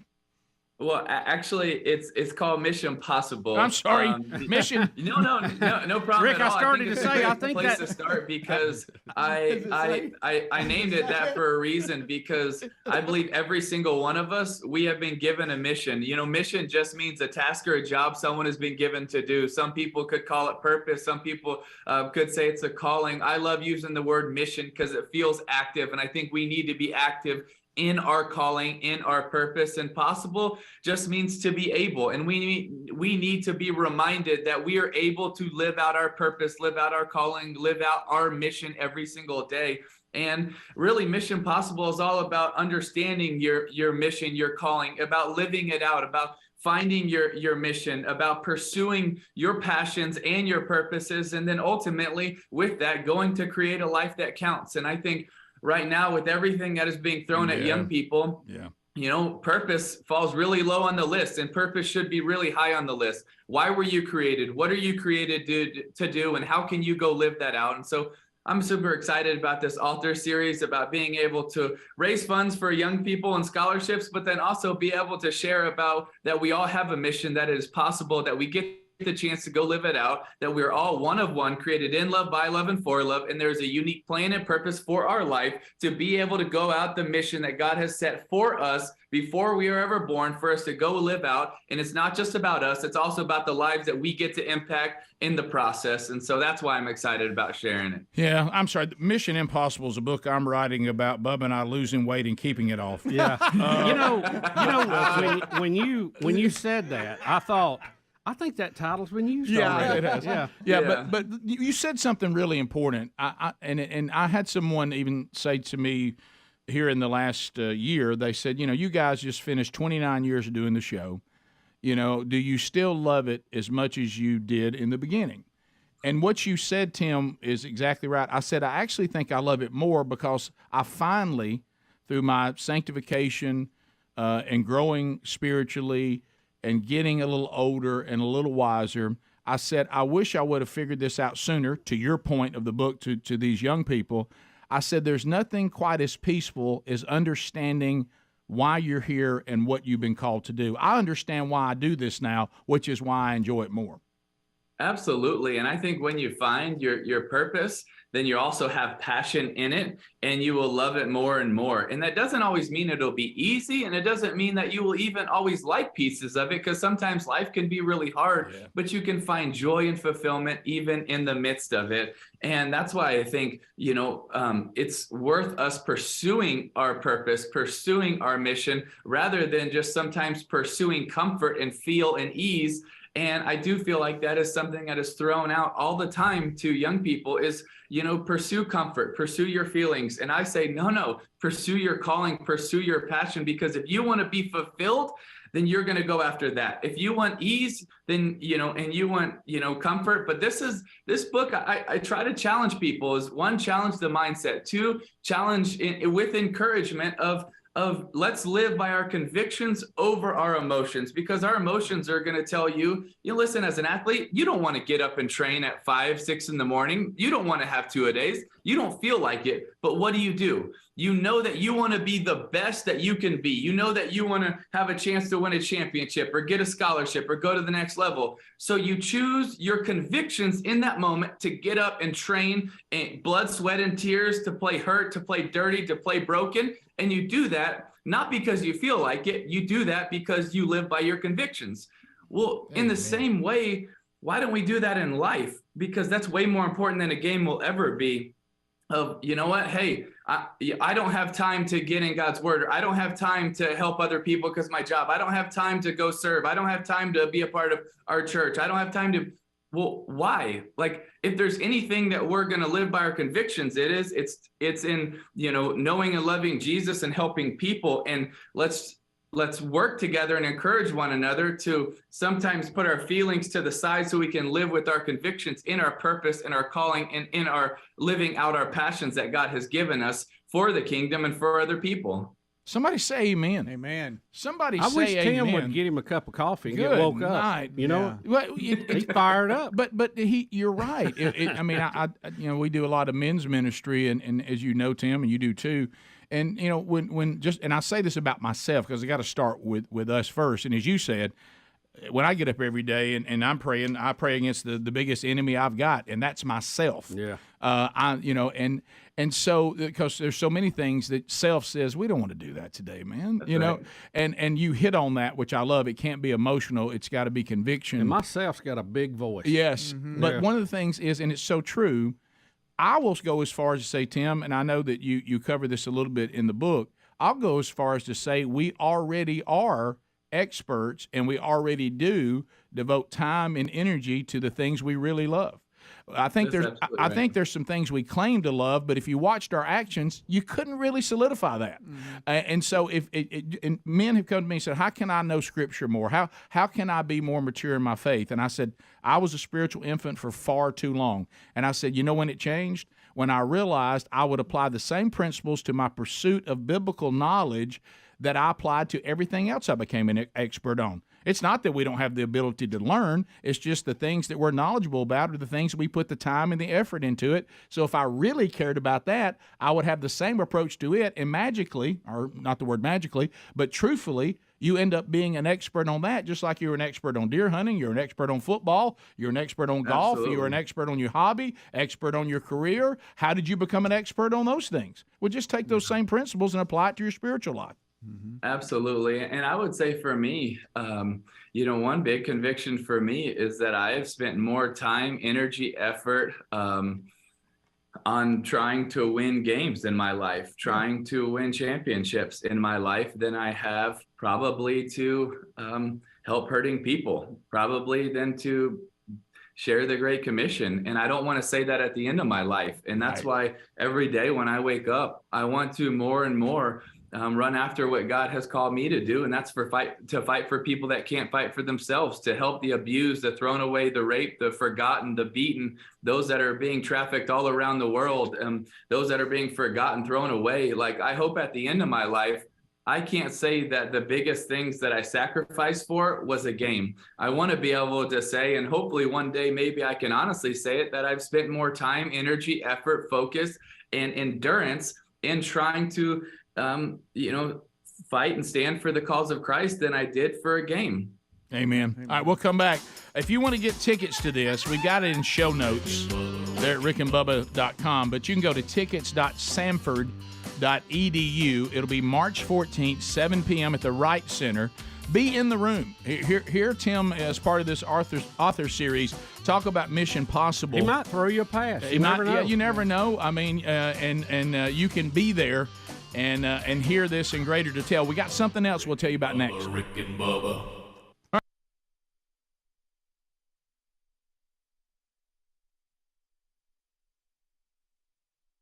I mean, if they give John Doe one, I mean, I ain't no better than anybody else, so. You're a pretty big deal, though. No, I mean. Gary, you're around turkey hunting relentlessly, and you didn't know about this. I didn't know about this. Well, see, I knew talks of it, but I didn't know it changed to law. The only thing that I do hunt is turkey. I don't squirrel hunt. I don't rabbit hunt. I don't dove hunt. So you're a turkey specialist, though. Let me. Can I weigh in here? Dan's gotten serious. He's put his glasses on. Dan, we need your wisdom. Gary's done gone rogue and got a ticket. Do you ever look? You ever look at the front of the Alabama Hunting and Fishing Digest that we do every year, Gary? Have you ever seen that? That's sitting in every Quick Mart, every shop. Well, every, the game warden give Walmart. Hey, the game warden give me one Saturday. Rick, read that right hand. All right, here on the magazine, probably sitting out at the magazine rack at the Hickory Chip. Yeah. Says Alabama Hunting and Fishing Digest. Big letters. Game check system is mandatory for 2016-2017 deer and turkey season. It's right there on the cover. Now, I understand you may not get that. But you're the spur master. You got the state record. Right. Oh, yeah. You sell one of the best turkey calls in the world. Surprised you ain't bought it. Yeah. You're an avid deer and turkey. Well, he don't buy it because I give him one. That's right. I meant by the company. He told if he get his sales up, we'll look at it. Oh, boy. Well, he only wants to sell so many. But Gary has told me, and Gary calls and we talk, he said, and this is unbelievable, that every year since he's been turkey hunting, you've killed a limit of turkeys. Oh, yeah. Not over the limit, but the limit. Ever since I killed the record in 2012. Yeah, you killed that. I started developing my call. I have killed my limit of turkeys. Okay, which is 5. And you can't, don't just write it down. Hang on, Dan. We got a break. Oh Okay. boy! All right, we'll come back. Right back. Gary, I got to be honest with you. I'm a little disappointed in you. I mean, all you've done for hunting and fishing not to get this right. Stay disappointed in me all the time. So is your run-in over with the game warden? Oh, yeah. No, it's not quite over yet. So we got another story? Yeah. All right. We'll let Dan finish his thought, and then we want to hear you finish yours. Okay. So the story's not over. Hey, Rick, and then a trivia question. Rick and Bubba. Okay, so let me update everybody where we are. Gary has come on and has told the story about him being visited by the game wardens. They listened to his call. They looked at the 5 turkeys that he had in our state. 5's the limit. You had limited out. You tagged out. Had a great visit with them. They left. Then they came back. They looked at your license, as they should. They had seen that you had done one part of documenting the turkeys you killed, but you had not completed what our state and I require so we can get the research that we need to know our numbers of deer and turkey. It helps us all to have that information, Gary. And you had failed to call in these turkeys and get your confirmation number so they could add them to the numbers that were shot this year or taken. And so you didn't do what you were supposed to do. And then the game wardens, who at one time were celebrating with you and getting pictures, gave you a citation. Is that where we are? Yeah. Is that what happened? Yep. Okay. So now we're going back over it a little bit. Yeah, so we Dan- just went through his. I would call Gary a turkey expert. in the field No, of let me turkey. say this. He Let is. me say this He's one time turkey about expert. the guys. He said, we hate to write you a ticket. I said, hell, you don't hate it as bad as I do. He just thinks he hates it. But yeah, he just thought he hated it. But I mean, they done their job, and I'm not, Let me tell you how good they were to you, Gary. And this is how good all our wardens in the state are. Gary. We just went through. Oh, I'm so sorry. Since 2002, you just said you had limited on turkeys. Not only 2012. 2012. Not only did you not do it this year, you didn't do it last year. Gary. Face. So there would be 5 more tickets, Gary. Well, I didn't know that.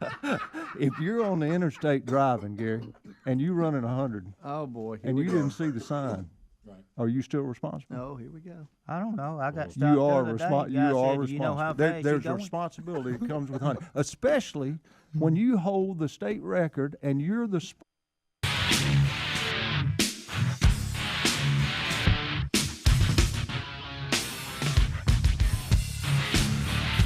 It is 21 minutes past the hour. Tim Tebow, kind enough to take time to hang out with us today. So we've talked about the March 14th. We talked about the new book, Mission Possible, and define your mission, pursue your purpose, create a life that counts.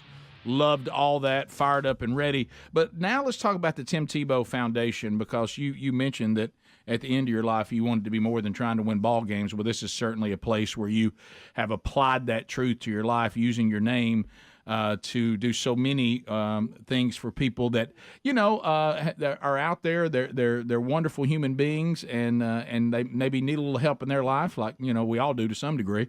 It's a Night to Shine celebration 2023 with the Tim Tebow Foundation, and Tim, because of modern technology, and we've learned so much how to use it, people can actually attend virtually or find a location near them to be part of a Night to Shine, really no matter where they are, right?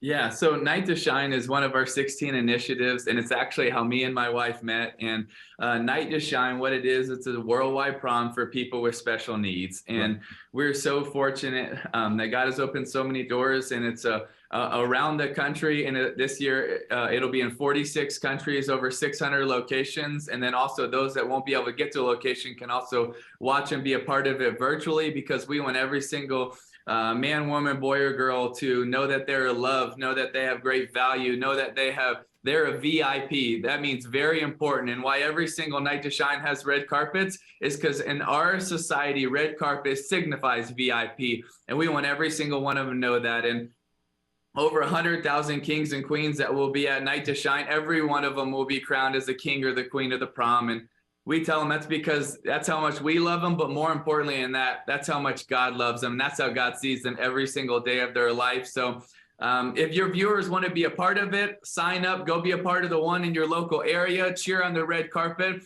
I promise it'll do more for you than you're going to do for them. And we want you to be a part of it to help every single king and queen, but it's going to also impact your life. And if you want to bring someone that you're hoping to be able to open doors to talk to, oh my gosh, it's an incredible way to be able to serve with them, to be a buddy, to cheer on a red carpet, to crown, to do hair and makeup, to be able to shine shoes. That's one of my job at most of them, is I'm just down there shining the shoes, and I've gotten a lot better throughout the years at shining shoes. So it's an incredible night where we're just so grateful God has let it go throughout the world, and we just can't wait for February 10th.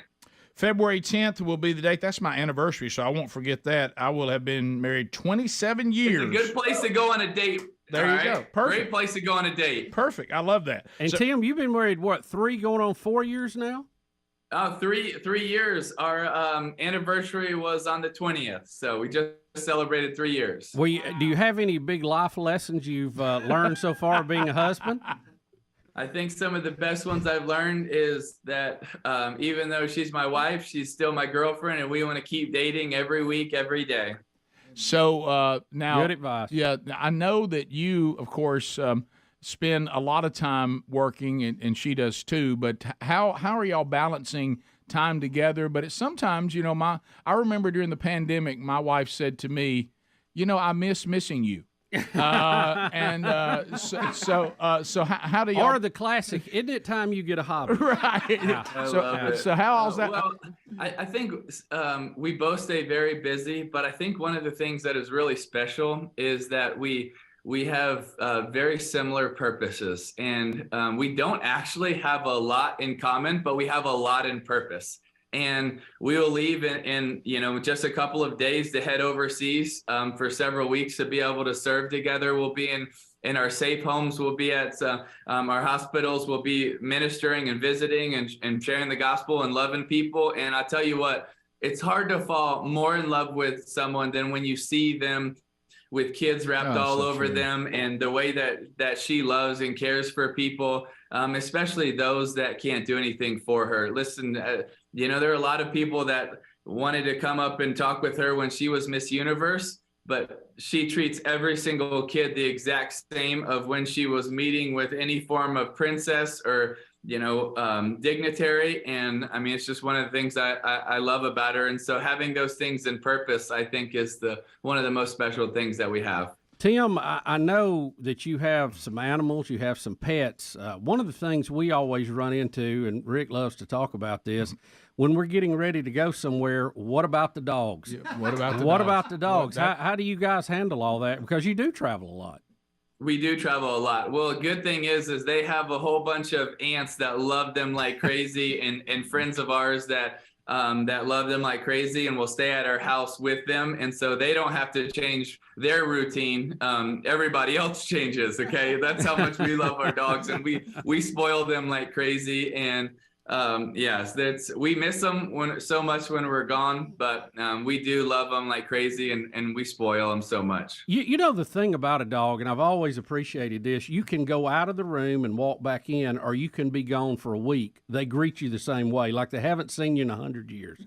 They're just so glad to see you. Absolutely. That's actually how I feel every time I get to see you guys. Tim, we don't have... Just not with as much slobber, though. Yeah. We don't have but about... It depends how hungry I am. Right. We don't have a ton of time left, but about a minute and a half on the least important thing we've talked about today, college football. And that's where it should be. We enjoy it, but it's not as important as the things we just talked about. But what about the state of college football? You're still working a lot there, obviously. Are we in a good place right now as far as football? Are there some things that concern you?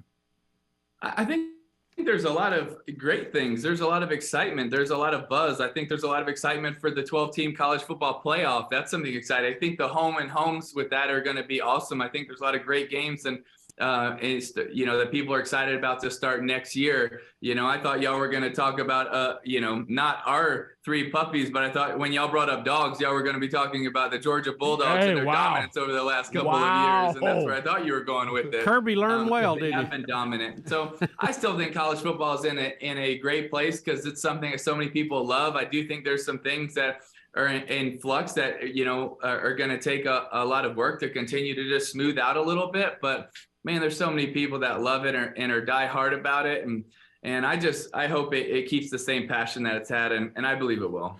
Tim, thanks for being with us. Two things. March 14th, Wright Center, Samford University, an evening with Tim Tebow as he talks about his new book, Mission Possible. And then February the 10th, a Night to Shine celebration 2023. And you can participate from anywhere in the world by going to timtebowfoundation.org for the tickets to Samford, tickets.samford.edu, or go to both of these simply by going to rickandbubba.com and looking at show notes. Tim Tebow, thanks for taking time to be with us. Thanks, Tim. Hey, appreciate you guys. Thanks for what you stand for and making people laugh and have a lot of fun, but also pointing them to the truth. Appreciate it, guys. God bless you guys. Thank you, brother. We'll be right back. Bottom of the hour. More Rick and Bubba coming up right after this.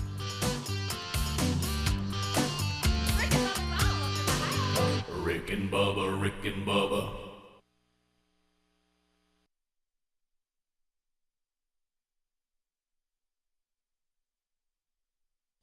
Master in the state of Alabama. Of all people. I know. You told me yourself that you're considered a turkey hunting celebrity now. You told me that on the phone the other day. You said Rick told you celebrities have to act a little different. That's right. And Gary, you have to game check your turkeys.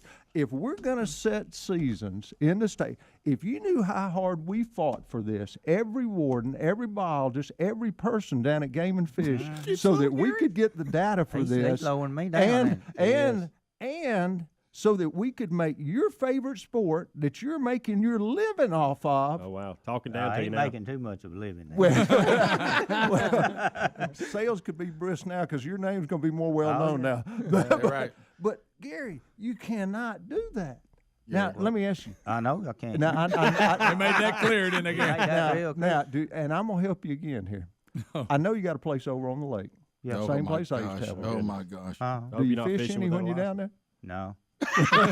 Great answer. Never caught one. That's No, the right I ain't answer. fishing. All right. What about? And I know you help. And Rick has been thrown under the bus with you now. It's just about a sad day for me. It is. Rick has been thrown. I follow every rule to the letter. Because do you deer hunt, Gary? Very seldom. Have you killed a deer in the last No. 2 years? Was that no or yeah? No. Okay. Gary, I hope they don't look at your Instagram account. The same, the same things apply, Gary. Delete them real quick. Hurry. You have. Yeah, look at him deleting his picture. Gary, Dan's asking for your confirmation numbers for your deer. And we have to. You've got rich kids down there. Oh boy. You scared poor Scott Dawson to death. Oh wow. Oh yeah. Scared him into running for governor. That was fun. And you got kids down there that Rick's bringing down there every week. And you got to set an example for game checking, here we Gary. go. Well, Oh, wow. if I would have had known it, just like I said, I probably would have. Well, let me ask you: do you know it now? Yes. Will you tell everybody in the state I have told. There's no telling that how they many have to phone game check? calls. I will go to your defense if you tell me you'll be the biggest advocate of game check that there is. Well, in the if state it's now. not raining, I'm gonna put on a seminar to make people aware of this. Now, if it's not raining, I'm gonna put it on because it's got to be in Walmart parking lot. But I'll do everything I can, and I have told a lot of people that didn't know this. I said, well, you better, Well, let me make you feel a little bit better about it. Harvest reporting 2016-17.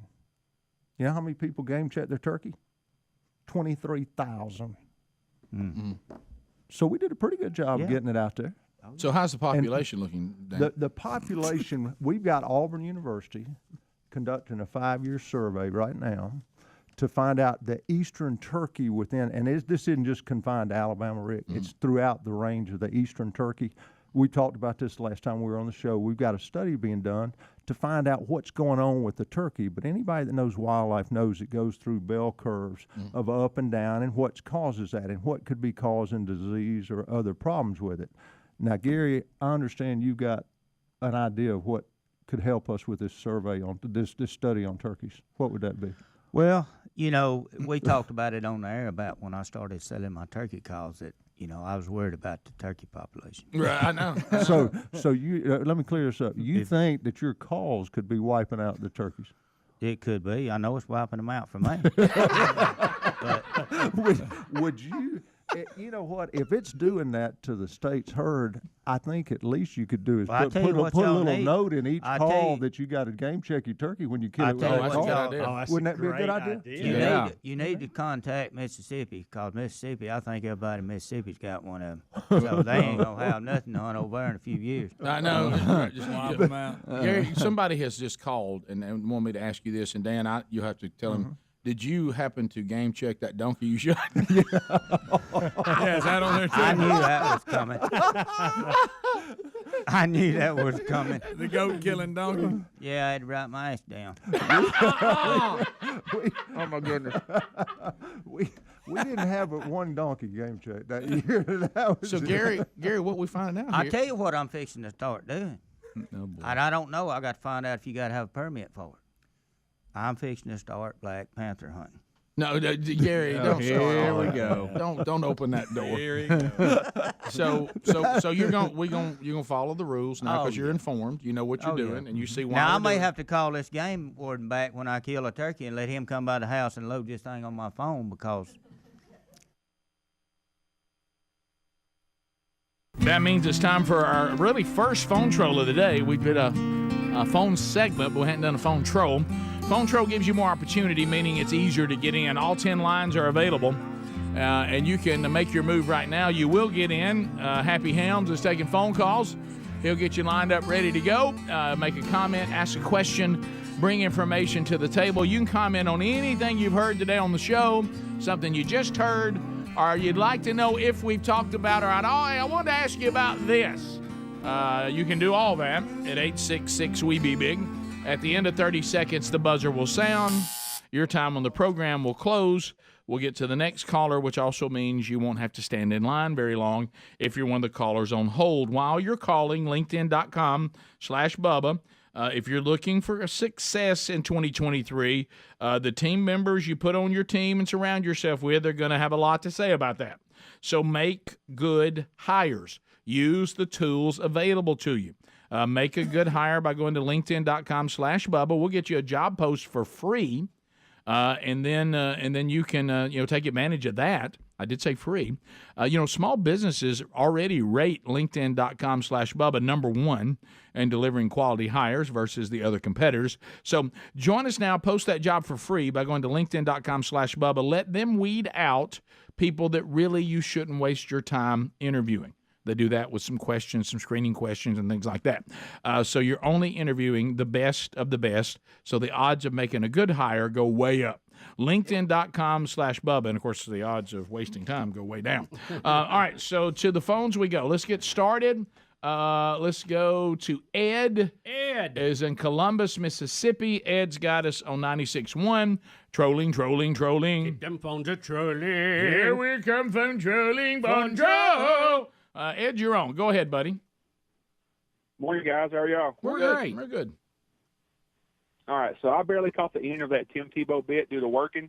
So I'm going to need Greg to give me a synopsis of it in Tim Tebow's voice ASAP. No, I've quit doing that. So you don't do Tim anymore? I don't. I've been working on it, but I would have thought during that you would have taken. I was working because he got some good monologues. I was, by the way. Don't think I wouldn't listen. He about got fired up. He did. It was very similar to some of the locker room speeches. Yeah. And he runs out of breath. Hey, right. It's like he gets out of breath. Did you feel? I feel like he's getting where he doesn't do that as much anymore. No, but I don't do a good one. Yeah.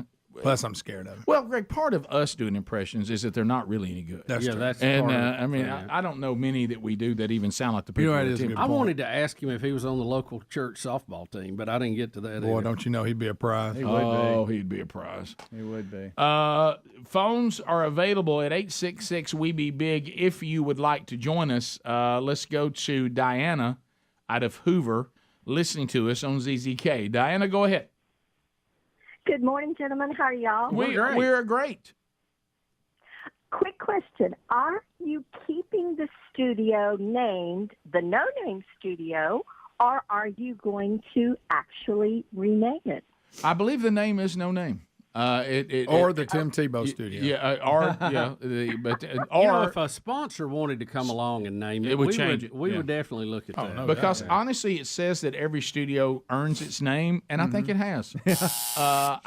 We just have never heard the name that you went, aha, that's it. I know. No. And, we're still, I mean, it's been a settling in process. I mean, we've been here a year now. Yep. And it's still kind of, we're just now getting everything like we like it. Well, right now there's two, with the exception of a few things that we don't like we like it. Yeah, the bleeding edge of technology, it stands because we are on it.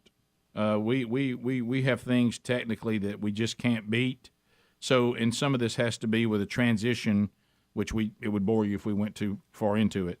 There's a transition technologically in our business and our platforms that I think will solidify, but we're kind of caught in the middle of it, and it almost feels like Bubba used the word, the equipment we're using right now is not robust enough. Well, one piece of it. Yeah, for sure. yeah, and we need so that has got us on the bleeding edge of technology. So we haven't solidified to the current latest greatest. We're on the bleeding edge. We're in transitional, so that stays. And the no name is because it really has not produced anything. Now, my favorite, even though it doesn't apply, it just sounds cool.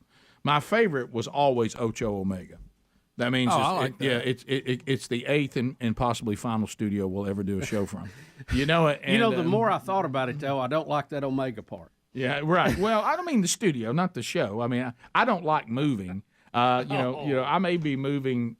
My personal home here in the next year, and I'm dreading that with a purple passion. And if it was up to me, still looking at Jacksonville, Florida. Yeah, that's right. Yeah. And if it was up to me, I would just stay where we are. The hassle. Yeah, or as unbelievable. Sherry said, if she had never become my wife, I would still be living where I was when we started dating and right after we were married. And I would be fine. I would be fine it'd be perfectly fine with me. I think one of the most misunderstood things about me and unknown is I'm a really simple guy. I don't like complex. I don't like a lot of stuff you have to tend to. Most of the things I have because I want other people to enjoy. But as far as me, I would keep my life extremely simple. Rick, clean, stealth, and simple. Mm-hmm. Like, for instance, when I was mentioning a sponsor coming along that would be worthy of that title. Yeah. Like, say, Krispy Kreme. Yeah. And it was called the Krispy Kreme Hot and Ready Studio. An emailer had just suggested. I'd be all over that. Yeah, I like that. Yeah, I would put it right there that. on that glass. I would be all over. By the way, who got my Windex? Bubba's still looking for his Windex. But let it go on the Windex. Rick, I got a special sprayer. It was big. It was extra strong. Filled it up. Label the bottle, and somebody got it. What were you cleaning? Yeah. Last time I had it out, I was cleaning the cooktop there. It's been a minute. To Jordan. All right, Jordan. Look at it. Fire it in there. I know. Jordan, go ahead. Welcome to Rick and Bubba. Good morning, Biggins. How are we today? We're Dandy. good. Hey, real quick, I got an idea. Y'all play these Peter Ducey clips when he's, in these press conferences, and they're just pure gold, the stuff he puts out. But anytime y'all play a Peter Ducey clip, I think y'all need to start calling it Peter Drops a Ducey. Oh, that's pretty good. Okay. All right. You got Greg on that one. I like that one. He set up, didn't That's you? awful, but it's I like funny. that one. Let's Maybe go. the Drop a Deucey studio. Let's go to Deborah in Alabama. Deborah, go ahead. Yes, I want to know what's going on in our skies. Is it modified weather? Is it natural? Lyndon B. Johnson said it himself. He who owns the weather owns the world. Can I back up here? Are we in a troll? I forget. Yes, we are. Okay. If you want to spend a time out here, you can. Yeah, I'm going to go ahead Throughout and do our that. throughout and, our years, anytime a caller's question is what's going on with the sky, we can, Yeah, we Deborah, can, we can put the brakes on. Can I go back to that question? What are you referring to? Well, what about the modified weather? The weather patterns, the what they call chemtrails. Well, chemtrails. I saw that coming. I saw that train. Are mostly steam. What about cloud cover? Well, we have cloud cover all the time. That's Yeah, part of we never weather. have sunny days anymore. Why don't we have sunny days anymore? Well, we had a do. few. Y'all have a stop in your mouth too. Hey, Deborah, all other Deborah, weather I have to outlets tell you this. You don't have as have many socks sunny in your days. mouth. Look, hey, Deborah, your ear's not working? I'm Hey, talking. Deborah, can I My ask- turn. Can I ask you this, evidently Deborah? You ask a question. I'm trying to give you an answer for it. Deborah, are you in a place that you get phone privileges? Rick. Oh, she hung up. Okay. You don't have as many sunny days in January. Does anybody know that you Sun's have out the right phone? The sun was out. We had some right now. beautiful You wanna go look out the cobalt window right now? blue days just in the last Yesterday couple of weeks. afternoon. I like how you went and looked, Greg. Yeah. According to David Muir on the news, I mean, there's people in his path. Every night I hear about this storm. yeah. That everybody's in the path. Well, I know this is- millions in you his know, path. Well, yeah, it's a weather front. Yeah, we have 300 plus, maybe 350 million that live in the United States and North America, and we're in the middle of the winter season.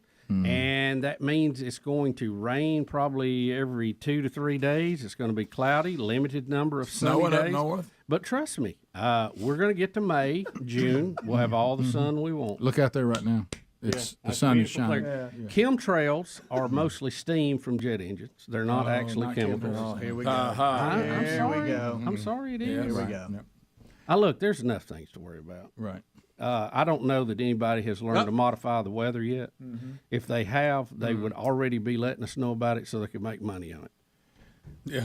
We and Bubba's not talking about like cloud seeding, which we know that they do. But Yeah, I mean that's something that they have experimented with. They've had limited success with it, but it's not something that we do every day because it's not predictable enough. Right.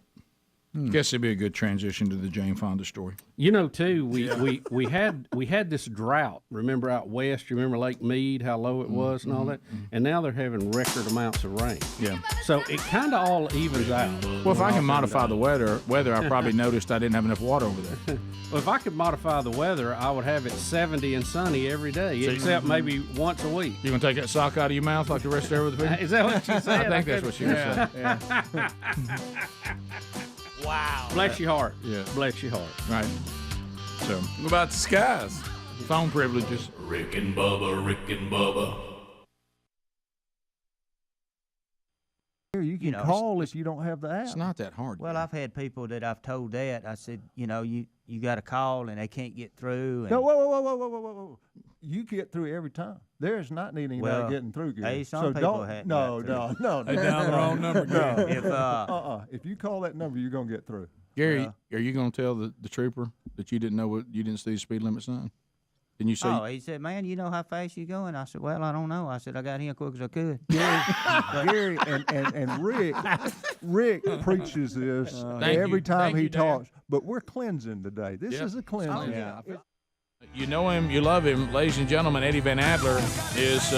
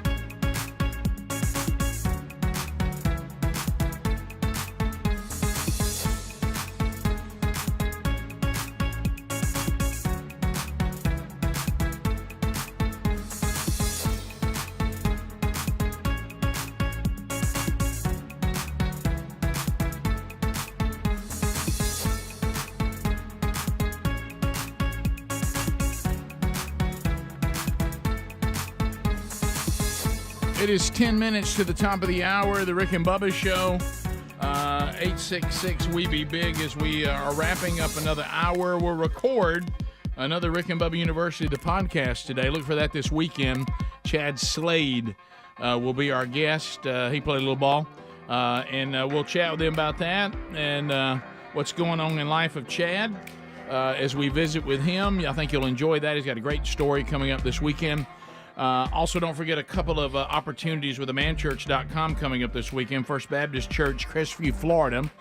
Jordy Henson will be speaking at their next Man Church there in Crestview.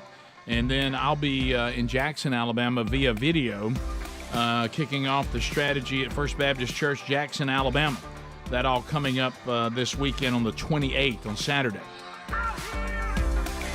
Bubba, I mentioned it after Deborah called us and said that we are part of the conspiracy that is hiding from the world what's going on with the skies. And anyway, since we no longer have sunny days, and we wanted to talk to her more, but either her phone privileges had run out, or she hung up. I wasn't sure, Well, but she didn't want to be traced, probably. right. But anyway, I don't know if you've seen the trailer for this movie, 80 for Brady. Yes. Okay. Yes, and it's I got have. Lily Tomlin, Loosely based on a true story. Rita. Is it Marino? How you say that? or something? Yeah, from the Electric. Hey, you Company, guys. Yeah, and Sally Field. So, and like all my The life, Flying Nun. all my life, I've called her Sally Fields. I added an S like Bubba. I didn't know it was singular. Smoking the Bandit. But anyway, Jane Fonda. This is giving Jane Fonda the microphone again. Oh, Lord. Unfortunately. And Yeah, so I read her thing. She's still squirrely, ain't she? Yeah, she is. I thought at one time that she was kind of drifting back to normal, but she's still way out there, isn't she? She's 85 years old, and she was on the Kelly Clarkson show, which I bet that is full of energy. And she blamed the climate crisis. First of all, she's acknowledging, I guess there is one, that there is because everything's a crisis. You know? yeah. Like- Everything. Like this running thing that you and Greg have, Bubba, because y'all draft on a few things where y'all like watching the big three evening news just to hear them. Oh, just the opening monologue. Yeah, on every ABC night. every night. It is a life and death disaster Breaking about to news. happen. We're dying every night. There's another crisis. Millions in its path. You realize that if you A keep winter storm in the middle of winter. millions may experience winter weather in the winter. And there's 350 million in our country where it's winter. But here we come. Jane Fonda, now 85, blame the climate crisis. Wait for it, on racism. I don't get that. No, Hams. You got to tie that. You yeah, got to give me some info. I need her to walk that out a little further. Right. Well, here's what she said. You can't just say stuff. No. Now, I don't know how she's tying this either, and this is one of Bubba's favorites. I hate to even bring this up because Bubba's, in the fun zone today. And I've been in a good I want mood to all keep day, you don't there. you think? For You're a little me, chipper. here it comes. Oh, I dread this. I knew kolaches were out there. For me, it was learning about the Vietnam War. Oh, yeah, remember Hanoi Jane? Stop it. I know I shouldn't have brought this up. And we got it for you too behind you. Posing with anti-aircraft. Bubba's complexion just changed. And when I really understood what that was about, I couldn't not do anything except to try to join the movement to stop it. I can't. What does she mean when she found out what it was about? I guess about being an activist. And she wants to be an activist and point. Was it about the communist regime trying to kill people and take over the whole country? Did she follow Do you want to that? watch her say it, Rick? And No? we had Okay. look. Our defense posture was to block the spread of communism in Korea, in Vietnam, everywhere we could, in Germany. Right. And we I'm knew sorry. eventually I'm sorry. that they would burn themselves out. Just say Kalachi. Kalachi. And settle. Kalachi. I didn't know you. I thought you were talking about the Vietnam. We have her. We have her. Yeah. Yeah, we got it. We got the clip on this. right here, Rick. Yes, sir. So listen to what she's about to say, and I think it's the quote I was about to read. Listen, go okay. here. Listen. Kelly's a Cowboys fan. Yeah. After they, well, you know, Disappointed like everybody. you can take anything, sexism, racism, misogyny, homophobia, whatever, the war, and if you really get into it and study it and learn about it and the history of it and everything's connected. There'd be no climate crisis if it wasn't for racism. How do you get to that? Tell me. Where would they put the Where would they put the poison and the pollution? They're not going to put it in Bel Air. They've got to find some place where poor people or indigenous people or people of color are living. Put it there. They can't fight back. And that's why a big part of the climate movement now has to do with climate justice. You know, the first... Yay, Jane! Give us an example. Yay! Of where that Jane, we're as uninformed as you are. Yay! Look. I don't get that. World. We're uninformed as you are. Yay. Yay, Jane, for singing for us. I heard Jane. Thank you, Jane. She made You're a claim. Celebrity, so you must be right. She made a claim that we have a climate crisis because of racism. And then her example was we dump waste in poor people's area. Mm-hmm.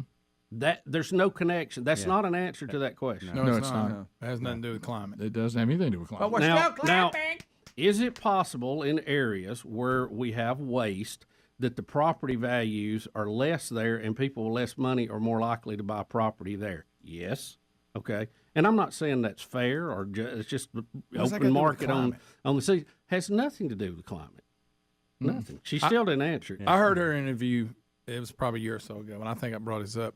She's one of these people that throws numbers out and don't have to back them up. She claimed, and I don't have the numbers, there were so many millions of less birds now than they were, I don't know how many years ago. So, I mean, just made that statement. Everybody was, again, who counted birds?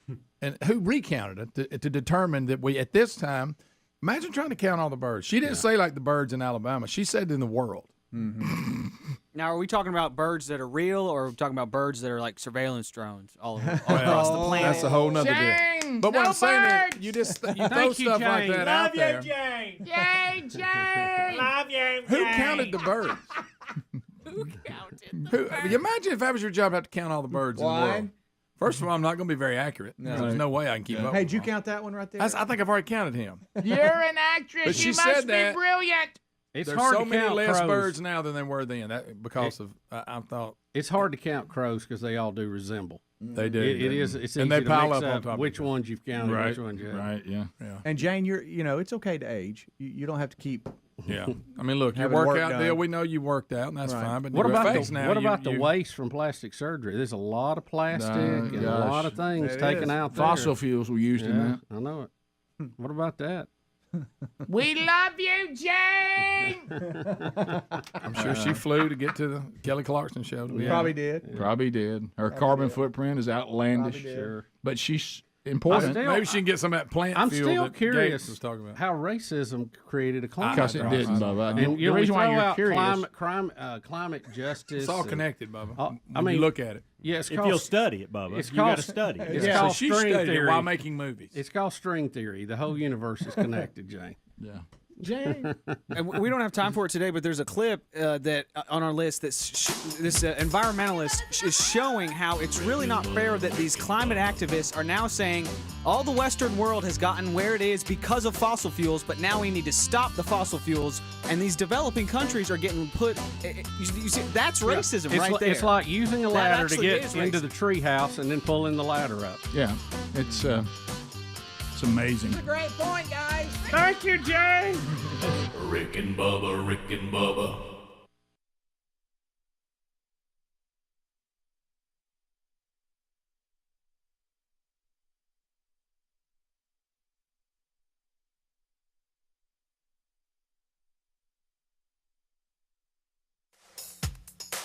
Rick and Bubba's in Ohio. Rick and Bubba, Rick and Bubba. Pass the gravy, please. Rick and Bubba, Rick and Bubba. Ooh, it brings me to my knees. Rick and Bubba, Rick and Bubba. I can't start another Rick and Bubba, Rick and Bubba. day without 'em, brother. Rick and